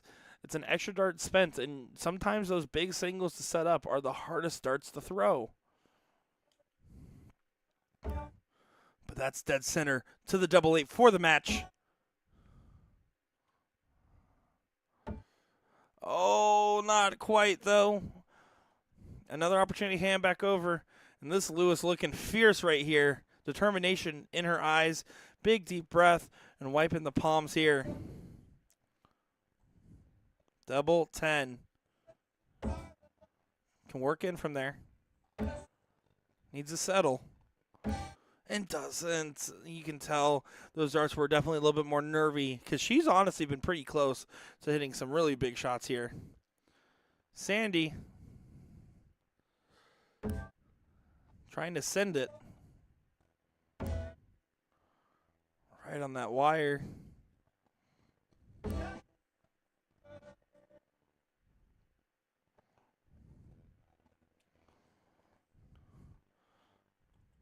A little bit of double trouble going on over to that double 7.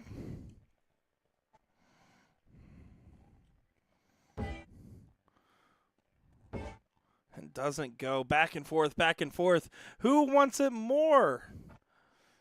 The correct answer is they all really want it bad. And that's probably why we're getting into some double trouble.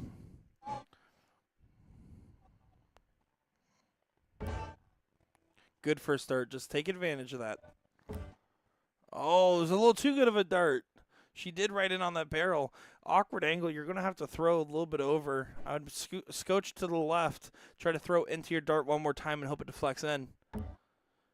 That pulls it down, but that's okay. You don't want. I don't think you want to leave it any lower. You play an aggressive dart at it. It didn't go your way, but it only matters if the 14 goes. You don't want to go inside here. Work it in from the outside. Going to work it in now. It's okay. That dart, not sure where it hit. Yeah, she decided to split after the first dart. Over to double 6 and leaves it on 6. If you're going to split it, single 2 is not the way to split it. You have to get it to 8. You don't want to leave yourself, or your partner, excuse me, on double 3. But it's one of those, just the moments of frustration really coming to a head here. That's what that is. Sandy, double 4.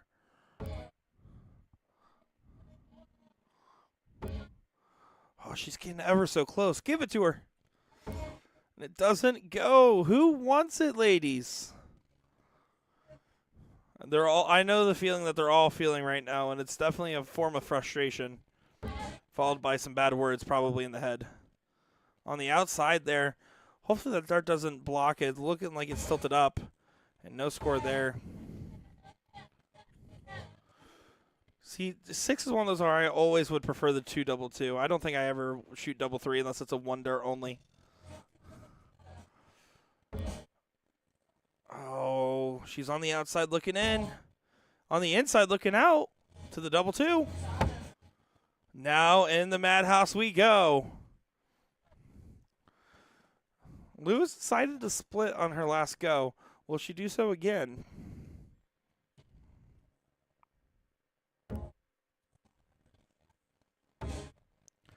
And there you go. She decides to split. But, see, that's the thing. If you're going to split and get 2 guaranteed darts. I don't think throwing the first one and then pivoting off.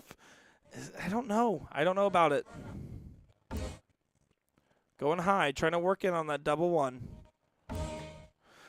A piece of advice I've always gotten told when you're in the madhouse is you put your foot on the line, you try to throw your first dart high, and then you scoot just a millimeter back, try to psych your brain out. As that one does go in for Lewis and Lewis.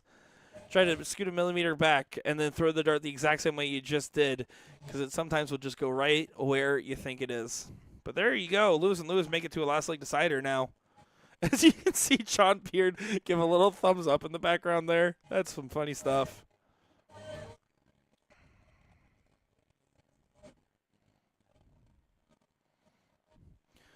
Tammy to show first on the Bulls. Ladies singles on board 18. Marilyn Peter against Paula Murphy. Just outside, but that's actually a good position. So that flight's kind of kicked up. It's an awkward dart to try to get around.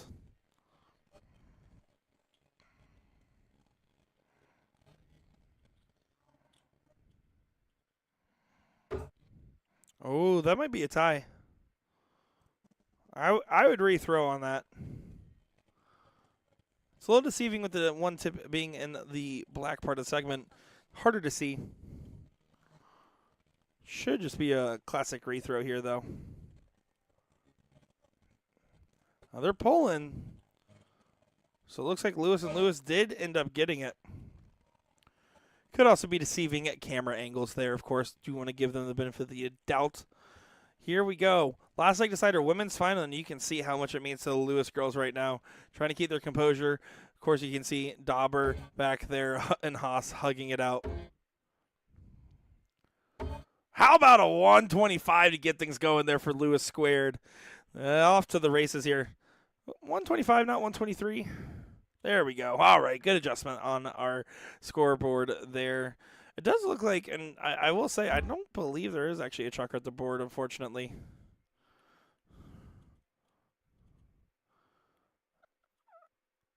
Well, getting a little bit of a jig there from Sandy.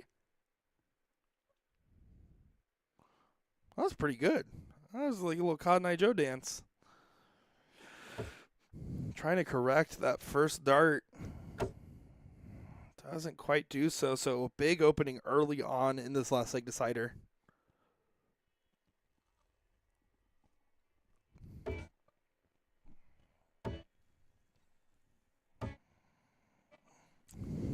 Good correction on those last 2 darts there, right on that 19 wire.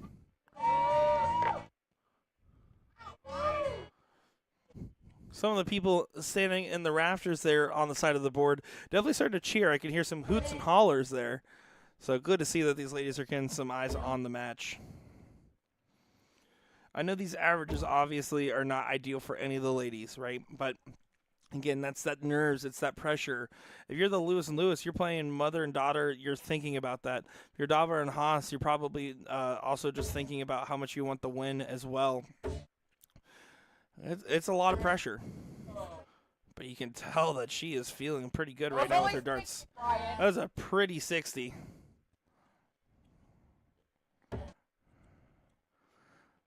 Haas finding the nines. Finding the nines. Moving over to stay there. Oh, 133. Pretty good shot indeed. And we got a game, everybody. We got a live one.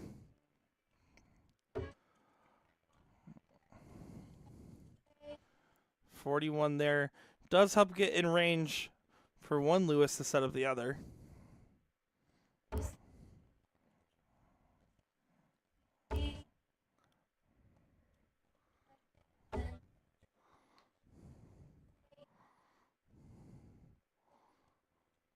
A 41 in response. Neck and neck still.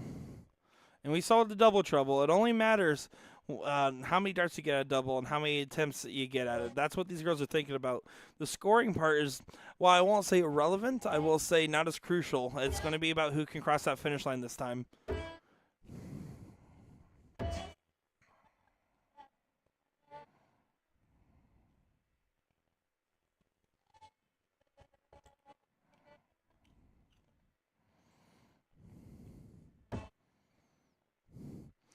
Lisa Van Doggen in the chat here saying, come on, Team Dauber.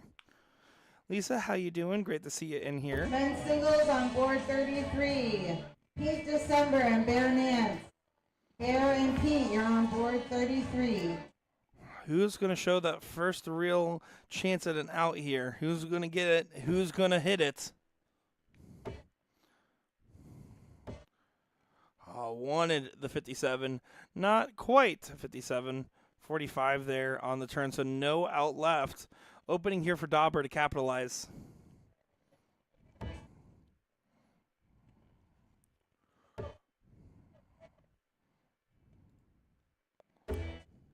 Big last start there for Tammy. Hitting the trip 20 in style there. 98 scored. Does leave a finish. Leaves the 141. Lisa saying, just enjoying casual weekend alone with the kids. Wish we were anywhere in Florida. Let me tell you, it is hot over here. I'm not sure if you want to be in Florida right now. It's a little hot and humid, but I guess that's everywhere right now. Probably where you guys are at too.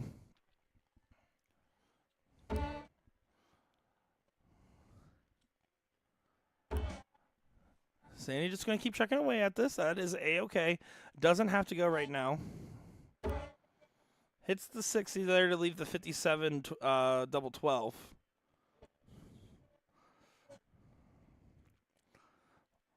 $147. Started on the 17s there. She needs to settle down. I know she's feeling frustrated in this moment, but every dart matters and every point will make the difference here. And that's a good regroup to hit that single 20. Again, we saw it with the double trouble in that previous leg. This is what's going to matter the most. Was going trip 19 for double 12. Was going single 12 for double bull. Not going to be able to take it out now. You can see Tammy going back and asking Sandy what she wanted there. Never a bad idea to double check with your partner. Good at last start there to help course correct. On a double 119. You can see how much it means to the Lewis girls right now.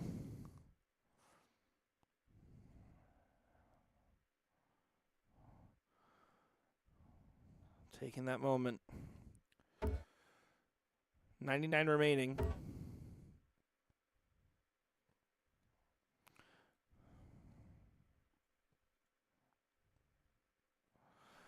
So really on that shot, you probably do have to just take a 19 first approach. You can't shoot 20 first. 99 is no good with two darts. And Leonard Gates. We got Might Soldier be and all Kevin, but over board number for 30. this one. Haas. Double top for the match and the title. Double 19 now. It's changed missions. Can she still follow through with it? Taking an extra moment. Has to recompose.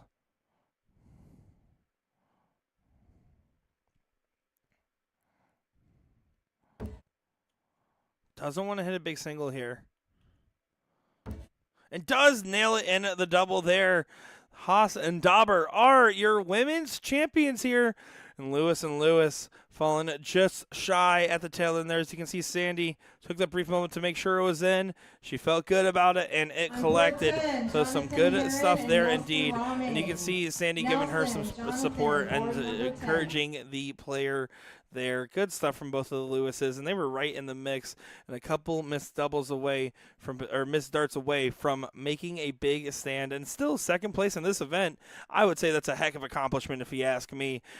Coming up next here, going on with our brackets, the men's 501 singles and the ladies 501 singles continues on as we continue our coverage here of the Cherry Bomb International 2024. My name is Nick Teixeira, joined by Jeff McMahon in the booth. We'll be back with the action in just a moment's time.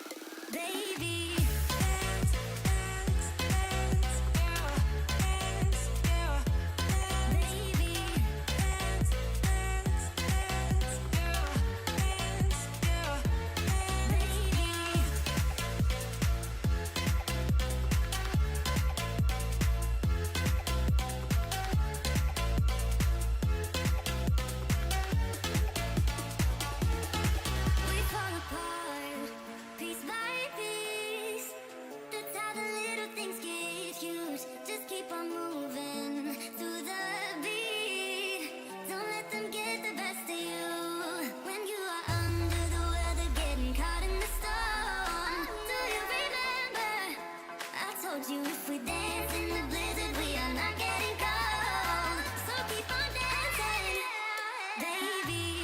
Dance, dance, dance. Oh, dance, baby.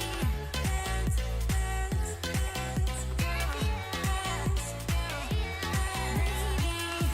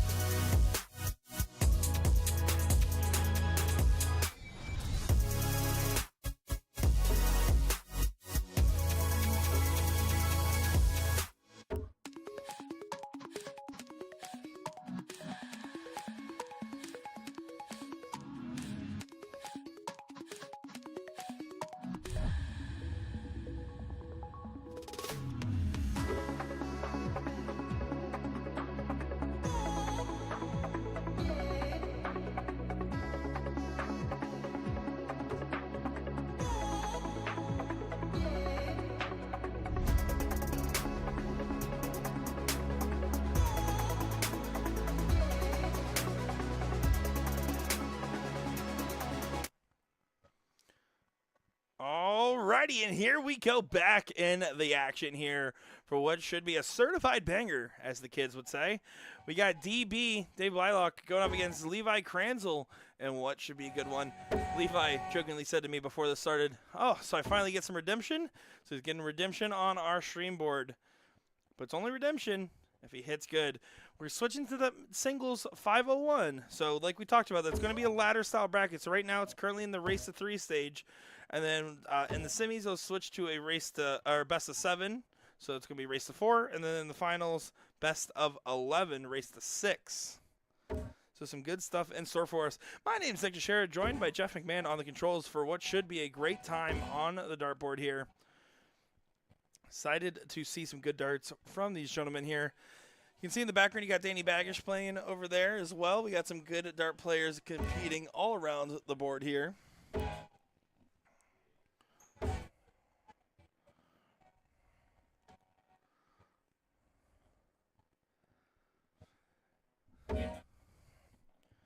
David just going to try to get a score out in front again with Levi on the coattails here. Interesting to note that Levi, when he played on the stream earlier, took off his headphones right before playing, but in singles, keeping them on. You'll see that's a pretty common thing for a lot of these guys, especially on floor events like this. Funnily enough, there's some certain cons to negatives. So there was a player that came up earlier to me and said, yeah, I was playing on the stream board.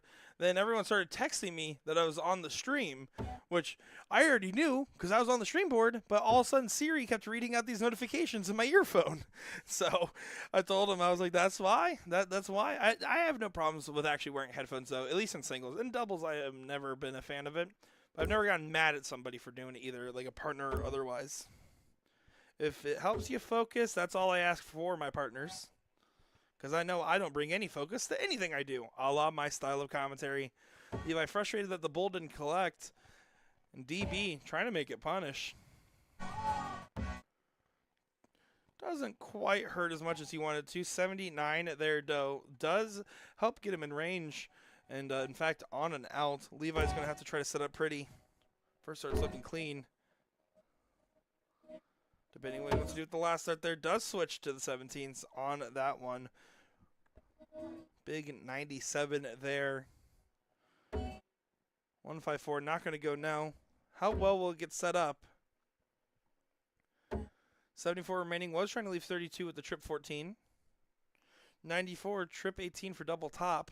Nice and easy with 2 dart out. I say nice and easy, but you still got to hit it. Oh, clicking on the wire there. Over to the 20s. And then just try to tee up on that last start there. Looks like, is that last start into the trip 8, it looks like. Yeah, 62 scored. Double top. Is not hit over to the 10s. So Levi 3 clear at a double here. Would like this to go. Board 14, Aaron Campbell. Leonard Gates. Gates and Campbell, board 14. Over to double 8. A little bit of congestion on the highway. And you can see the traffic jam shows through there. DB with a chance for redemption.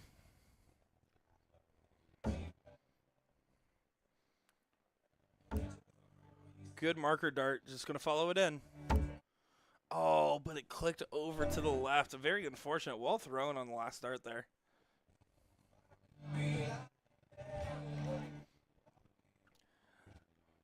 Levi just needs 8 here over to the double 4. Moving a little bit over. Doesn't like the lie of that dart. Let's see the way it clicked the wire there. And now into the madhouse with some double trouble.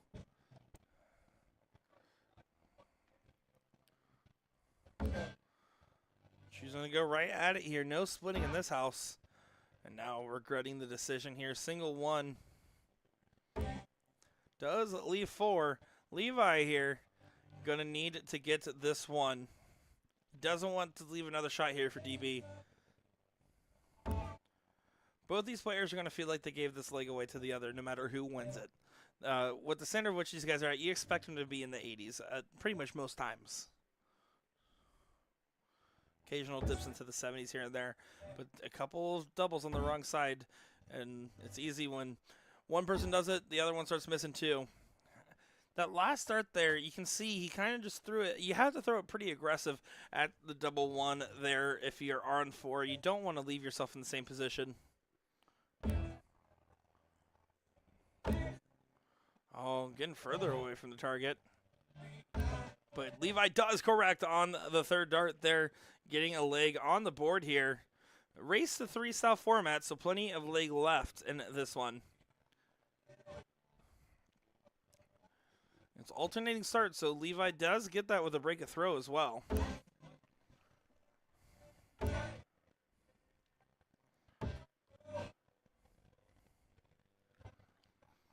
pedestrian 40 here. I expect DB to kind of fire in this leg. I actually expect both these guys to kind of pick it up in this leg.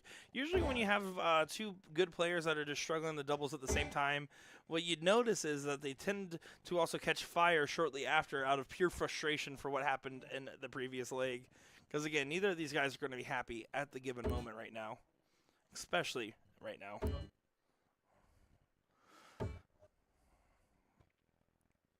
You can see the head shakes in the body language from Levi there.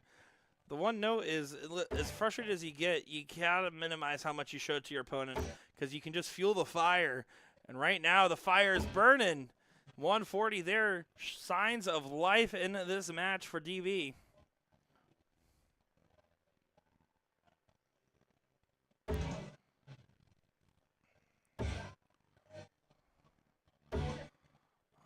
Levi just having a case of hanging out with the wrong neighbors.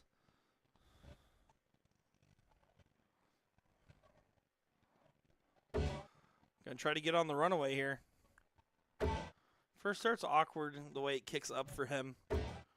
Yeah, just getting all 3 in the skinny segment there. He was trying to place it right on top, trying to do like a Phil Taylor-esque stacking. It's usually what that is in reference to. Good correction here from Levi on dart 1 and 2. Can we get all 3? Oh, he tries to do a no look for us. Oh, Levi, you tried to spoil us, and I appreciate that, my friend.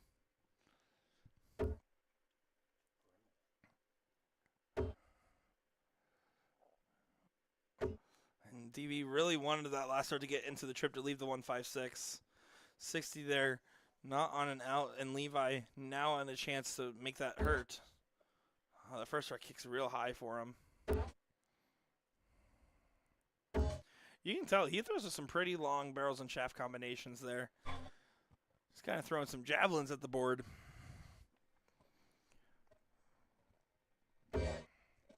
Dead center dart there. Gonna hit the cover. Probably has to hit the cover here. He's looking up. Does stay there. I think you probably have to pivot after those first 2 darts. It's just an awkward spot to put in. You want to try to maximize your point outputs. Plus 111 hitting a single 20 there was not a particularly good hit as far as like staying on it for an out-based reason. 41 there though. Does not leave a finish. So 6 for 111.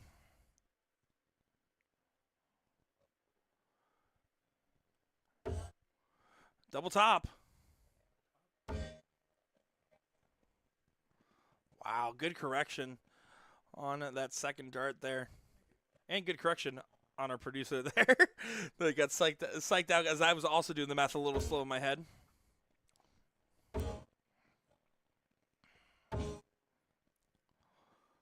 $57 there is not going to be enough to pressure DB, you would think. But we've seen the double trouble before.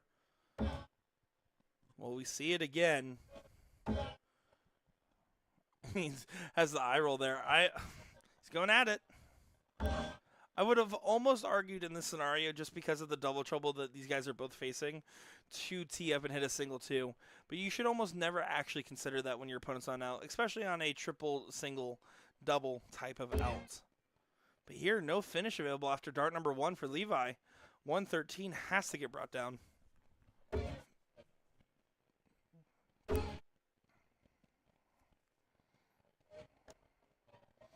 26 there. Ladies, Now choosing to split. 35, Ali Heaventhal. Good marker there. Can go right in on that dart. Heaventhal, Oh, 35. overthrown just a tad. 88. Singles, Bear Nance, John Beard. JV and Bear, 41. Kranzel here. Going right at these 20s. 68 left, 18 for Bull. Bullseye. Bullseye not found right onto that single. DV needs to capitalize in the scenario here. Now on a finish. And does take it there. So 1-all here. And back-to-back breaks a throw.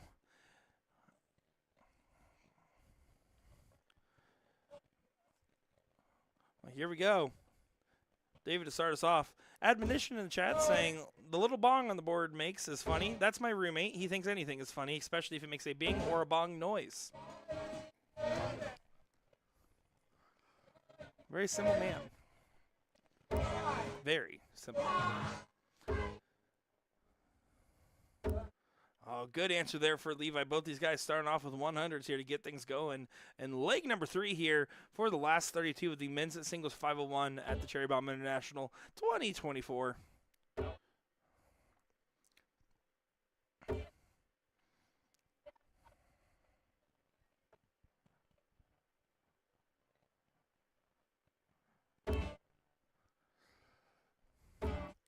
Oh, look at this from Levi. Doesn't try to do the no look. Come on, you tried to give us a no look earlier. I want to see that same tenacity, but the 140 will suffice here. Definitely picking up standard for both these guys. They found a lull at the same time. I think they're going to find a rise at the same time now. See Danny Baggage actually going up to Levi and giving him some words of encouragement. I think to both of them, honestly.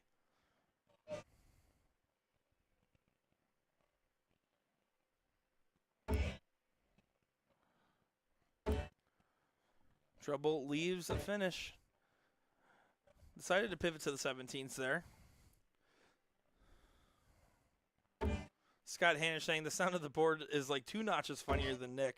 That's a low bar. I'm pretty unfunny. I'm funny looking, but it's like funny, or if you think my jokes are funny, it's more like funny peculiar, not funny haha. But I do appreciate that, Scott. Thanks for tuning in, buddy. Oh, awkward second dart there. You have to get away from there. You're at 164. Probably go for the 18s here on the cover to leave the 110. Does go down to the 17s. 106. Still live if he wanted to. He did take a look at the 17s there. And then back up, but only another single 5, so opportunity handed back over now for Levi.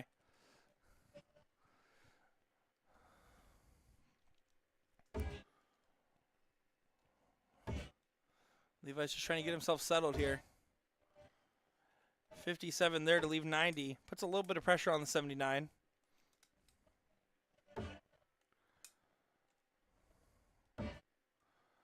He's on for the finish. Doesn't quite go on the bull. So now Levi gets an opportunity back. Will this be a match of only breaks? And singles, top 16 80 match. score, double 5. Artie But he Schmidt pulls and that Remy last start Diana. there. Very uncharacteristic. Remy and Artie, you're Scott off said it of best here. board Every time 21. Levi and I play, he's an 80 plus. This must be an off match. Yeah, I would say for both these guys, this is definitely an off match. You expect to find them in the 80s range there. As DB does not mess around. Now on match point, 2-1 up. Levi to throw first here, and the first hole to throw in this match so far.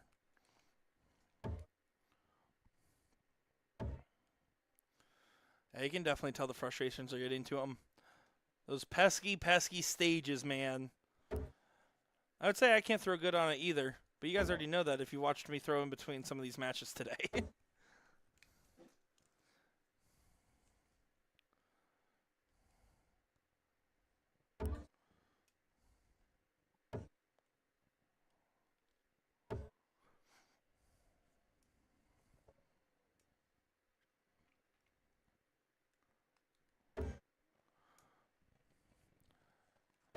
DB trying to correct after that first dart, going down. Clicking just on the side of the wire there.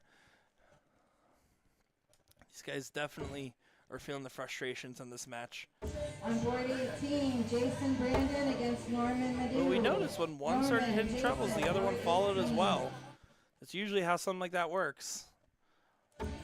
These guys are just having trouble staying in the zone on this one. It's also been a long day. I mean, this is event number 3 in a long day, and these guys did play every event. DB did play earlier with Tyler Mears. Unfortunately, I am blanking on who Levi's partner was earlier today. But these guys played 3 events. This is the 3rd one speaking. So definitely a long-fought, hard-fought day.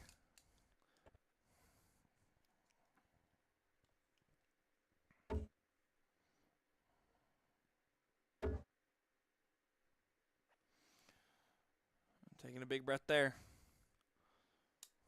Oh, and that bullseye is just kind of underthrown a little bit. You can tell it just kind of plopped right into that one. Really wanted to try to press the advantage here. The thing is, and both of these guys are going to be aware of the fact that one can snap out of it at any moment, and the other one would have to then as well.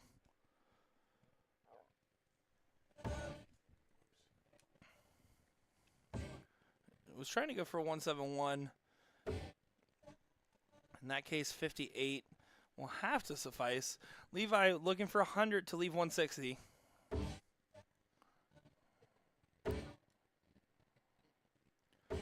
Awkward first 2 darts, yeah.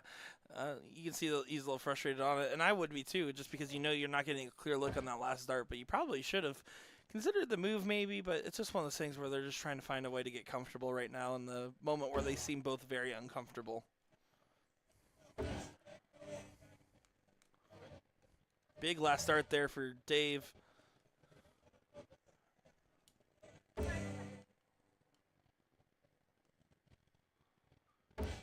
Men's singles, top Staying 16 on. match on board 30. Pulls that last start there, and you can tell he's like, I don't even know what I'm doing right now. Austin and Jonathan, you're You on have board to find a 30. way to snap out of it. 20 for tops. Tops for the match. Doesn't go. Leave himself on 38 here. The 155, you feel like it just has to go. We've already seen it taken out once on the stream on Friday night. Can we see it again? No. Big last start fine there. Probably thinking to himself, man, why didn't I do that earlier? Singing at 3 for double 8. Double 8 Men's for the match. singles, board 33. This is a top 16 match. George Donovan and Danny Baggish. Danny and George. 18 double board top here for Levi to 33. save it and bring it to an art leg.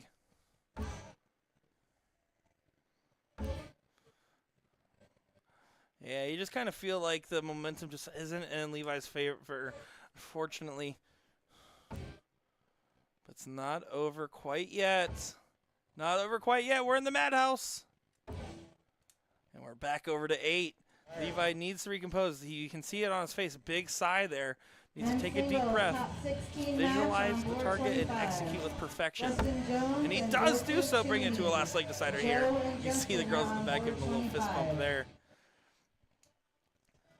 So Dave to show first on this diddle, 2-2. Will the struggle bus continue to move forward, or will they get off at this stop and go onto the high-speed highway?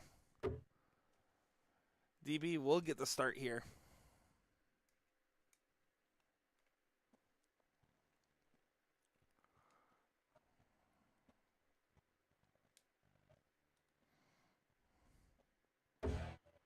Oh, right into trouble to get things going. Oh my goodness. It's a last leg decider, folks. We got a 121 start here. Match on board 7. Leonard Gates and PJ Stewart. PJ, the soldier, board number 7. Can use that dart. Oh, trying to ride it on that barrel. Just threw it high.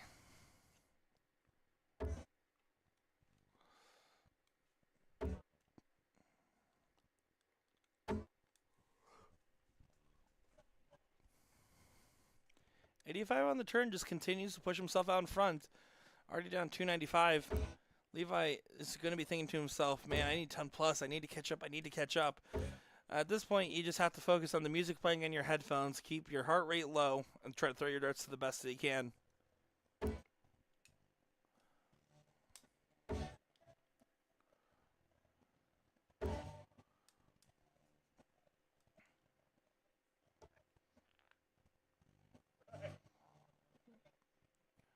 Still anybody's game. It's not over yet.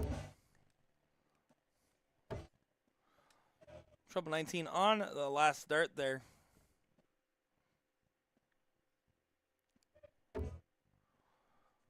Oh, look at this from David, though. Look at this from David, though. Now's the time. 140 there is still really good shot there. Get himself all the way down to 95 and a great tee up from the 200s range. Levi's going to try to do the same here. Levi is going to do the same here. Not quite as nice of a tee up, but 138 does put pressure on this 95 here. And this is more of the standard that I would expect from both these guys in this particular leg. Not going to go, though.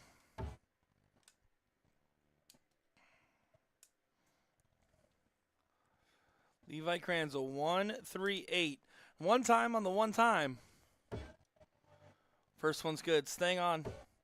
Oh, he doesn't get the 114. He was trying to get 114 there to leave 24. 76 has been hit.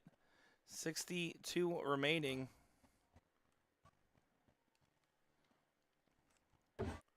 Was going for trip 10 on that last start.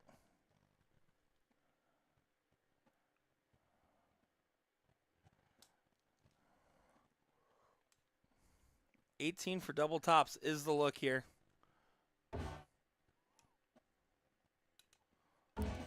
And it is hit by David here. And David and Levi, you can see they're still giving some respect to each other there. Neither of them are going to be happy with the performance. But at the end of the day, the winning doubles win in favor of David. And a 3-2 win over Levi Kranzel. So that will do it for that top 32 match. We are starting to get into the top 16 here and starting to wind down for our coverage on Saturday of the Cherry Bomb International here in Boca Raton, Florida. My name is Nick Teixeira with Jeff McMahon on the controls. We'll be back in just a moment's time. Second call for Austin Adams. You're up on board 30.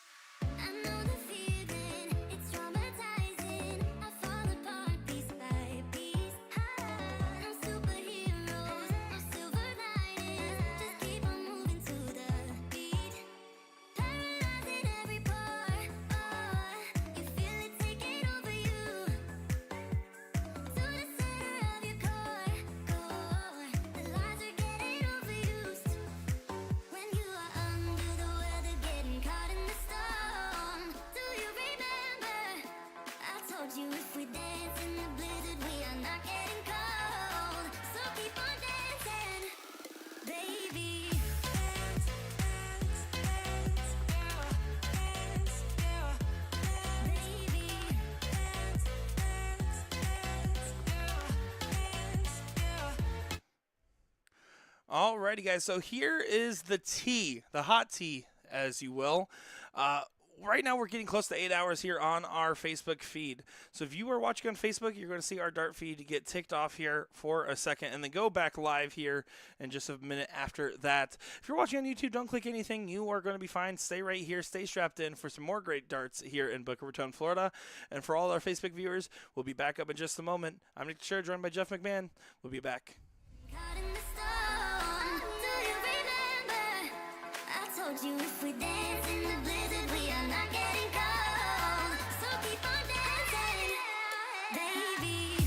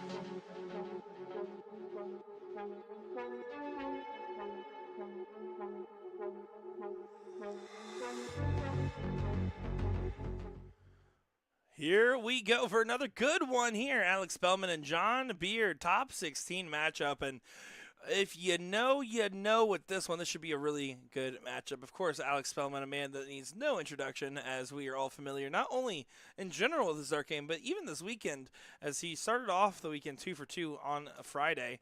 But John Beard, local legend, playing on the dartboard as well. And I feel like Alex here knows that he has to be a little careful, because he's going to have his hands full with this one.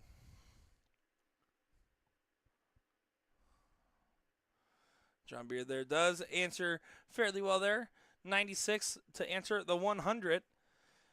If you're tuning back in on Facebook, it's great to have all of you joining us once again. If you're still on YouTube, well, I appreciate you guys watching in. I saw some kind words on our YouTube feed, so I do appreciate each and every one of you for hanging out with us. I know Jeff and I have been sweating it out in our storage closet number 4, but we've been having a good time sweating it out and showing some good darts. I have not been throwing some good darts, I'll tell you that much. Look at this from John Beard. Getting 140 in there to get himself out in front over Alex. Alex, of course, not going to be phased. He knows that by this point in the bracket, every match is going to be tough. He also knows that there's just going to be some big shots in there. I wonder if these two have ever played each other prior to this. 140 follows 140. Oh, this is going to be good. John just going to try to get himself to an out here. Do you like the utilization of the 19s here? A 5 mark on the 19s would have left the 170. Does hit the triple 20 coverage on the last dart there, but does not leave a finish. So Spellman can punish.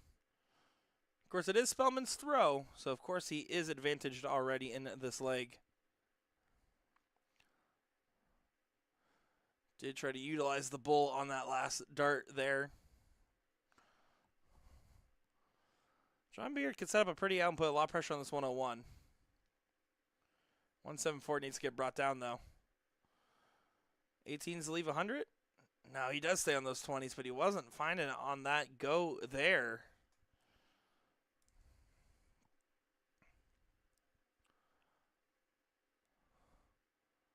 Spellman starting on the 19s. 82 remaining.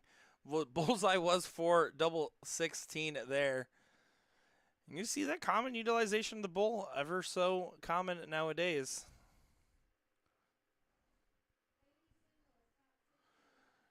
$93 remaining. Oh my gosh, it's on double 17. Or double 18. Excuse me, bad math. Apologize there. Fortunately, John Beard just catching on the outside. And don't worry, he can't hear me because he did shoot the right double. But Spellman, 3 darts clear at 40.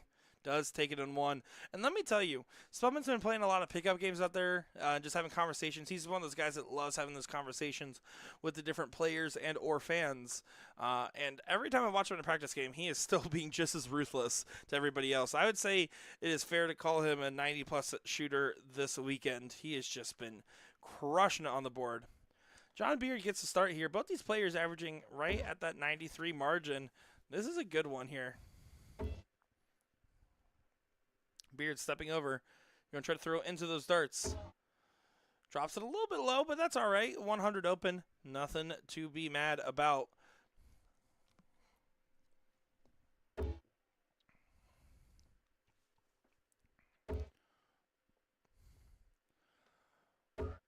But 140 to follow to try to get some ground away from John Beard.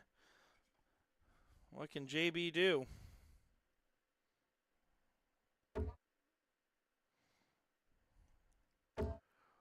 Oh, look at this. He does go ahead and switch down. I think he saw the wobble in that dart and wanted to get away from it there. Does hit the 141. These guys are firing on all cylinders at the given moment.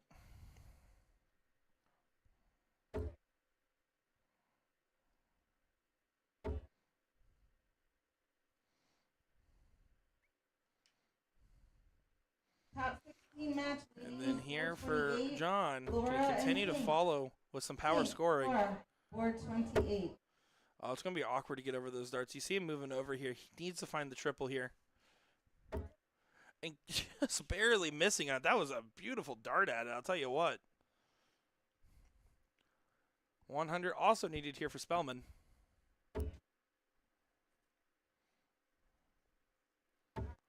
Switching down was going the 17s there. And then back to 19s. He's not happy with that turn.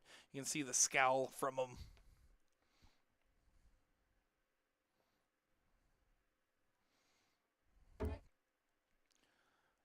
So John will be the first one out of finish, barring something crazy happening. But it's just going to be a bare minimum finish there. Only 58 scored there. 142 remaining is not a gimme by any means here. What will Spellman set himself up at? That is the question to be asked now. It's a question that's getting answered at this moment. 125 left to the bull.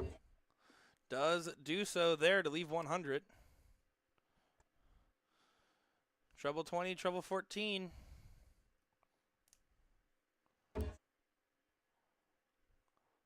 $122 left. Might switch to the 18s here.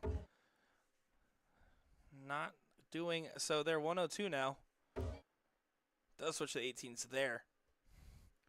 Remember, kids, 4 18s equals 72. Helpful when you're getting rid of those pesky numbers at the end. 100 now for the shot. 2 darts at it for a 2-0 lead. Oh, Spellman was not happy with how that dart left his hand. Will he correct? Of course he does. It's Alex Spellman, guys. Yeah, that's a great correction considering how frustrated that second dart made him there. That is a tough thing to do. Alex Spellman gets a start here, and he got a feel for John Beard a little bit. I mean, he's throwing an 88 right now, and the standard today has not been quite as high as the standard we saw yesterday from a lot of the players in the room. And he knows that if he was going against other people in the top 16, it might just be going a different direction. But it's far from over. He's definitely had some looks in these legs, and he's had some quick moments. So far, he's only missed 1 dart at a double with the double 18.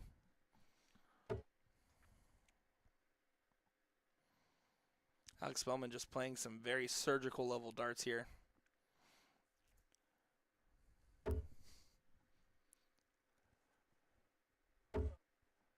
Oh, good second dart. Just going to try to follow it right in there. Catches to the right side just a tad bit there.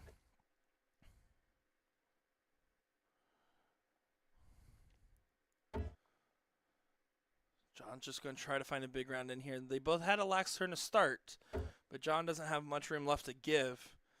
Alex has room to play with this here. Although, of course, knowing him, he doesn't want to play anything unless it has a Fortnite Battle Pass in it. Looking for the victory royale here. And showing that he is not mentally in the Tilted Towers. All right, that's enough Fortnite references, guys. That was 3 back to back to back. Just wanted to stress out the producer thinking I was talking gibberish there. Oh no, I have a 10-year-old. He said he has a 10-year-old in the background there. John Beard does recover and find the 19s on that last start there.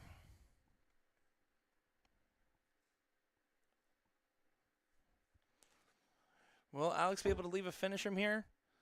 Not at this point, but he can still put a lot of pressure here on John. Looking for just 1 treble. He wants to make sure he's defending his throw well. And this is definitely the opening where John's now attacking the throw viciously with some ferocity on the board.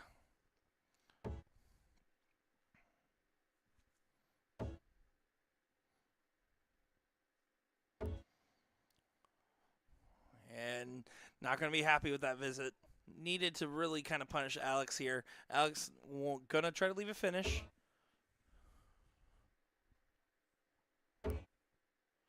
Treble leaves the 156. Not quite, though. This is just a question of now who's going to hit the big shot in this leg. You can see some regression from both these players here in leg 3. John was at an 88 and Alex was at 93 going into it. They've definitely teetered off here, but one big hit will make the other have to reevaluate a lot of things and maybe help refocus.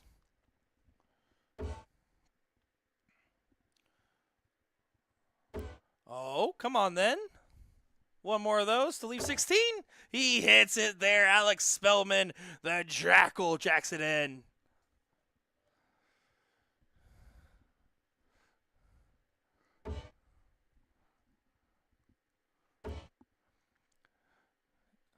John Beard right behind.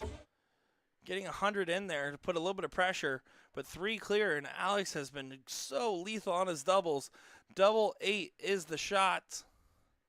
Double 8 is found there. Alex Spellman does best John Beard.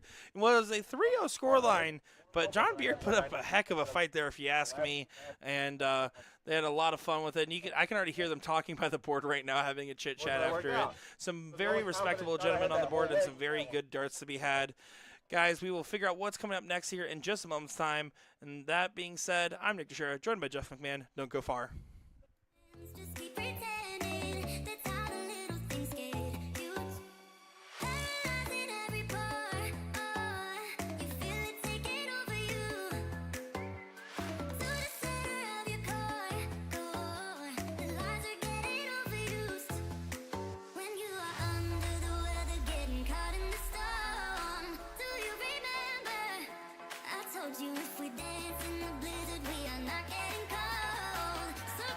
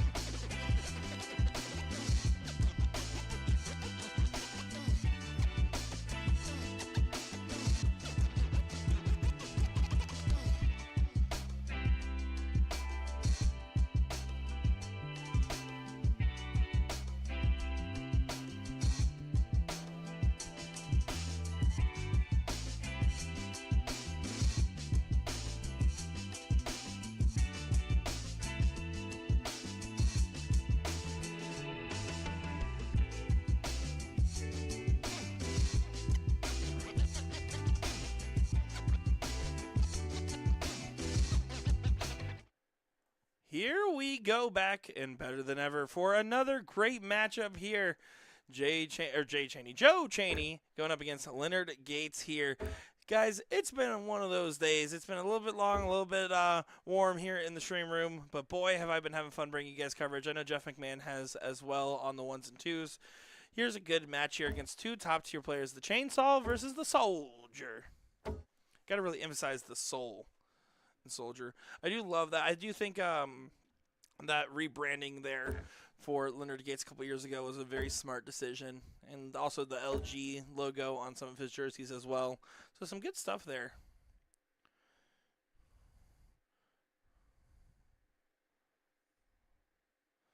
Looks like there seems to be some form of confusion here. Not sure exactly what the confusion is.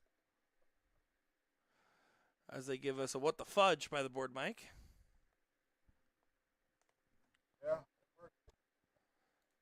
There we go. So it looks like they just had to reset there. Looks like something was misscored. Do apologize. Normally I'm a little bit more vigilant there. But I got caught up in all the action. Or maybe it's the shine of these guys' domes. Whatever it is. LG here just going to try to continue to go off to the races. Do you like the use of the 18s there in the 306 position?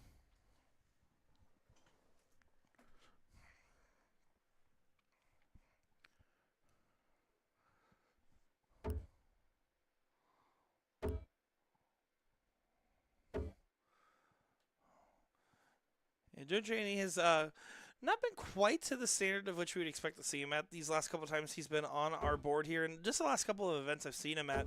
But he's one of those guys that he can click at any moment and just be one of the best, if not the best, in the room. Leonard Gates, also one of those gentlemen that, and especially this tournament, has not been at his normal standard. And in fact, Danny Bag should tell you, hey, he was definitely struggling there. But you know what? He's also one of those guys that will just never say die. And their B game, both of these guys' B game is better than a lot of A games. Most A games, in fact. Was going treble 19 for Bull. Back upstairs on the last start there. Sean saying evening all. Well, welcome in, Sean.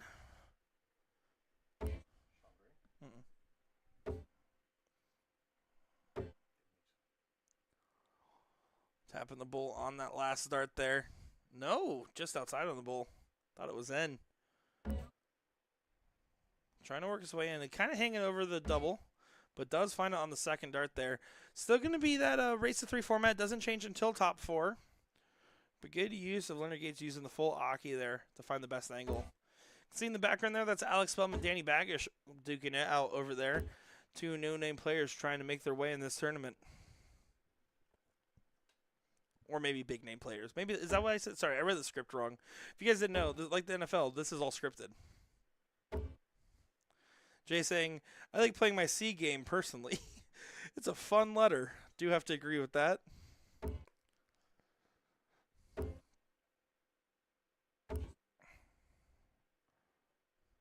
One thing to note with Joe Cheney's throw there, and you'll see it, he is big on rolling the darts in his hand. I think it's one of those gentlemen that does struggle to have the grip sometimes on the dirt. I know I've definitely struggled with the same thing.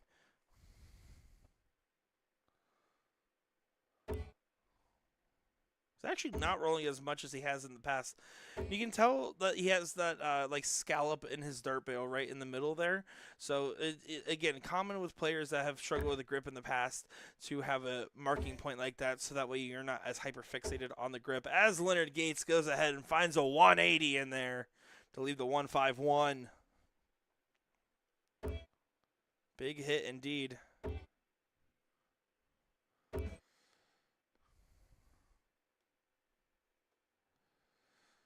Snoopaloop saying, wish we could get the Baggish game at the back there.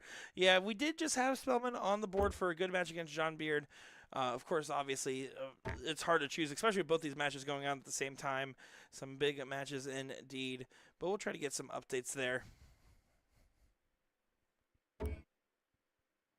156 is not going to go. So 62 will be the look for Leonard Gates. Trip 10 for double 16 should be the shot here. 20 for double 16. Taking the extra moment. and does get it there. So a 2-0 lead. And Gates is definitely not struggling like he was before. Maybe getting that rhythm in his singles is doing that big difference. You can see that little fist pump there.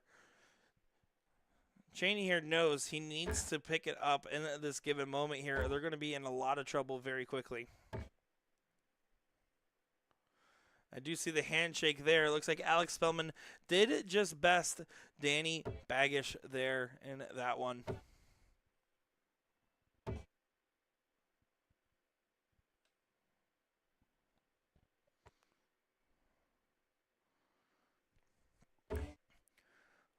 Gates is still firing away on these 20s. Oh, I don't know if it doesn't look like it's quite in, but it's still 140. And a lot of trouble here for the chainsaw. Needs to make sure those blades are sharpened and serrated.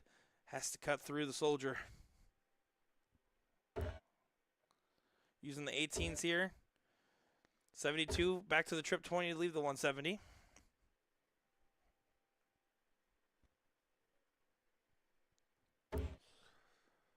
Snoop Loop, no worries there. Happy to give you an update because your name is fun to say out loud.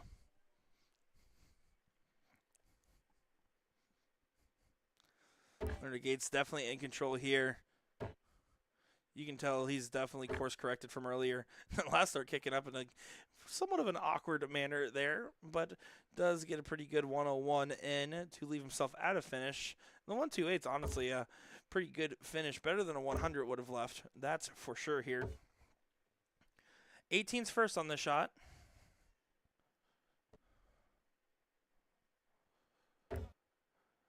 Treble 20. Not going to go. But no immediate pressure to take it out here either.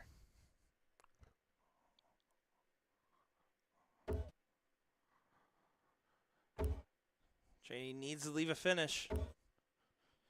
85 there is not enough to do that, though. On the outside looking in, as Leonard Gates trip 10 for double top. No, he's going to 18s. 20 for double 16.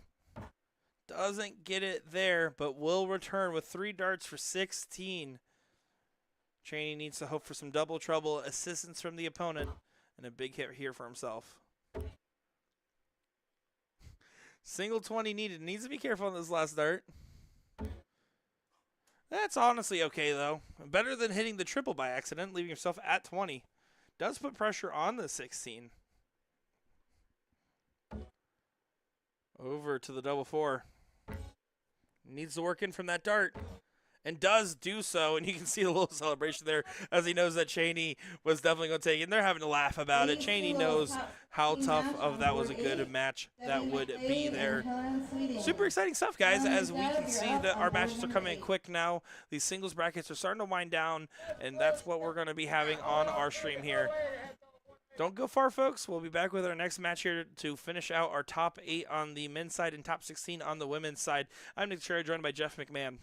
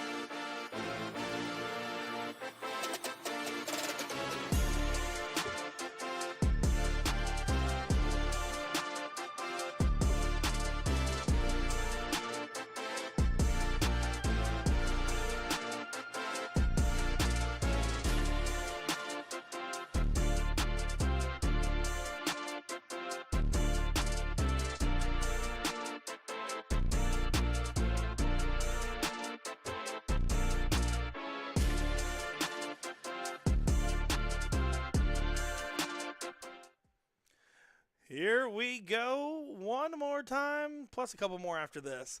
My name's Nick Teixeira, joined by Jeff McMahon in the booth here in Boca Raton, Florida for the Cherry Bomb International 2024. And we got a top 16 ladies match here. Ladies, as Sandy Haas making an appearance on the stream once again. Great to see her. She is your women's doubles champion alongside with Tammy Dauber earlier on today. And here we go. Going up against Ali Heaventhal. This is our first time seeing her on the stream, and I'm excited to see what she has in store for us here. And taking a peek at our bracket for our remaining players on the women's side of the affair. Just so you guys know, because we're pretty far along in this bracket here at this point. Mostly top 16. Couple notable names. Well, we won't go through all of them, but you still have Kim Pantai in the mix here. You have Paula Murphy, of course, in the mix. And then you have Debbie McGlade, Desiree Messiah, and a couple of other ones. So there's some very powerful ladies with some big shooting potential still in the mix. And then looking at the men's bracket here, Alex Spellman is still currently playing out there against Jonathan Heron. And then on the other side, Leonard Gates did 4-0 against DB there. So Leonard Gates currently sitting in the finals waiting for the winner of the Spellman match there, Spellman and Jonathan match. So excited to see how that one continues to develop. So we will get you that final after this, probably. And in the meantime, we'll be enjoying the ladies on the stream, as it has been such a pleasure to have them all on. The mother-daughter duo playing against Haas and Tammy earlier on was truly one of the highlights of the day. Even though they didn't come out on top, just how excited they were to be there and how much it meant to them emotionally. I mean, it was a very powerful scenes on the board.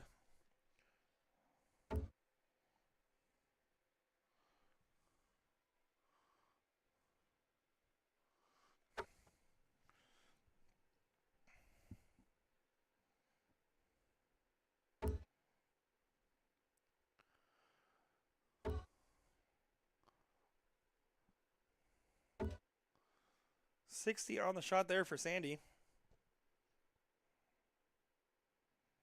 Does look like Alex Spellman just won over there against against Jonathan there to play Leonard Gates in the final. So we'll get Alex Spellman and Leonard Gates in your men's singles 501 final.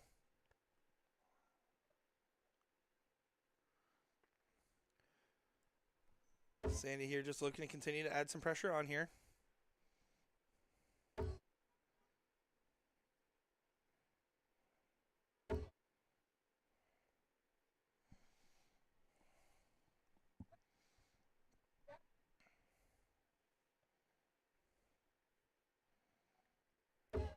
Ali out in front, can leave the first shot at a finish here.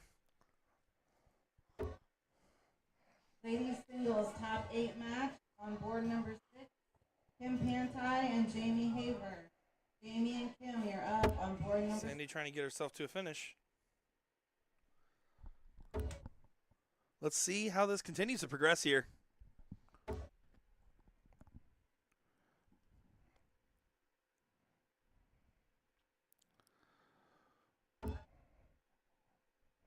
$159 can't go, but she can continue to add pressure here on Sandy. 26 will not add the pressure that she was intending on adding there.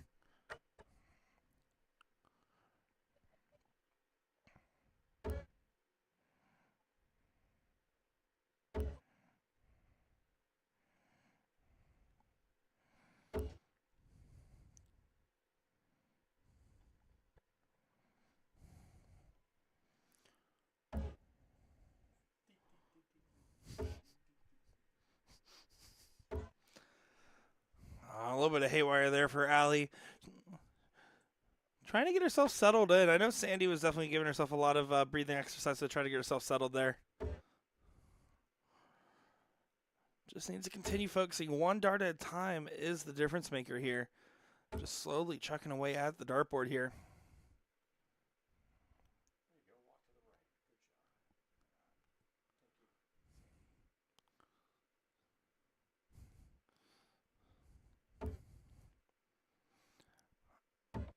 Oh, not going to be able to have a finish now. 80 left, going back to the 20s, but doesn't find it there, leaving 75. 90s look here for Sandy for leg number 1.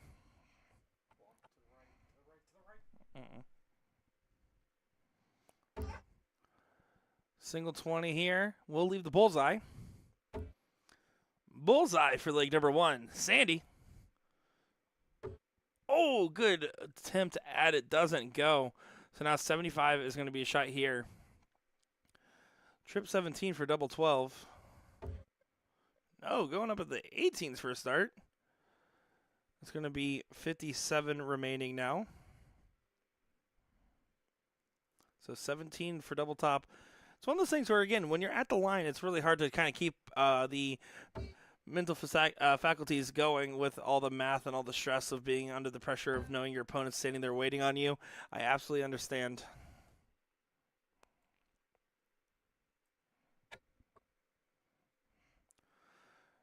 Nine for double 8. Was going for the 17 there to leave double 4. Oh no, having a little bit of trouble here on this one. 7 remaining, single 3. We'll leave 4.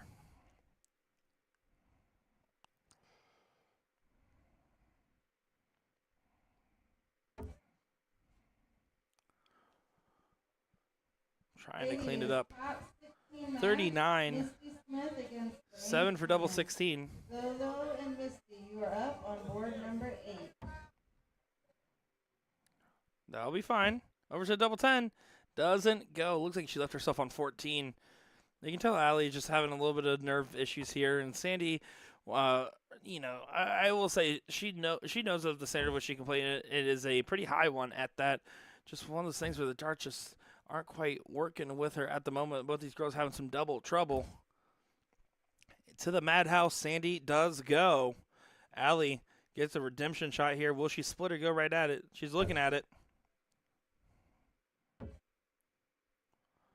Can use that dart.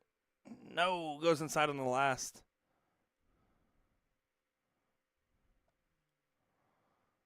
So here we go. Double 1.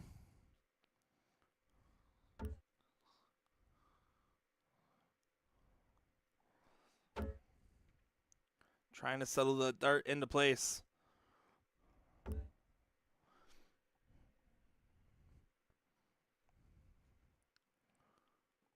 So Allie here, 3 for double 2. Not going to go. It's one of those things where you just have to kind of slow yourself down. She definitely has a good dart stroke here. Seems very capable on the board.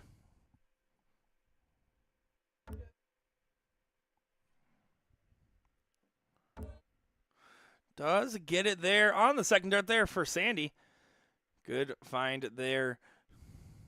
Getting the double 1 in. You can see the sigh of relief there and the nod of approval to herself. Allie will get the throw here. It is alternating start. Race to 3 format until they get to the semis.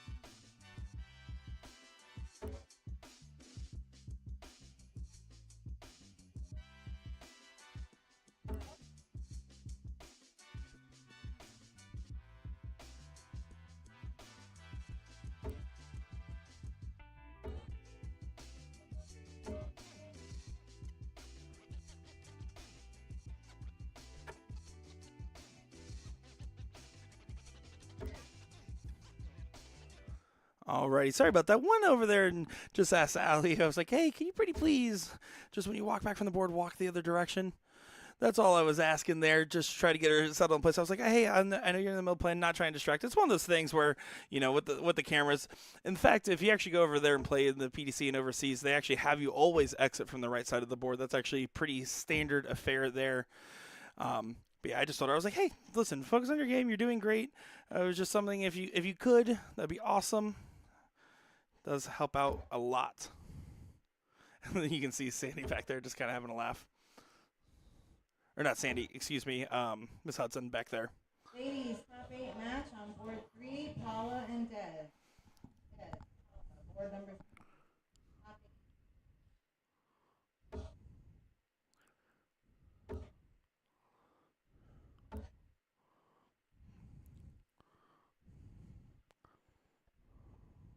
Does find 63 there.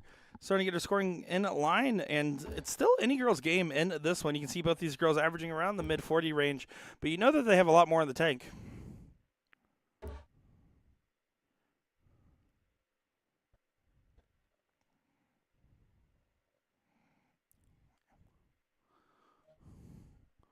So let's see. Will Allie be able to leave herself a finish? Looking likely. Last start onto the 5. Not ideal, but it should still get her set up and put some pressure here on Sandy. You always have to keep in mind, it doesn't matter where you guys are currently averaging. It matters exactly where things are finishing, right? And sometimes someone can pop a big finish. You always have to be knocking the door and asking that question.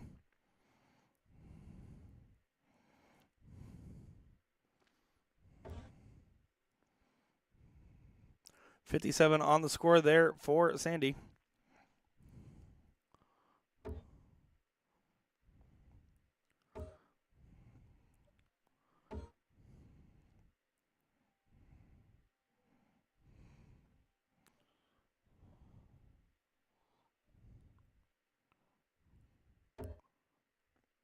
.86 now down to 85. Trip 15 for double top. Does find the trip 15. Will get a dart here for a 2-0 lead.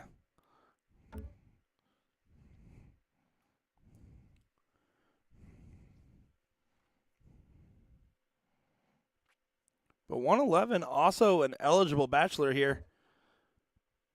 Now at 108, not able to go. 88 can get set up, though. Put some pressure on this. We've seen some double trouble in the past here. Until the finish line is crossed and the gold star's by your name, you fight on.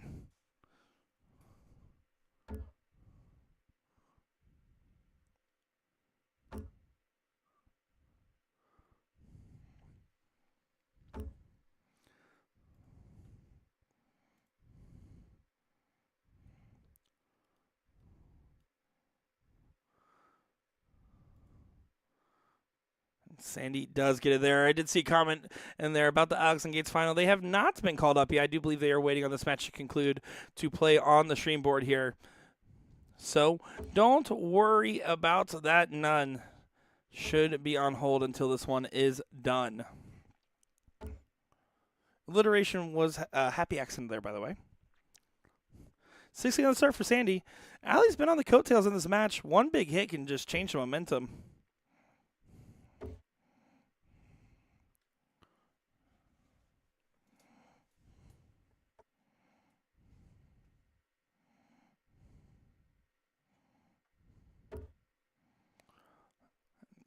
Sandy right on that wire there. Again, it's one of those darts where when her darts are hitting, they're hitting real fine and right in there. You can tell Allie right now just trying to keep herself settled. You can see how quick she is to go up to the line right here, right? That's one of the things where I know it feels like you just kind of want to speed things up when you're in these high-pressure situations, especially if I'm not sure if she is or is not used to playing on a stream. But that's one of those things where, especially in this moment, just taking that extra moment to step back, have a conversation with yourself, take that deep breath, and then approach the line. That's what Sandy's done particularly well here. She takes her time, get into that board, but then throws at a consistent pace once at the line, letting one turn not affect the next, or at least that's the goal, right? But it's one of those things, again, it's easy to say, looking from this POV, it's impossible to know when you're actually at the board throwing. It's one of those things where you look back at you and think, yeah, I was doing this or I wasn't doing this. Because also it could be definitely a staple of her game that she's playing at a pretty standard pace there. And I could be not knowing what I'm talking about. In fact, I'm actually really good at not knowing what I'm talking about.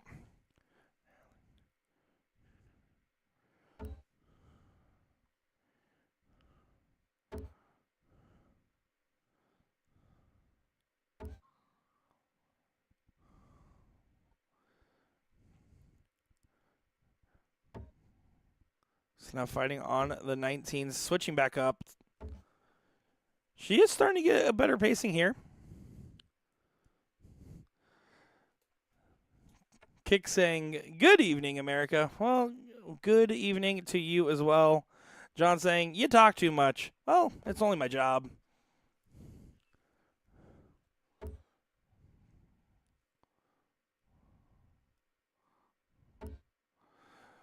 .45 there does not leave the finish, but does set up Allie for a chance to kind of close the gap here.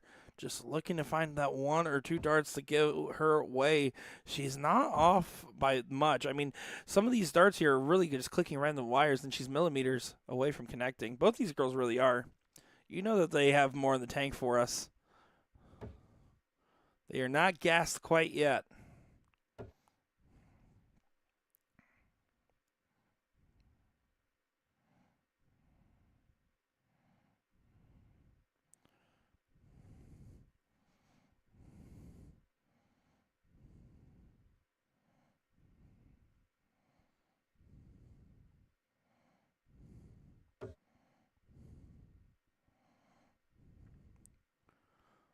.43 on the score there for Sandy. Does leave the 148.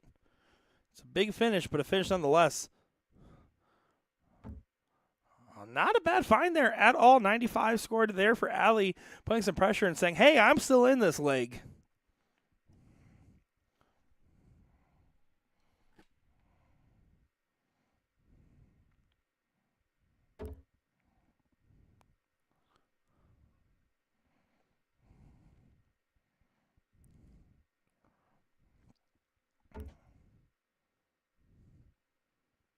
Right, saying, Nick, you're not talking enough. Nice battle, ladies. Showing some love to the girls here that are definitely trying hard and playing some great darts. Again, hard-fought battles through and through. This is a grind of a weekend, just like any floor tournament is, especially when they're doing well in these tournaments here.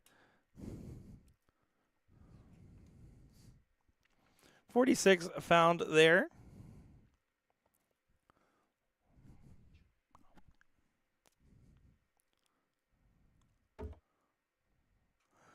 Troop 17 for double 16. Oh, catch on the other side of the wire there. That was a good look at it there. Trying to decide where she wants to go from here. 75 remaining.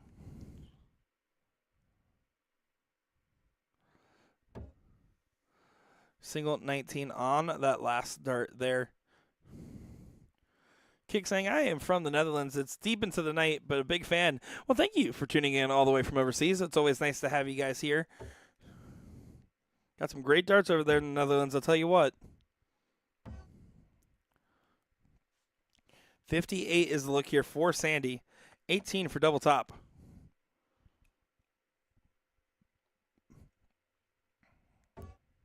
Does get the 18. 2 darts clear for the match. Can work in with that dart. Gonna have to move over, though. Must be in an awkward spot. Oh, not quite there, but a good look at it. Thought it might have gone in. 1-3-3 to save the night here for Allie.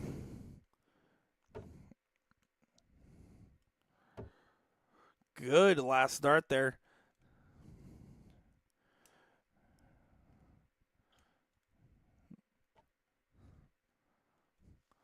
Can Sandy finish it here? If not, Allie's on the coattails. Over to the double 7 that's been so pesky for some. And will be pesky once again. Single 3 to leave double 2. She might also elect to bust here. I think she's debating if she would rather have double 2 or double 10. She did elect for double 2. 9 for double 16. Was going 1 for double 20. No, that's a bust, unfortunately, there for Allie.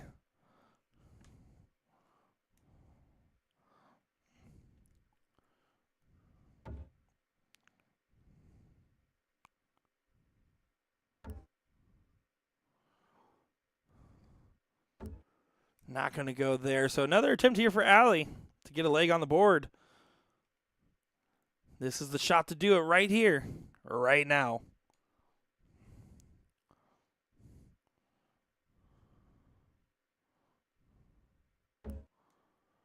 Was going that 9 double 16 route. We'll get one dart here.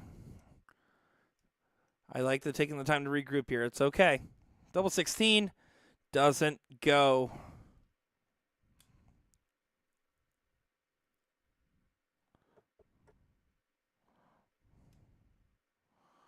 Back to the madhouse. Allie will return. Taking that breath there. Important dart. They're all important darts. Some more important than others. And she wants this one to go in. You can see how frustrated she is. She's grouped up on the bottom there of that double bed, and you can see the deflection there on the last dart.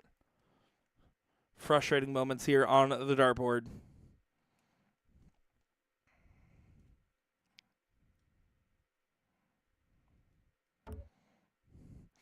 Right there on the wire as well for Sandy. Back and forth we go.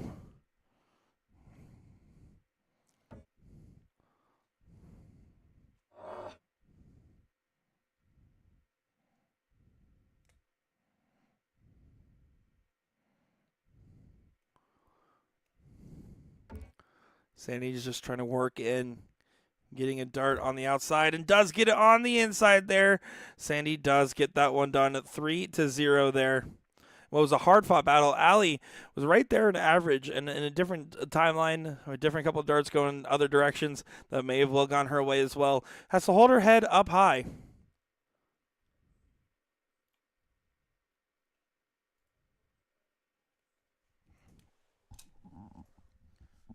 All right, guys, we'll be right back with that men's finals for you in just a moment. Okay, men's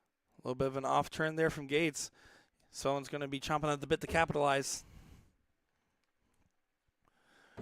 This is probably the lowest average we've seen him today.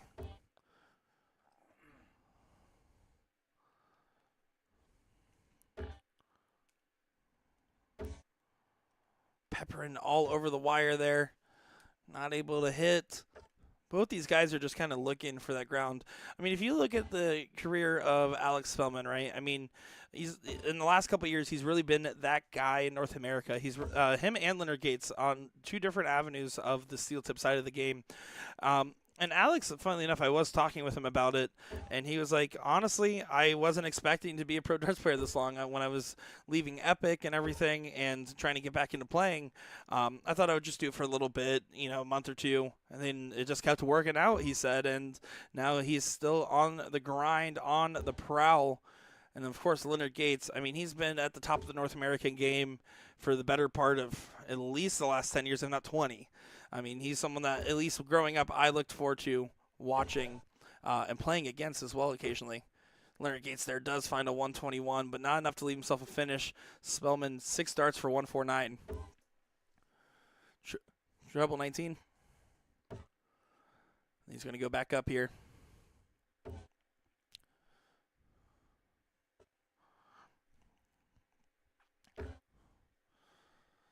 Let's see how much pressure Gates puts on this. It's going to have a fair amount. Does leave himself on a 2-dart finish. 12 for tops, 20 for double 16. Tops it is. That flight is being so dramatic. It's blocking that double perfectly, but does get it there. Hold to throw across the board with Leonard Gates to start off in leg number 4 here.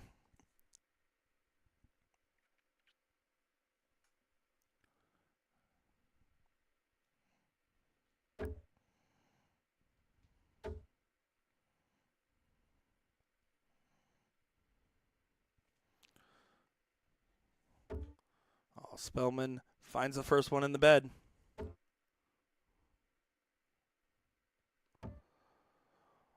But doesn't find the other 2 in there, so both these guys basically chalk after 3.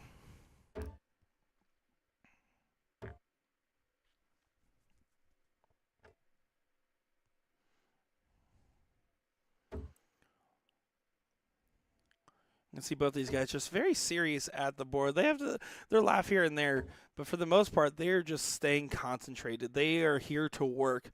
And that's one of those things when you see, especially with these 2 certified professionals in darts, moving all the way over to stay in the 20s, does load it up there with a 180, first one of the final.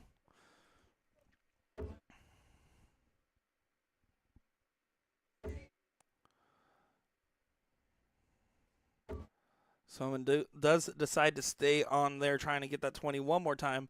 Finding the 95 there. Gates going to have to tee up from 162. Spellman is the first one on it out here. But boy, oh boy, Leonard put a lot of heat on that one. 1-2-3 in response. 167 has to go now. Down to the 19s. Not going to get a chance for it. And what a beautiful setup that is as well. Oh my goodness, 139 there to tee up the 28. Gates gets 2 darts at double 16. Gets it in 1. 2-2. And you can see these guys back to the standard. Spellman was only dipping into that 70s for a brief moment. Both these guys maintaining that 90s standard. Finding a 140 there for Alex Spellman to get things going.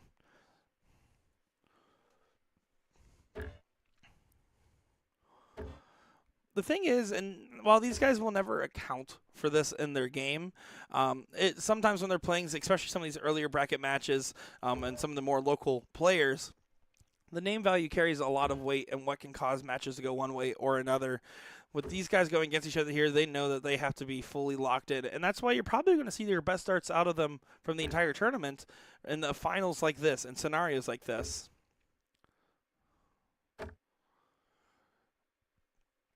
Yeah, and these guys are going on all cylinders right now.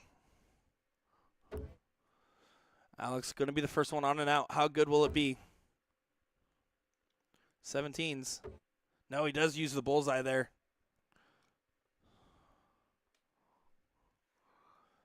is on a finish, though. And a good combination finish at that. Gates not being able to leave one himself. So far, things are set to go. Hold of throw after hold of throw. Neither man showing a sign of weakness here, which is what you expect out of a final, right? I mean, that is the implication of being the two best guys in the bracket, or at least those winningest guys, not dropping a leg up until this point.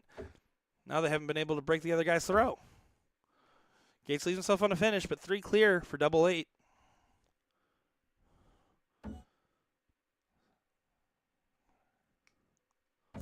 Spellman does it in 2. And that 14 dart standard here. And that's kind of what you expect from Spellman. He wants to keep it under that 15 dart range. If he can stay between that 12 to 15, that's the ideal spot to be in. Of course, we all want to see it done in 9 darts. That's always the best. Alex Spellman did hit a 9-darter at the Cross Border Challenge, and what was truly an electric moment in North American darts. I just feel like with the atmosphere over there, it was truly something special. Got to see that on the CDC broadcast following him there.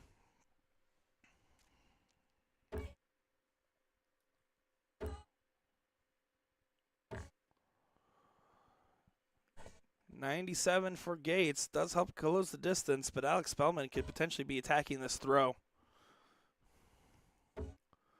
Another one of those trebles really does help.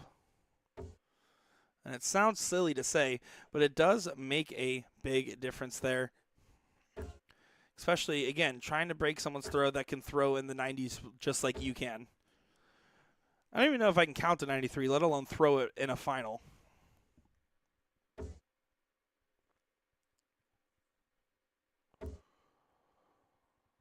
Looking down.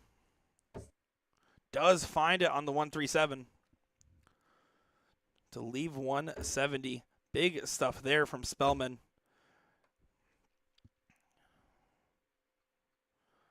Okay, trying to get himself composed at 179 here. Probably going to switch to the 19s to make sure that he does leave himself on a finish. You don't want to go haywire into a 5 or a 1 here.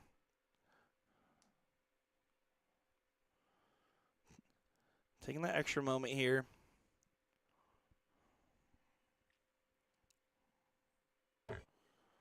Did go down to the 19s to leave at 160. 170 might have to go. It will not.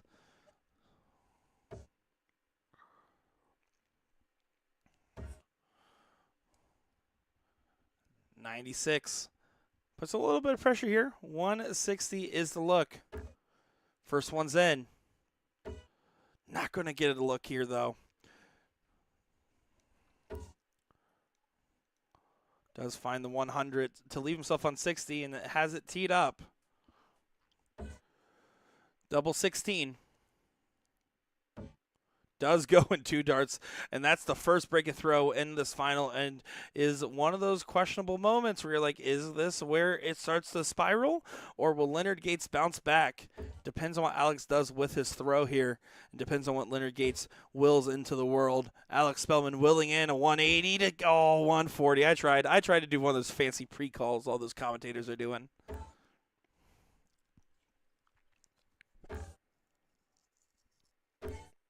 Oh, no. Gates only with a 45. You can see that first dart dead center again from Spellman. He's definitely locked back in. At one point in this match, his average dipped in leg 2 down to a 77. He's raised it up over 20 points since then. Gates maintaining that 90 standard. This is about where we kind of expected them to be. But Alex Spellman just been in incredible form all weekend long.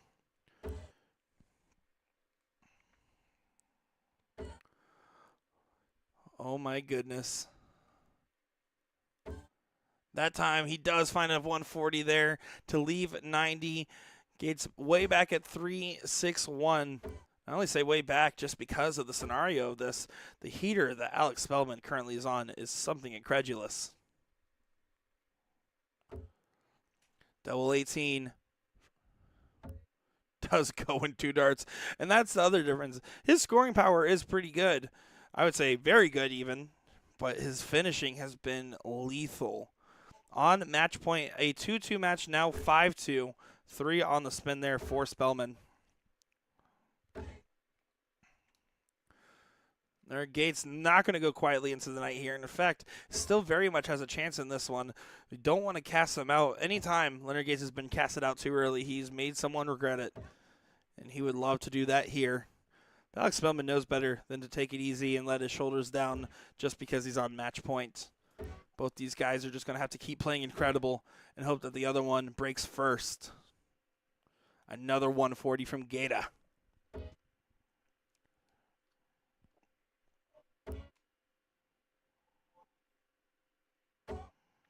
And that time, not squandered. 180 there for the Jackal.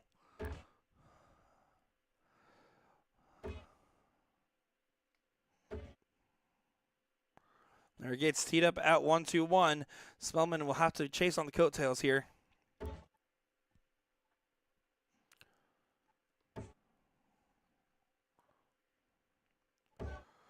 Does recover on that last start there. Needed to find that treble to give himself a chance if the 1-2-1 doesn't go.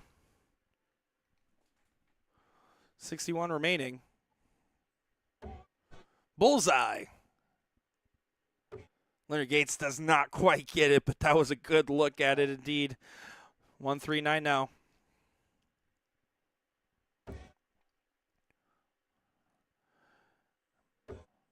Was going for the bullseye double 16 there.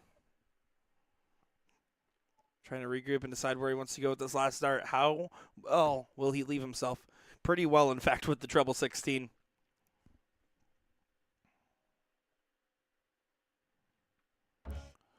Nine for double 8.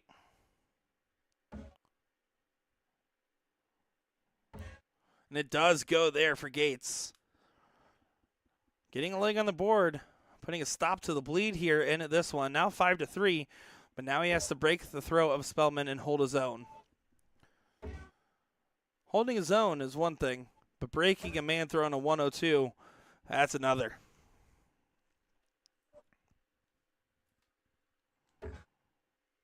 First start kind of kicked up for him. He has to get over it. 60 there. Losing ground so far.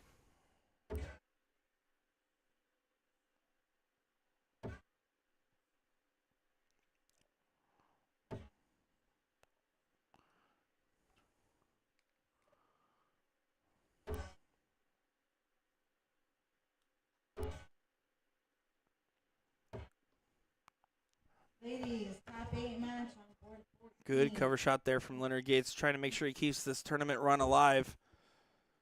The indomitable Alex Spellman, though, currently looking pretty strong there. Not happy with that last start. I'm surprised he didn't go for the 19 on the last for the cover.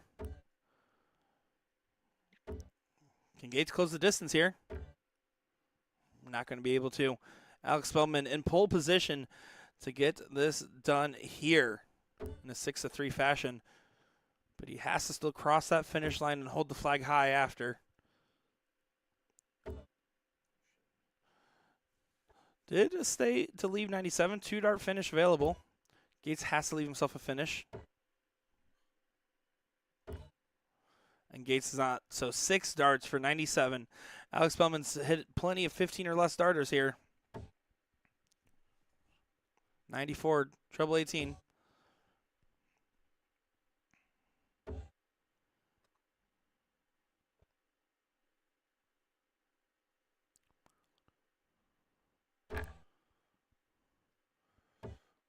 Leonard Gates, he doesn't know if this is going to be his last 3 darts of this event, but if it is, it does at least leave him a finish. Treble 17 for double 12.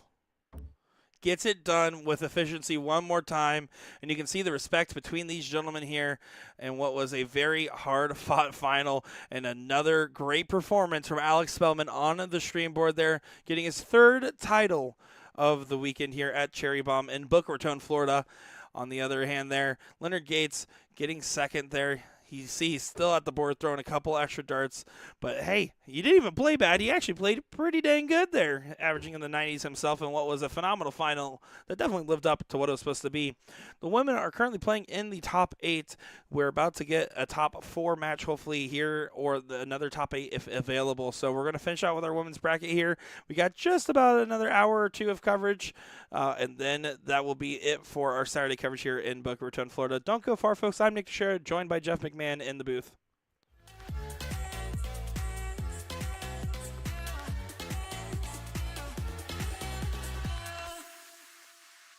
I know the feeling, it's traumatizing. I fall apart piece by piece.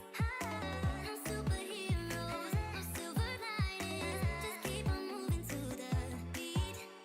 Paralyzing every part. You feel it taking over you. To the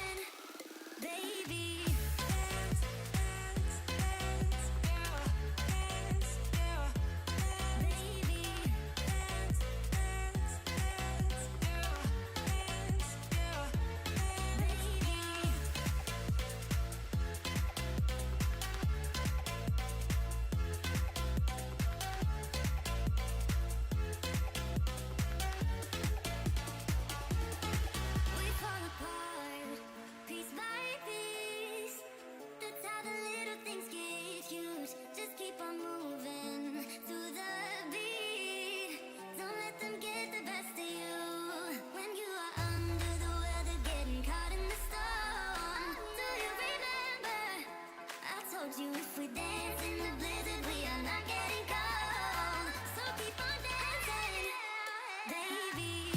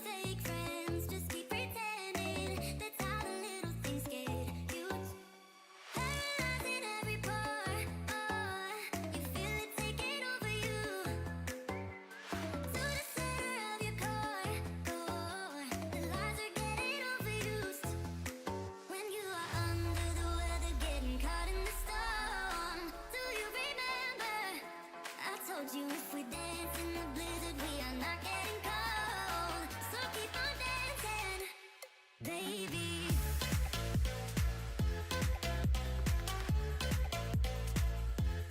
Baby.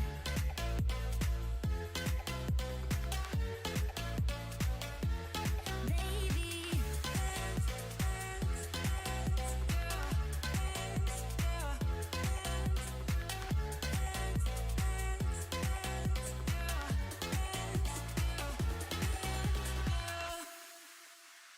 I know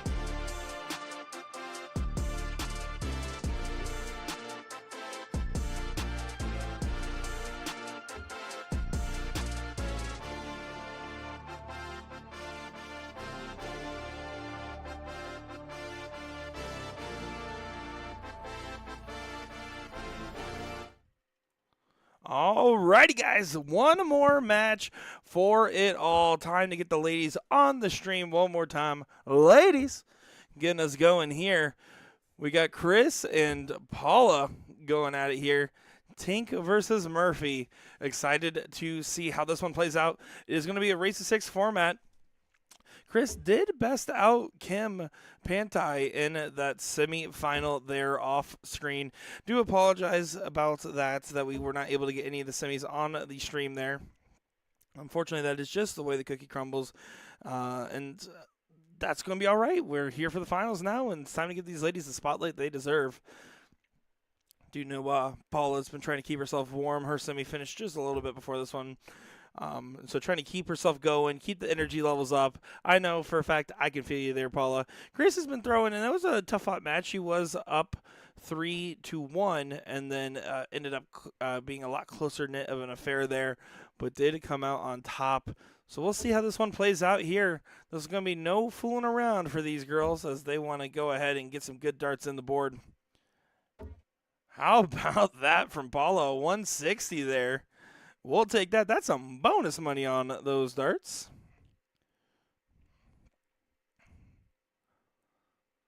Chris just going to get herself settled.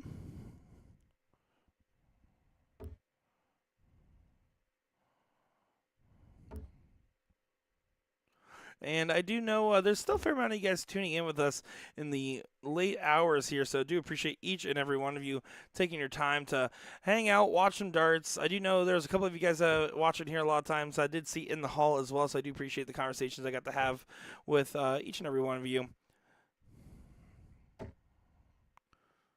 Last start there, good from Paula, 95.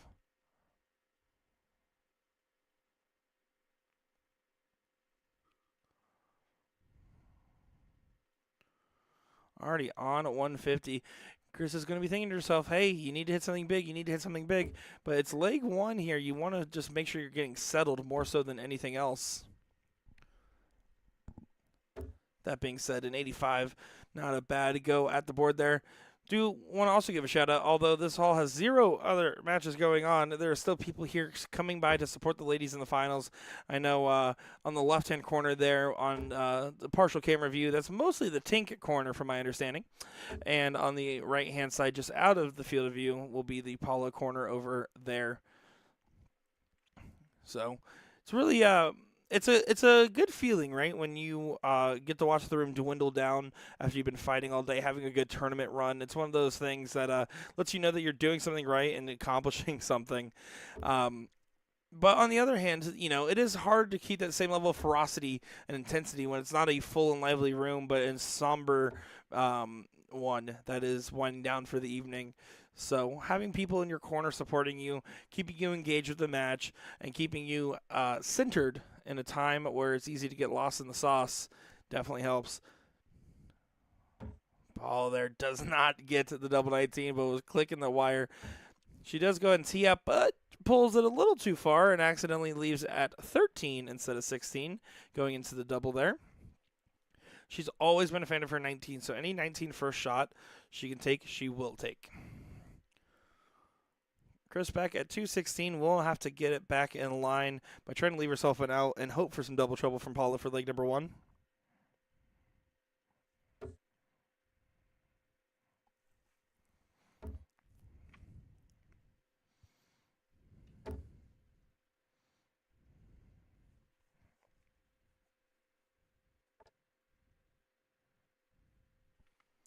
Paula here, 13-5 for double 4. Grabs the 5, 2 clear.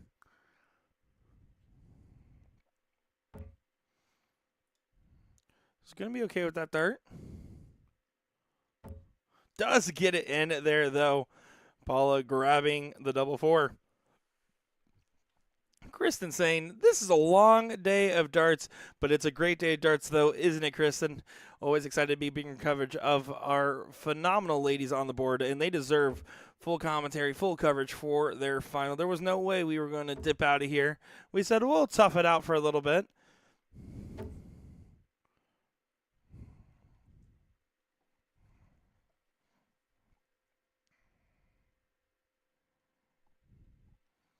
Let's see if Tink's able to get her course corrected here. Get things done right. Wasn't far off in the last leg. Was just having trouble getting yourself in range for that out setup.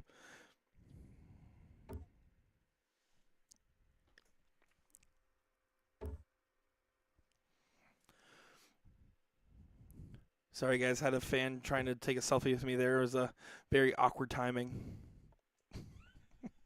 That fan being Jeff McMahon, the #1 fan. Paul kind of shrugging it off. I do know she was having some, I don't know if it's pains or discomfort in her shoulder. I saw it kind of like working on it on the side there as I was actually sitting watching some of the matches there and then watching some of the warm-ups right before it. And it looked like it was, I don't know if it's just from a long day of playing or whatever else it may be, but it definitely seems to be bothering her. You can tell just by her stretching there and doing some calisthenics in the background that it's definitely on her mind at the very least.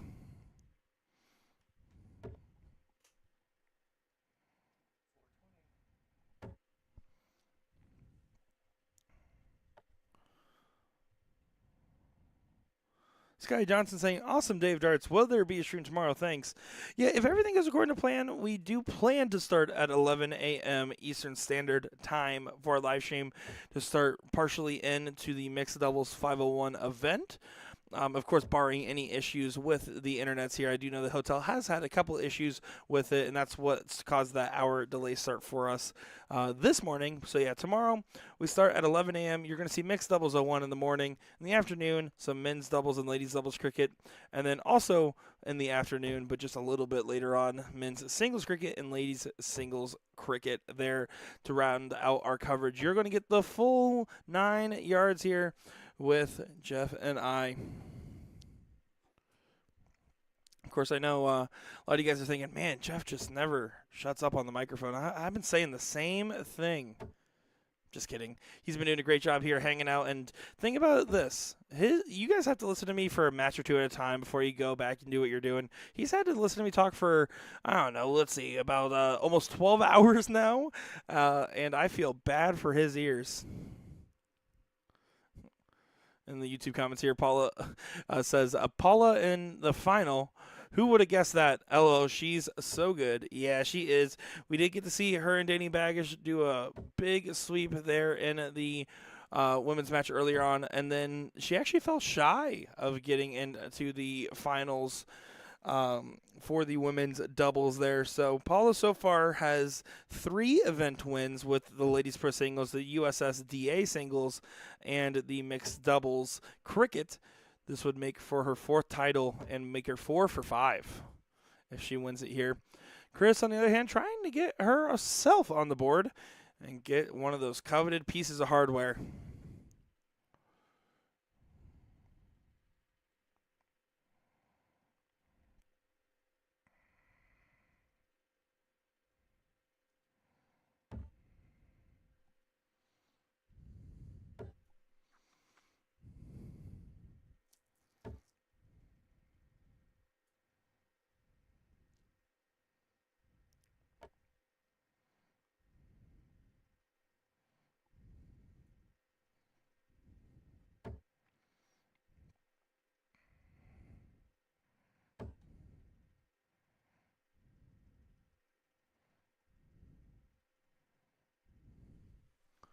Paula here. Of course, going on her 19s, was looking for 6 19s to leave the double bowl, but that will be all right. She's not happy with that last start going into the 5 there. But again, getting herself out in front, just keeping the pressure on Chris where she can, getting herself to a 2-dart finish. Chris here, going to have to make sure she gets on and out, put some pressure on this. She's obviously very capable. She's won some big games on the way here. She's done some really good stuff on the board. She just has a couple more darts to go. The way you have to think about it is just 3 darts at a time. Try to get 1 leg at a time here. 1st to 6 means that you have plenty of time to try to figure it out. You just want to avoid that John Part rule that is so famously talked about in a steel tip, where you don't want to get further from your opponent in leg differential than it is to the win for them. So just think about it like that. And that's exactly right now. It's just down 1 leg. She's on a finish. Paula here has to regroup. She needs to go triple 19 for double 12. She does love her 19s, though. Wouldn't put it past her. Will get the shot. Almost binks it there. 152 now you feel like does have to go. Treble 20 for double 16 will be the look.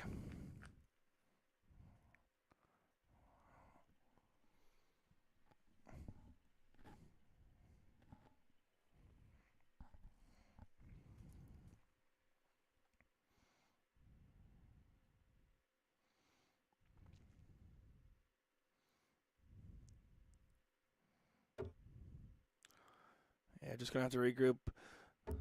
I do like that she didn't break her concentration after the frustrating first dart, because you do know that first dart is a little frustrating, knowing that you have to hit a big finish and not clicking on that wire. Good way for her to just try to bounce back and not show any emotion there. I do think that's what can lead to some fortuitous situations. Paula here does drop into the 9 there, so 15 remaining. See what she decides to do here. 7. She was going 7 for double 4. That's 14. Would have left 1, so it did bust there. She is confirming it real quick, but it is a bust.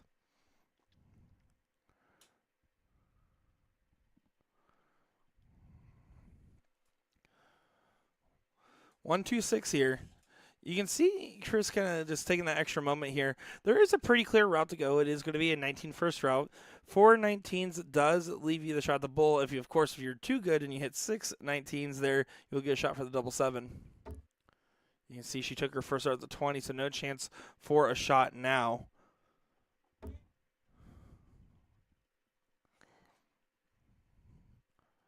$86 remaining. Trip 18 should be the dart. Looks like there was a split between minds there on that one. Dead center on the 1. Double 12 for Paula Murphy to go to a 2-0 lead. Barely not in there. Almost looks like it willed its way through the wire. Does decide to split here. And does pay off with the split there. That's a very risky split with the opponent on a 2-dart out. But does get it there. 2-0 lead for Paula Murphy in this final so far. You can see Alex Spellman in the background there, successfully back from Miller's Ale House, not sponsored. Did have a good little dinner over there. Did have a chat with him before he left. Did a little mini interview with him. Hopefully you guys will get a chance to see tomorrow.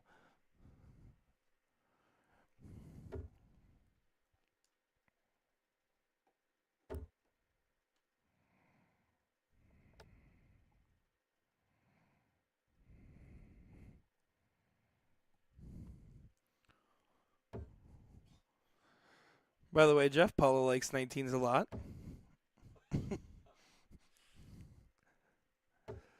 Does find 95 there on the start.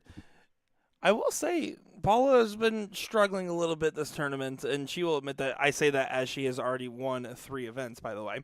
But struggling by the standard of which you would see her at normally. I think right now she definitely looks the most collected and the most put together on her darts. And is definitely trending upwards.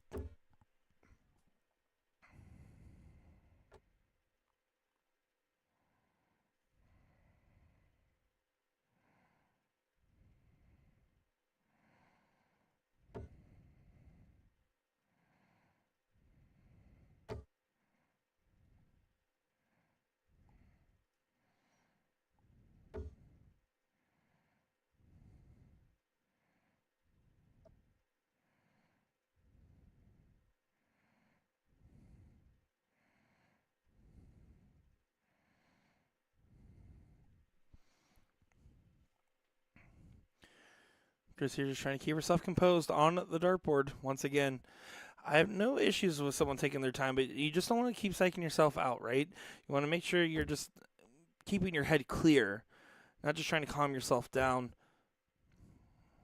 Not going to be happy with that last start, but you can kind of see with her hand gesture there, right? She's saying, hold on, slow it down. I think she's aware of where her head's at and is just trying the best to execute where she can.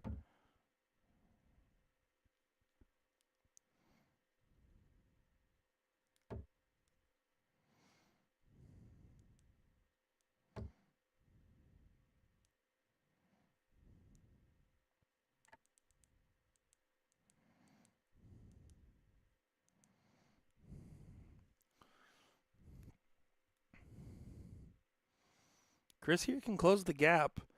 50-point separation between these girls. Good second dart there. Can she follow with another? Right on it. 81 there. Good course correction for Tink.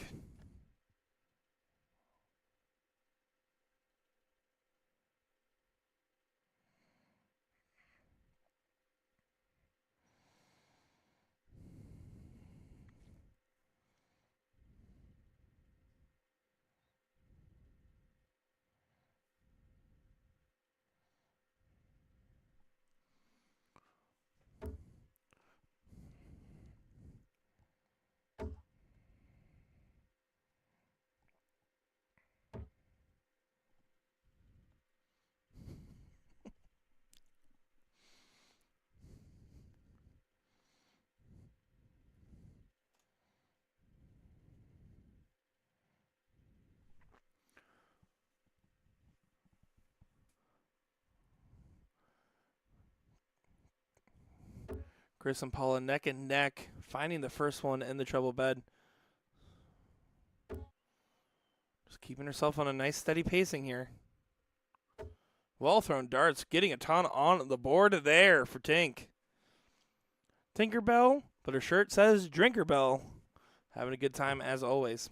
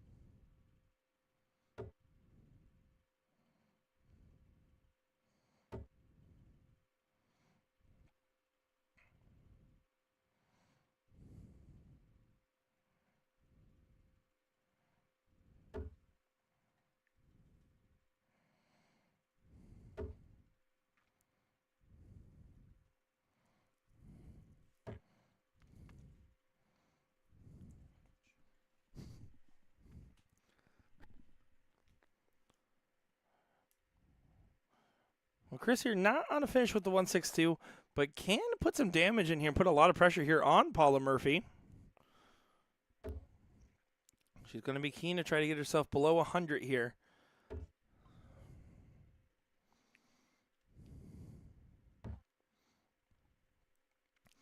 Not going to be able to do so. Does help lower the score to there. 54 on the turn. 124 here for Paula.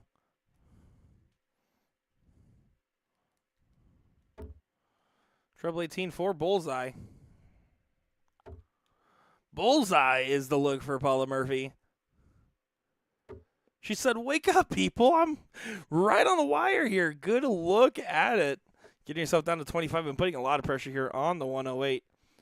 You can still go 20s first here. Single 20 leaves you 88, which you can stay for the 14. If you hit a treble, then you can just go 8 for tops. You can go for a lot of different routes from there. You can go 16 for double 16. The key is to not get into the 5 here. The 1 still leaves you an out, though. There's no 5, no trip 1. Single 18 will leave 90, so trip 18 for double 18. Do like that route as well. I'm just 18 phobic. I'm afraid of it. I don't even plan a lot of my outs around it for the most part. Just because I always struggle and I usually block myself out when aiming at it. So it's one of those things where I realize as a commentator, I'm like, yeah, you should probably consider the 18 routes more for other people that are not weird in the head and can actually just shoot 18s and not think about too much.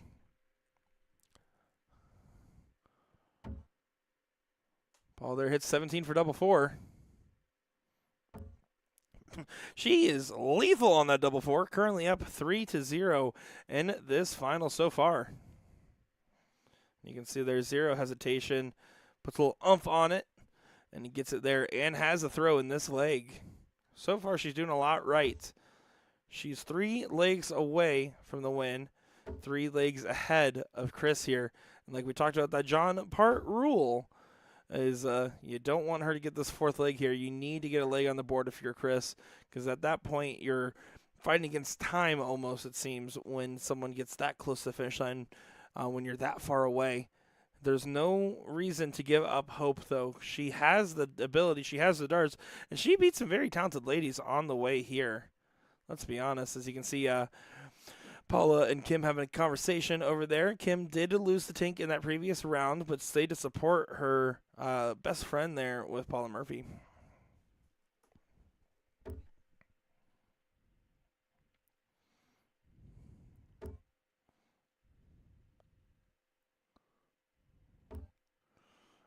But look at Tink here, finding a good 100 to get things going here. One of those course-correcting shots. The one thing that is good about Tink's game, and there's multiple things that are good, let me rephrase that immediately, but the one thing that I'm looking at right now in this moment is that she is really good at self-pacing. So it doesn't really seem like her previous rounds are forcing her next rounds to be shaky one way or the other. She's taking the same time, taking that deep breath before going to the line, and taking about the same time between each darts.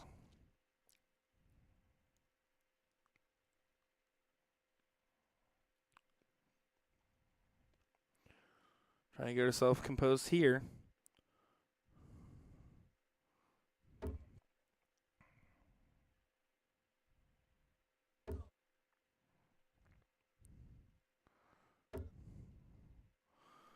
It's interesting that she does do that double clutch type of motion where you move your hand forward and backwards twice.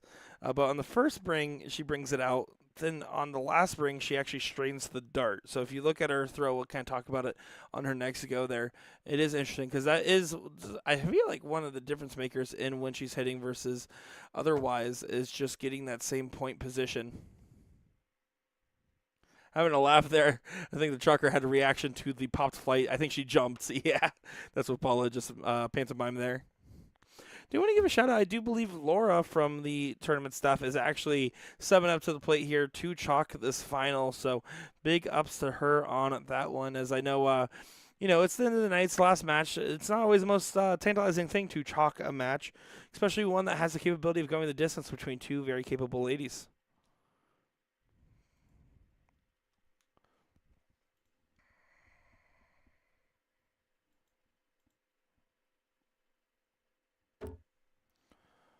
Good dart there for Chris.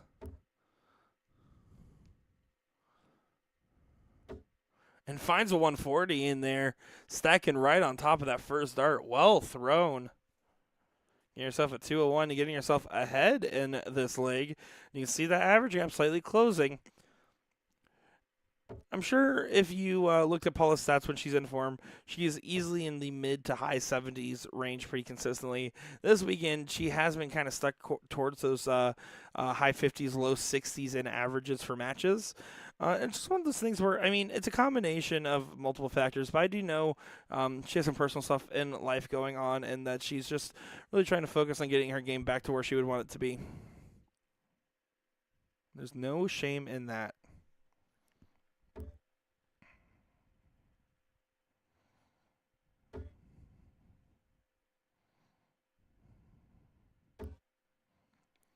$60 there from Chris. Does leave her at the 141. Now at 302, you'd see most players here go 18s. Paul here electing to go 20s. The reason is 4 18s for trip 20 leaves you 170 there. A lot of the reasons why you see those players considering those mathing. And it's just something you should always try to keep in mind. There's also nothing wrong with going for the trip 20 on the first start, then switching to the 18s, or just staying on there if you're feeling particularly comfortable. But with Chris being on the out, I would have probably preferred the 18's first shot there to give herself an outside looking in chance if the 1-3-2 does get hit for her. Chris here, trip 20, trip 19, double 12 is the shot. You can see she's taking the extra moment to consider her outs. We saw with the 1-2-6 that she went a non-traditional route.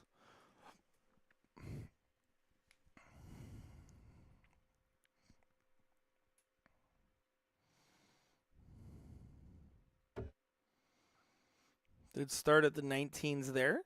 1-3-8 remaining, so you're just going to try to focus on staying even and bringing down.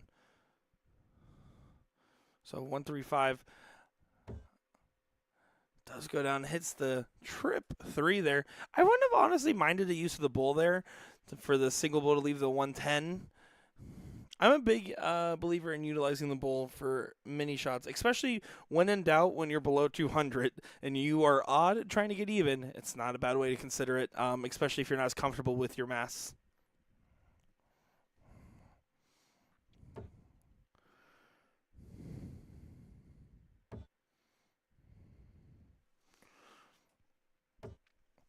Good find on the last start there for 97 from Paula. Gets her within striking distance. Now, Chris here did not shoot the 19s first on the 126. We'll see if she does it on this go or if she's going to go back to the 20s like she did on that previous attempt here. She does have that little corner of friends watching. I say little. It's actually quite large considering there's no one else in the hall. Did go to the 18s this time there to leave 108, so it doesn't leave a finish after one dart there. And just pulls it down. 26 scored there, so leaves herself at 100 though. 164. Paula loves her 19s. Trip 19 for bullseye. Yeah, you can tell she really wanted that one to go in. Of course she did. Of course she did. I don't think I've ever met a dart player that doesn't want a dart to go in. I'm starting to give my John Madden level of commentary here as we get to the late night session of commentary where my commentary goes from bad to worse. Trip 20 for double top is the look.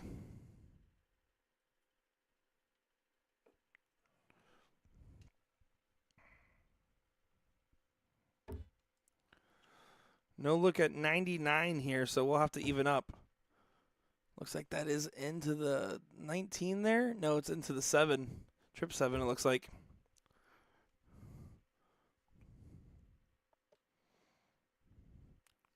No, it was a single 7. My eyes deceive me. Paula here with 106 on her look. Over to the 18s.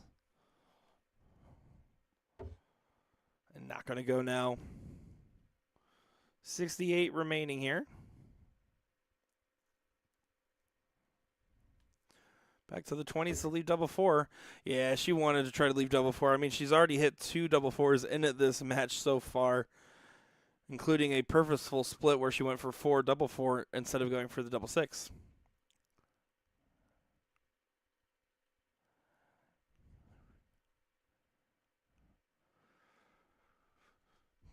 Trip 17 for double 18 will be the look here.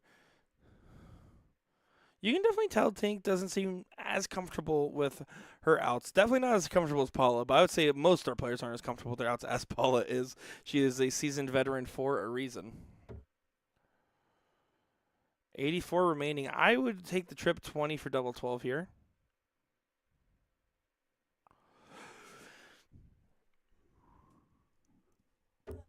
Now at 64 here, you go back for the trip 16th. If you hit it, leaves you double 8. Does go up there and hits the trip 8, which is also fine because that leaves you 40.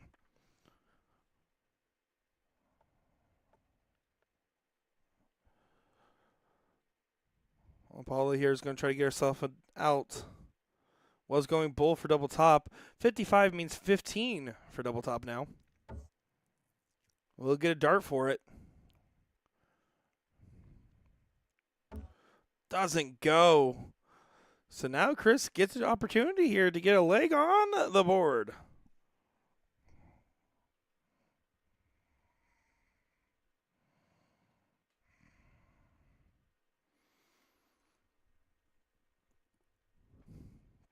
You can see wiping the darts, wiping her hands. A little bit of nerves, a little bit of exhaustion playing a factor here.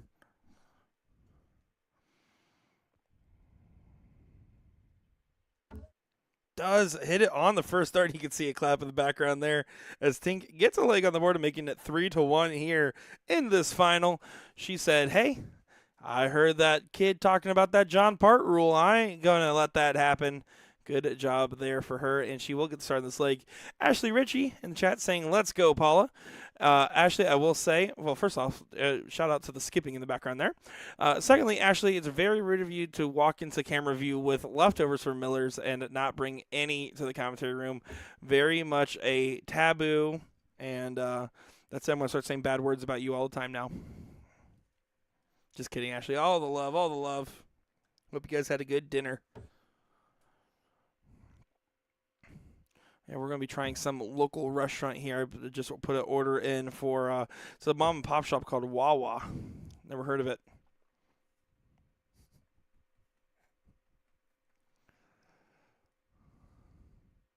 Chris here out in front. Definitely finding your stride here.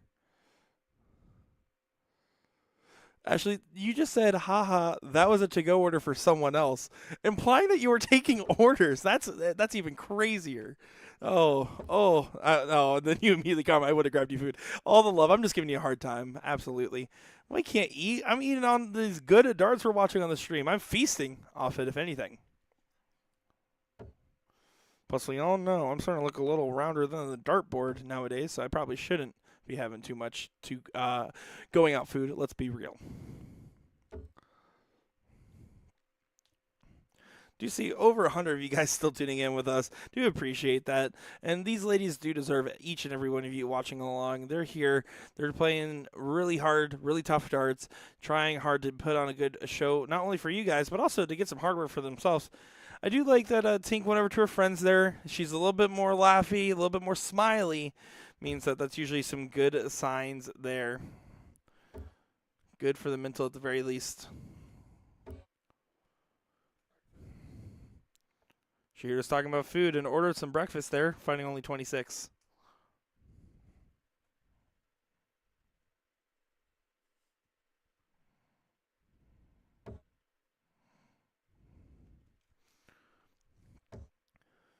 Paula checking waiter 19's a little bit tough to get that last start in. Yeah, she goes just a little bit high on it, but does find 95. You can see Chris back there trying to keep hyped up and dancing. He's saying, thanks, Nick the Sheriff, for sticking it out so late. Oh, it's no trouble whatsoever. And also shout out to Jeff McMahon. He's still here, too, on the controls. It's not just me in the booth. It is also the Ghost of Christmas Past. Actually, he looks more like Screech from that movie, if I had to guess.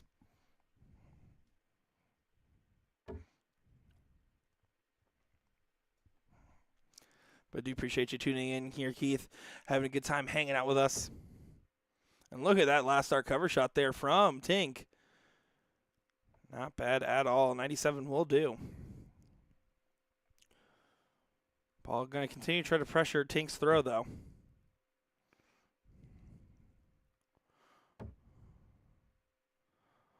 Going up to the trip 20 here. Needs to find it to leave a finish. Does not find it. Believes herself at even 200. So 18 points ahead of Chris on 12 darts each.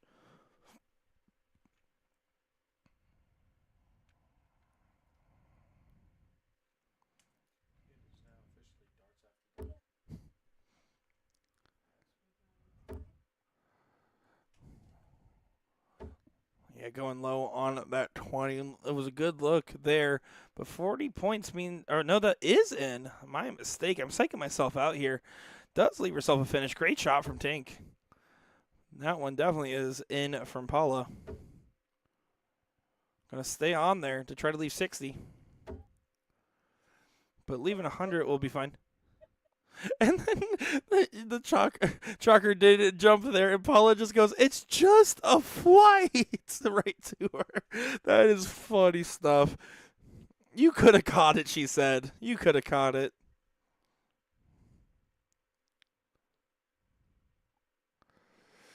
If you're curious there, Tink is singing along with the music, I believe, in her earphones.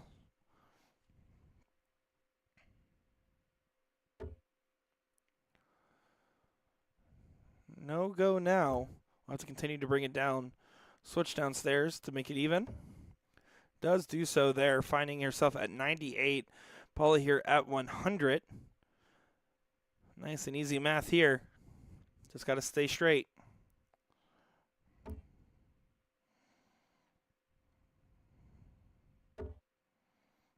She says no on that dart. They're not going to be happy with it.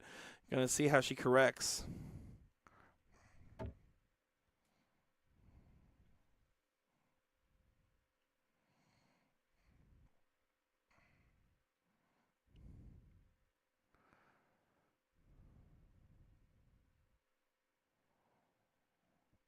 $98 will be the shot here. Expect probably just a trip 20 to double 19 route here, if I had to guess. 78 now. Going over to the 18s. Yeah, she did go over to the 18s. Now it's 75 here. I think you probably just shoot. You probably shoot a trip 13. If you're not sure, just go for the bull there. Ryan George saying, Nick, I miss you. And he was yelling in the comments. There were some caps lock in there. Ryan George, what's going on, buddy? Great to see you tagging along in here, having some late night dart fun with the rest of us. It's always great to have you tuning along here. Ryan George, Jeff McMahon is very upset that you didn't say hi to him. Caroline saying, thank you, Nick. Enjoying watching this final. Enjoying having these girls on here for some great darts as Paula Murphy does take that one in 2 darts. 4-1 lead. And excited to see you on the WCS on Monday. Looking forward to that good match here. I told Kevin Luke he better get some rest before getting on that airplane.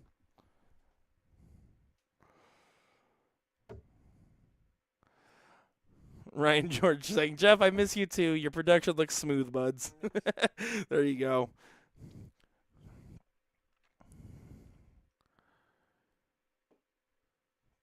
Think it's done a good job of picking up her standard.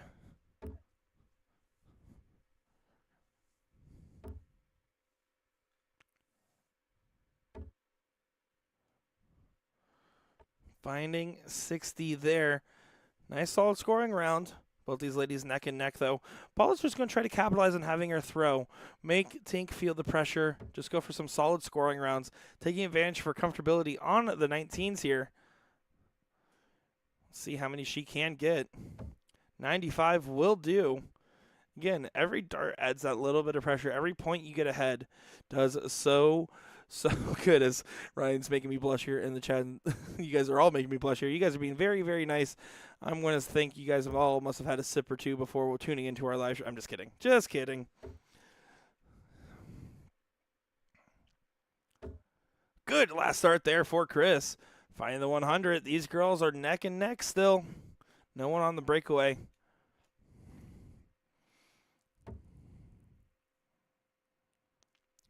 Also going to just try to play off the first start there. Now it's going to be a little bit more awkward.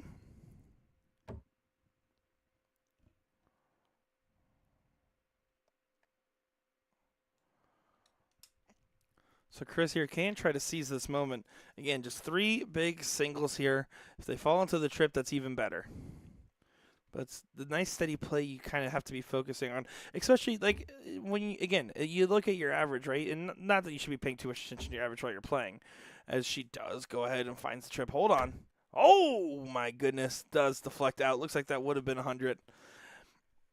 When you look at their averages, right? Both these girls are right around that 60 mark. That means that you're probably better off going for that topside wire. It's not aim for singles. I'm not saying that. I'm saying aim for that topside wire. Try to get some more favorable fallouts. And then if they start falling into the trip, you can start playing around to that adjustment. And that's exactly what's kind of happening here with these ladies. Finding 95 there for Paula.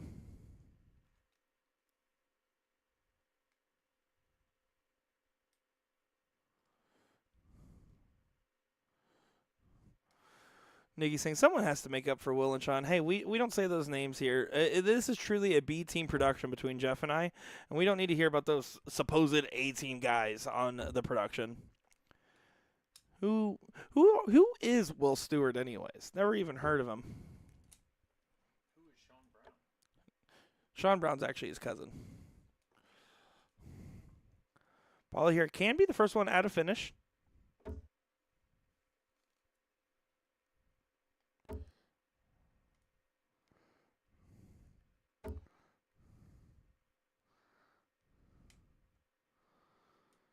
Does leave a finish there at 112.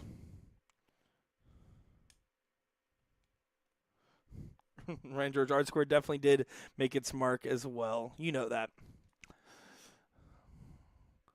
Let's see if Tink's able to leave herself a finish here.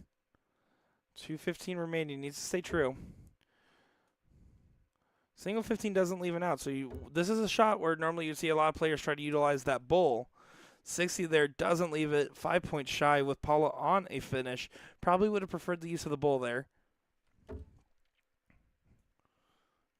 Not going to come into play on this particular throw unless that one went in, but it almost did. She opted to not shoot the double six last time, so I doubt she's going to stay on the 20s. Yeah, it goes over to the trip 16 there. Beautiful switch at that 88 on the score. Yourself at double 12. Chris on the outside looking in here.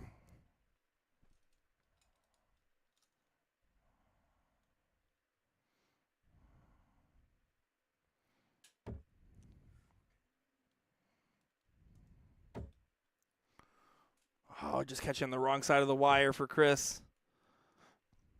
You even heard the clink of it.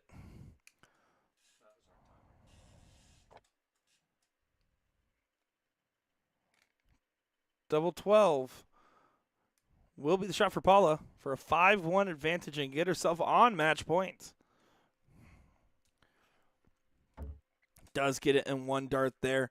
Paula Murphy is 501 points away from another title and to go 4 for 5. Tink here needs to go ahead and just say now or never. Take all the risks, whether you have to Tanya Harding or something else, whatever it takes. This is now do or die for her. Don't actually Tanya Harding this, by the way. Don't. We need everybody fully formed and functional, please. You can see it. She chooses to start at the 19s here.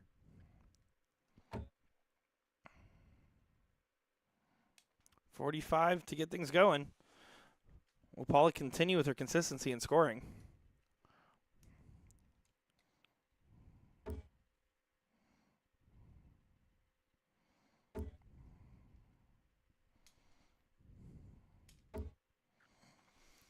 Three big singles there. Doesn't fully edge out an advantage, but does make the statement known that she is still locked in and engaged here.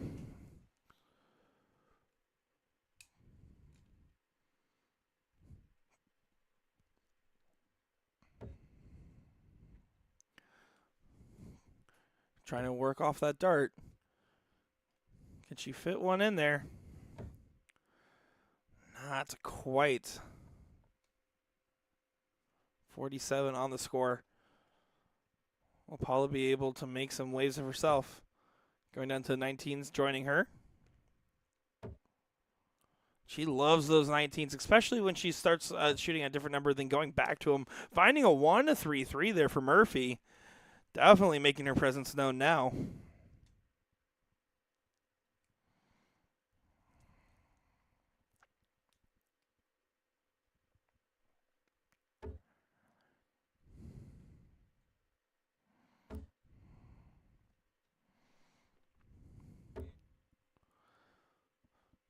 .60 there for Tank.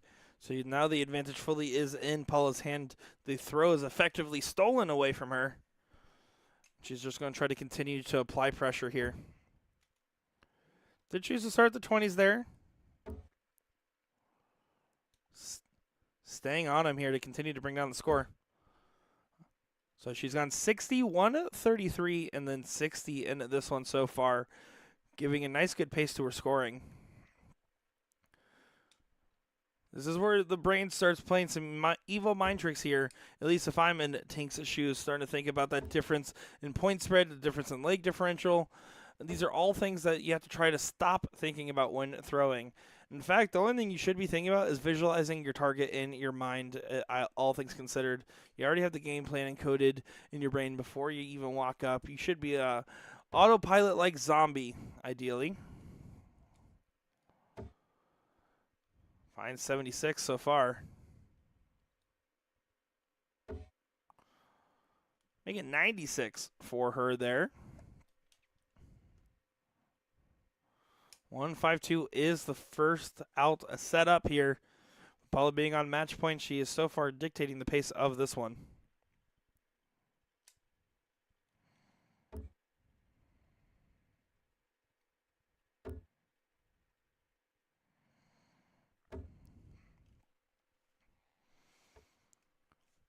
45 there for Chris. Does not get her to a finish, of course. Needs to just try to focus on staying with that positive mentality that she's had. And it ain't over till it's over.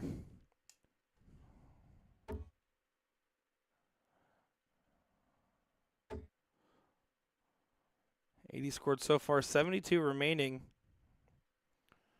How will she choose to clean it up on this last start? Did go for the trip 16 there, but a single will suffice. More than enough to get herself out in front. Getting her down to a 2-dart finish at that. Chris going to look to make sure she hits at least 79 points here, or sorry, 89 points here to leave a finish. There's the 80 down to 19s are staying on. Does stay on there. Hits 100. That will do. But, of course, it only matters if Paula doesn't hit this out here.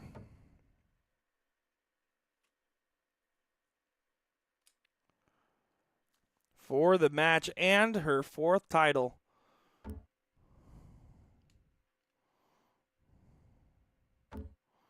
On the wire there.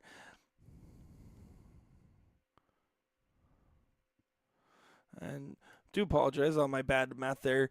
With her staying for the 100, it was actually an error just because of the fact that there is no finish for 159. First time math guy here. Don't mind me.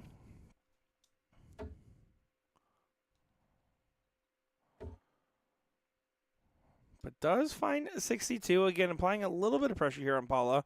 Something to consider. But, of course, right now all she's doing is thinking about double 20. Double 20 and double 20. And does get it there. Dramatic pause to make sure. And that is it. As they were having a long wait there, she said, what was that? That was the most anticlimactic double in a finals that might have ever finaled there. That's so funny. As you can see, Paula Murphy does have a smile on her face. Big shout out to Laura for stepping up to chalk that. Of course, shout out to Chris there, as she did have a good run at it. Did get a leg in the final there, but unfortunately just could not get it done. But does get runner-up in a very tough field, and she should hold her head up proud, as that will conclude our coverage for today's events here at the Cherry Bomb International in Boca Raton, Florida. Coming up tomorrow, 11 a.m. Eastern Standard, we will be live with the mixed doubles 501. Then afterwards on to the cricket for the rest of the day. We're going to be having a great time in the booth. I know we've had a great time today and really looking forward to tomorrow. With all that being said, thank you all one more time for tuning in. Give us a like, give us a follow. Make sure to hit that notification bell so that way you get notified when we are live. And besides that, guys, make sure to have a good night. Nick DeShera and Jeff McMahon signing off.